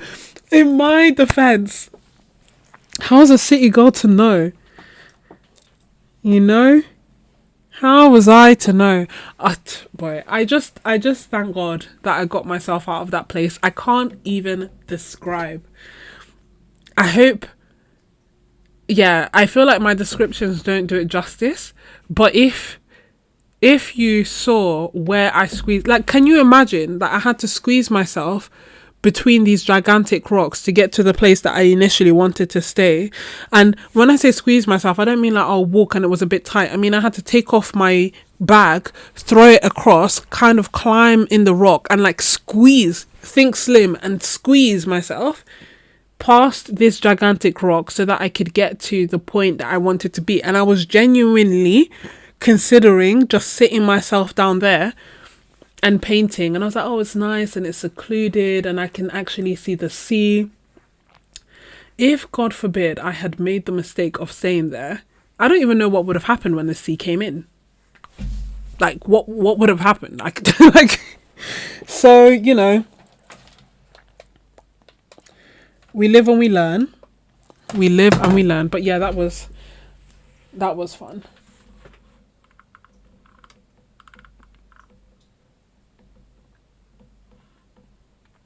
Lindell Seaton.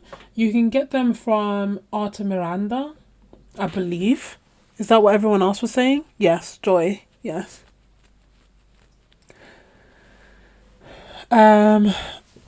If not, I don't know if they're in Peter's art yet. I don't know when they'll come to Jackson's. Oh, Kramer. Oh, sorry, PY108.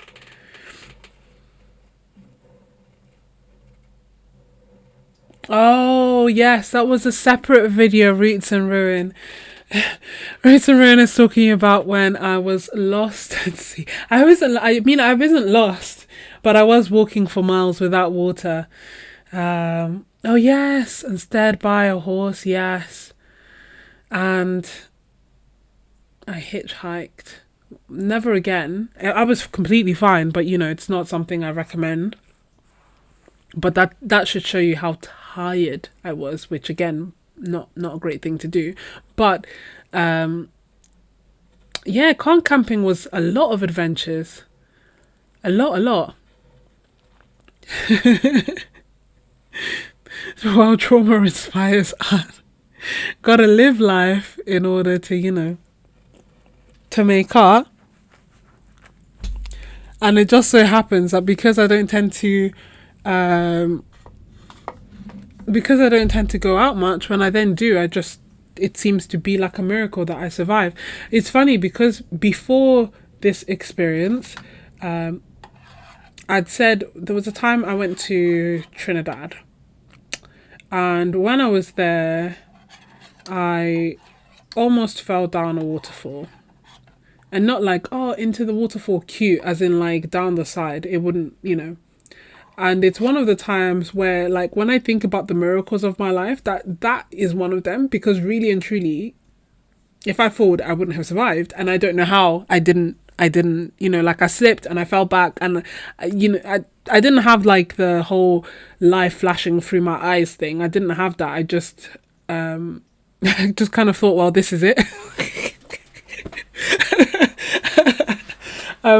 But anyway, I was saying, I'd kind of joked with my friends and some family and said that, sometimes it feels like I'm that, the baby, there's a movie that happened back in the day where it's like the baby gets kidnapped and the kidnappers want to keep the baby safe. They don't want to harm the baby. They just want the money and then to give it back to their parents. But the baby just like keeps getting into really dangerous situations. And as they're trying to protect the baby and getting hurt, but the baby's just completely fine. Like, almost like toddling around in a house that's on fire and then goes over a beam and nothing happens to it. And I was like, I feel like I'm the baby and I'm just always like in these random dangerous situations, and I thankfully, thank God, come through unscathed. And I'm like, gosh, looking after me must be like a full-time job. Like, I feel like God's just can't take his eyes off me, because I'm literally like out here squeezing myself between rocks, trying to like ignoring all the signs that are saying this is the seabed, don't keep going deeper. And I'm just like, oh yeah, it's fine, it'll be great. Or like, sure, I can run out of water, and sure, what? Yes, baby's day out, yeah. I'm like, why pay for parking when I can just walk half an hour in in the sun? Like, what's heat stroke anyway? Anyway, that's what I feel like I'm the baby. I think it's baby's day out, because it's literally like I think it's a baby boy, like literally just like crawling around. And let me see. I'm glad that while I'm here going on these side tangents, everyone else is actually staying on business and talking about where they can get the relevant colours. So I'm hearing like all these different suggestions. Raising Arizona, I don't know if that's a store or a movie. Adams Town's art shop, they have Schmal paints. They are in Australia.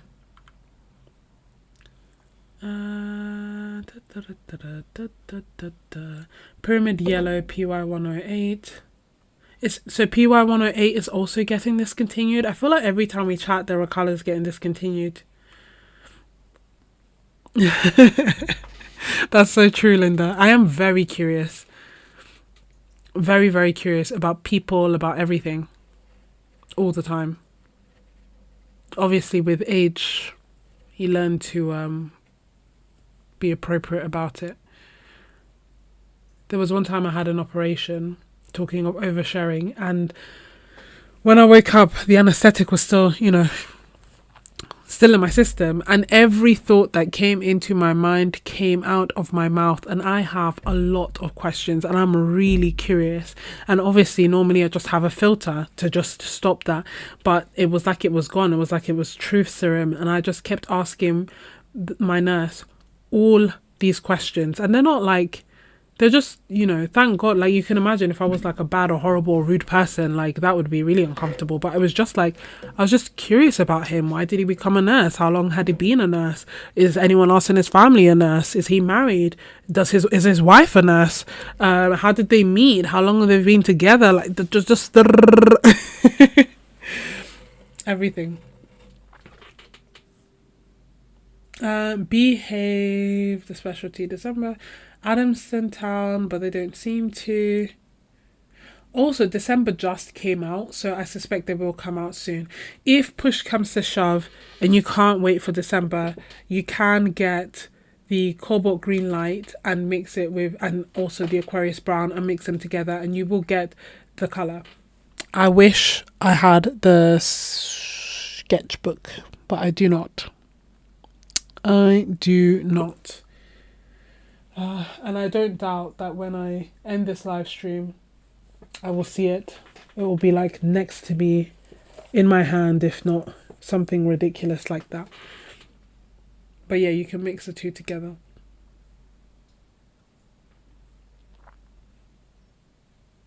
Oh, Raising. My bad. Raising Arizona is a movie. Okay. Roots love the video of people coming out of anesthesia. It was like nothing I'd experienced before. And I kept telling them, like, I kept telling him, like, oh my gosh, please don't listen to me. Please don't answer. I'm so sorry. I don't know what's happening. And then and it's also, I just, oh my gosh, every question. Oh, your name.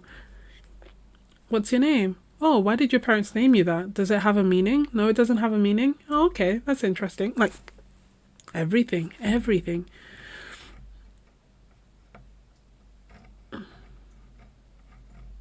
Derwood, I laugh because I'm sure my eyes can't distinguish between PY 108 and PY 109, and yet I need it if it's going to be gone. I know the feeling. Because I feel like, okay, what if I may not love it currently, but what if future me loves and needs it? But then the other part of me is like, especially if it's going, maybe I should. Oh, wait. What do we have here? What's this little bad boy that fell down? Yes, the sketchbook I was looking for. Oh my gosh, literally next to me. So this is from the other live stream that we did. And the reason I was looking for it is, here we go. Sorry. This here is December 2025. This here is a mixture of cobalt brown light and Aquarius brown. So these two together give you this. And then that's these two together side by side again. So this is PG50 and PBR11. And this is December 2025. So yes, I'm not completely, like, to me, when you look at this one, it looks like it matches this more than this matches that. But this is actually that. Does that make sense? So yes, depending on how you mix it and whatever is going on, there will be some difference in the color, hence the beauty of it, hence the granulation of it. But you can mix it if you want.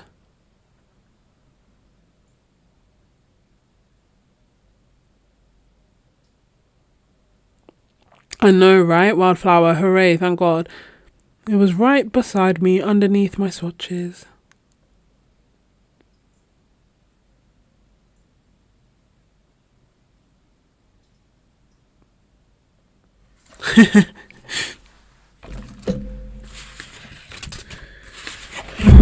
Let me see. I brought this out because your conversation about PY 108 got me curious. Do I have PY 108? This is PY 109, so maybe I don't. Oh no, I do. Here. Oh, Indian yellow hue. No, it's going. You can, I think you would tell the difference between PY 109. This is PY 108 that's currently being discussed as going out of stock, which means I should probably add it to my basket. And then this is PY 109. PY 108, part of me is like, be rational, you don't need it, you can do this, you don't need it. PY 108 very much to me resembles Quinn Gold Hue. What do we think?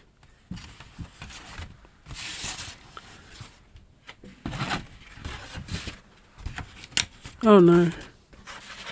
Anyway, we're just gonna have to have it next to each other like this.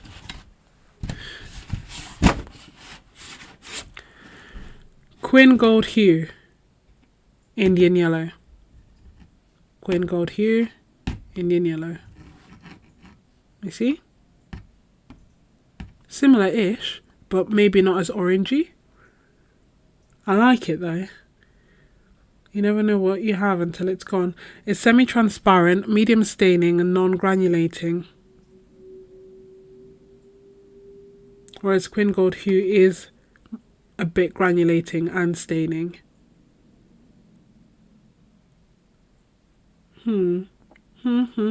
8 out of 8 light fastness. Yes, exactly. It's very close to PY1. Here they are next to each other. Oh my, that makes way more sense. What was I even doing? PY108, nickel has a yellow PY150, and Quinn Gold.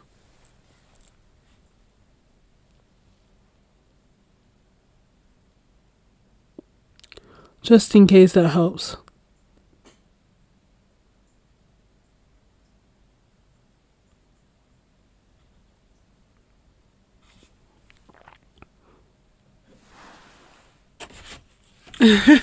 Teddy, it's so good that you have a database that is so up to date. So Teddy says, was busy putting PY108 in my basket, then I checked my database and I have it. Guys, let me ask, how do you know when these colours are going out of, like, you know, of rotation? How do you know when they're getting discontinued? Because I feel like I always find out a bit too late. Thankfully, I have you, but I can't anticipate a random sporadic live chat, live stream. PY108 Indian Yellow Hue by Szmal. I'm not gonna lie to myself, I'm not getting anything from Crema. I need somewhere that is easy, free shipping, and I know what I'm doing. So it's Jackson's or nowhere for me.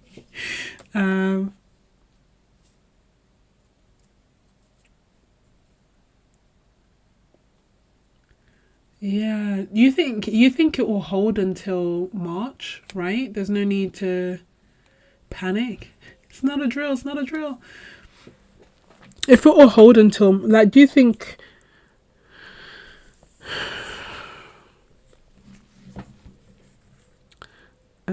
Obviously, I don't want to ask Szmal every time I want to buy something. I don't want to be like an annoying friend who asks for too many favors. If I could, I'd be like, just hold on to PY108 for me.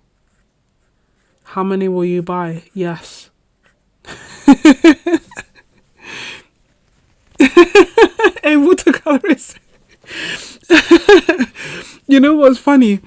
That literally happened to me once where I was doing a live stream and I was talking about the Shinhan Pass hybrid between gouache and watercolor, and I was like, I don't know if I should get it or if I shouldn't. And then we discussed it and swatched it out. No, didn't swatch it out because I didn't have it yet, but we discussed it, and upon discussion we're like, oh, actually it's a great deal, really great price, never been that cheap before, you should get it. I come off the live stream, I go to buy it, sold out. I kid you not. Obviously my hope is that that won't happen in this instance. There's plenty to go around, and someone will have either had to just wake up or watch my live stream 4.5 hours in before they get it. Exactly, Fat Squash. My bad. Oh. Derwood, that's how I find out. Are there any other colours? Oh. $20 for... Did you buy it?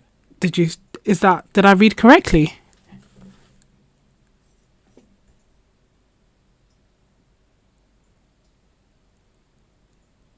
Oh, a dot. I thought it was a tube. My bad. I thought it was a tube.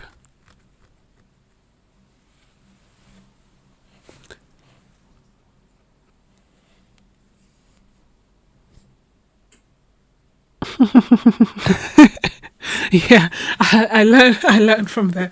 You'll note that I'm like, oh yeah, sure, I'll buy it and then share.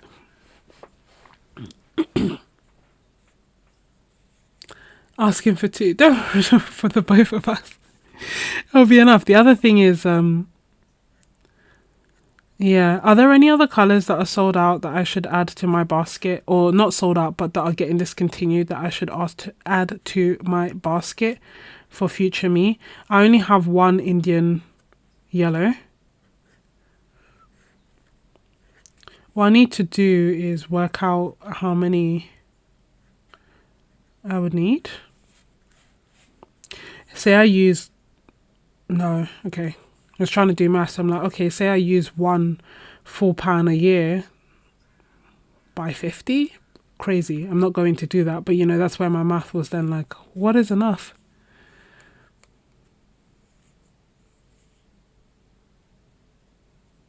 Yeah, that's literally what I'm saying. That's why I'm waiting as well, Marlene, to be like, okay, what else? What else do I need to add? Lindell, I think you're a little bit behind.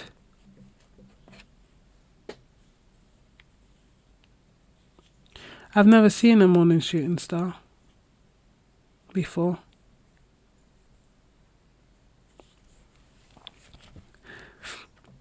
A watercolorist is probably holding out on us now. Not going to tell us about all the others. Viridian is being phased out. I feel like I'm safe from Viridian because...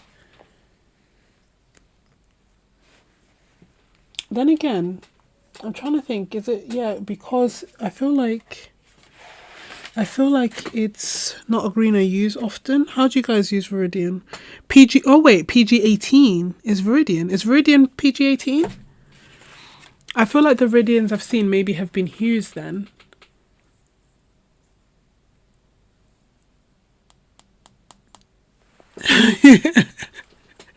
Is that a watercolorist has left the chat?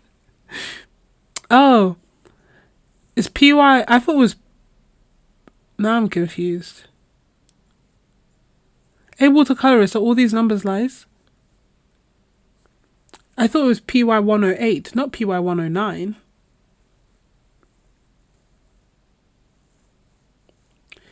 Honestly, for a dot, yeah. I can see why you considered it, Durwood. But then I have to tell myself that I would never use the dot. If I use the dot, I would kind of be sad when it's gone. So it's better for me to fall in love with something I can get more of. Oh, okay. PG18 Viridian. So I don't like the hue in itself, but I like it in mixes.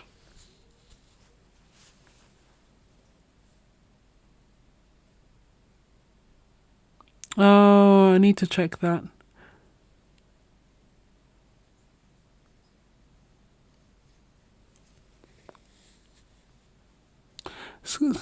Someone needs to go out and... Oh, the PY108 is like isoindolin yellow. 109, sorry.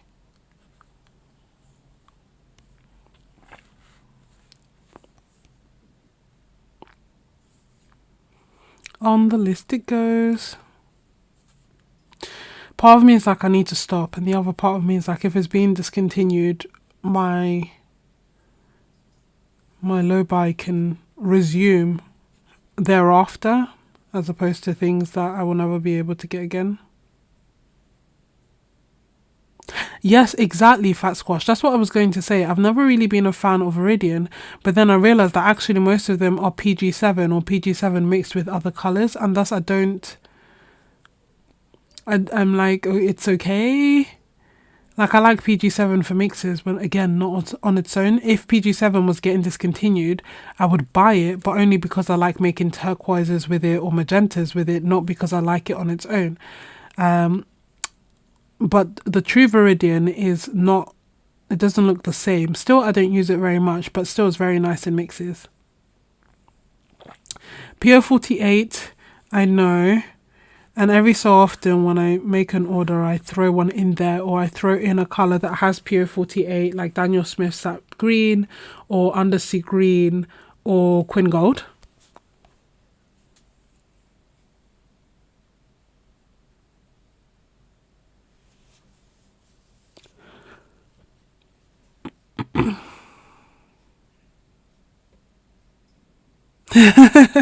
Roots Genuine Viridian is a bit like PG.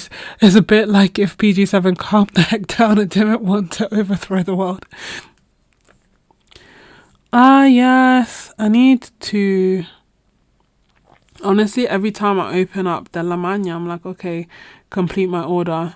And I know you told me just contact him and he'll hold the stuff, but then I feel like perhaps it's a sign of the type of buyer I am. A lot of the shopping I do is not as considered. It's on impulse.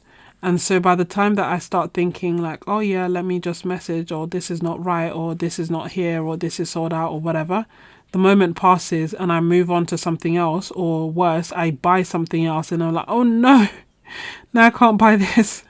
Next time I will. Because actually I think I had gone to buy some de la Magna and then went through the whole this is discontinued, this is not, made my basket, and then saw that the Sennelier were 45% off. And, you know, here we are. The rest is history. But I do want to try Pure 49. And I do like their blue. The Benzie blue.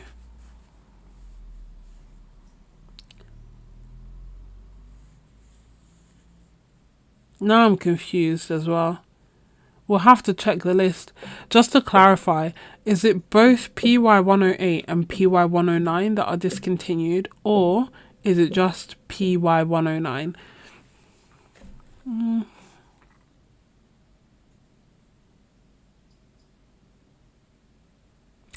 Oh, PO65, which I've just bought.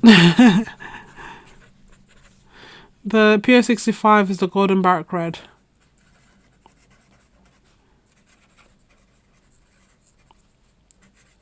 I don't feel like I'd need a lot of it, but a little would last me a long way.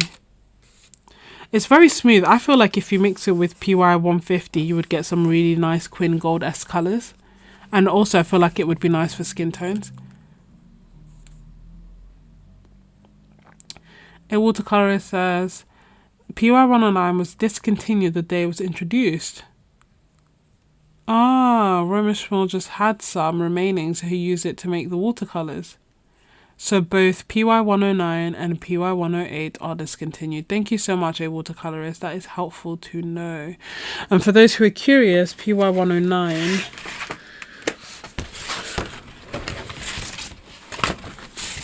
was up here. So Indoline Yellow is PY109. Yeah, can you see? 303. Where are you? Where are you? There. This is here. And then that's Indian Yellow hue. That is PY108.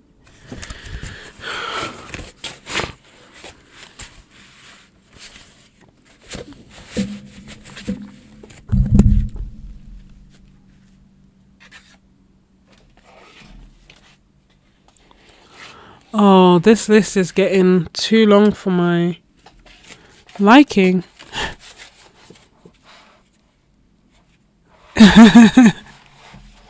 Damn it, I can see if Old Holland is more affordable here, you know, in Holland. I hope so, because it's on the pricey side, you know. I think it's in part why I never really tried it out, and why even, you know, I've only got the actual special color. I've got 3 Old Holland colors, thanks to you, and I've only got like the special standout colors, as opposed to the whole you know, split primaries that I could maybe just create a painting with Old Holland. And that's because I just was like, I can't rebuy the whole thing when they're like 15-16 pounds per tube. I can't rebuy a split primary again to go to my big collection of split primaries just so that I can test it out. A watercolorist, I got it from Jackson's.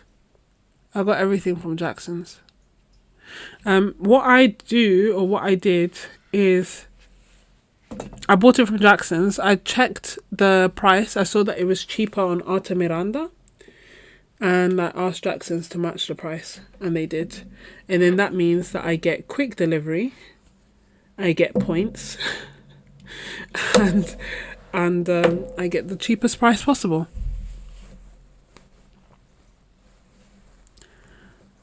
And then for the Sennelier, I asked them to match Great Art. Because I wanted to buy from Great Art were doing, I don't know, they may still be doing it, 45% off Sennelier. But their delivery is like 10 working days. They're in the UK, mind you. And there's like 10 working day delivery, and I hadn't tried them before. And I don't like change. So, you know. Oh, you're saying not PB60. Okay.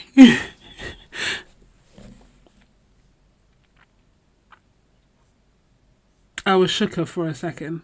Can you imagine? What would I even do with myself? PO60.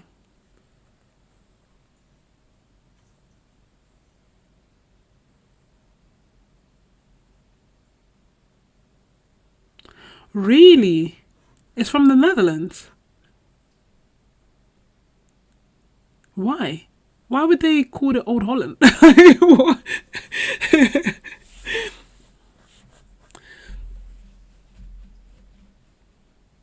Oh, okay. So where's it from? I mean, it would make sense for it to be from Holland. Oh, can you see? Can you see the sun on my skin? The sun is risen. Ah, which means that like a vampire, it's time for me to go to bed. My throat hurts so much.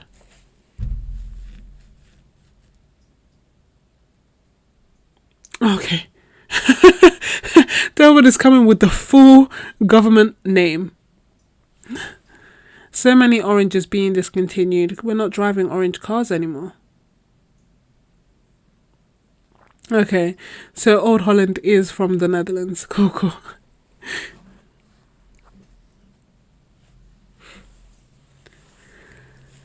So many oranges. Yeah. I'm okay with some of the oranges, you know. Um, I more miss the like warm yellows. Those I don't want to go. Yeah, no, I don't know how we're gonna do it. Roots and Rowan, I'm British. I don't mind driving in a giant baked bean. Could we start a campaign to make orange cars popular so that we can keep orange pigments? I just can't believe. Well, I guess they must use so much pigment.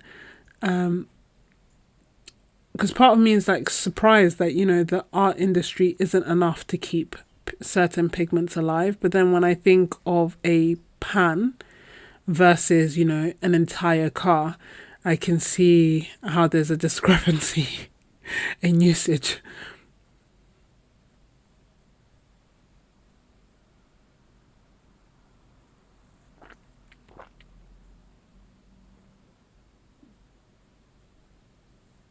Oh, wow. Only column one. I need to check it and then with a cool head see what colors I need to add to the list for me, and then also to just know like how many is enough, you know. For now, slowly I was adding P Quinn Gold by Roman Schmal to my orders and buying them, and I think maybe I have like 4 pans, but now, and I think I have maybe like 2 pans of the PO48, but now the Quinn Burnt Sienna is discontinued, and I'm like, why do I only have 2? I should have got more. Yeah.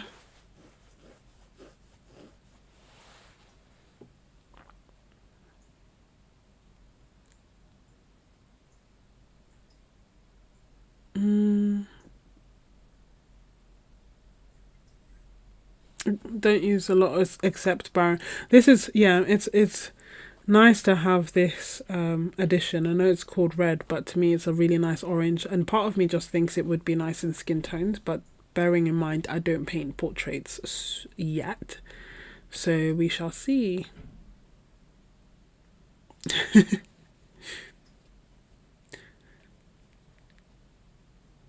We shall see. But I should let you guys go. I should go to sleep. I hope you have a wonderful day. Oh, it's a weekend, isn't it? Have a wonderful weekend. Wish me luck at work. And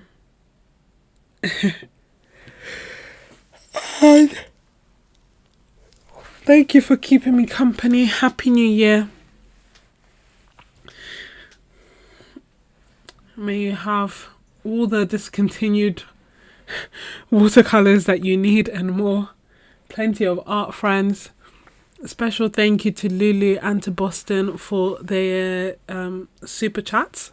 Special thank you to everyone for being here, especially like you guys have been here for so many hours. I appreciate you. And I've had a wonderful time, as you can tell by my never-ending goodbyes.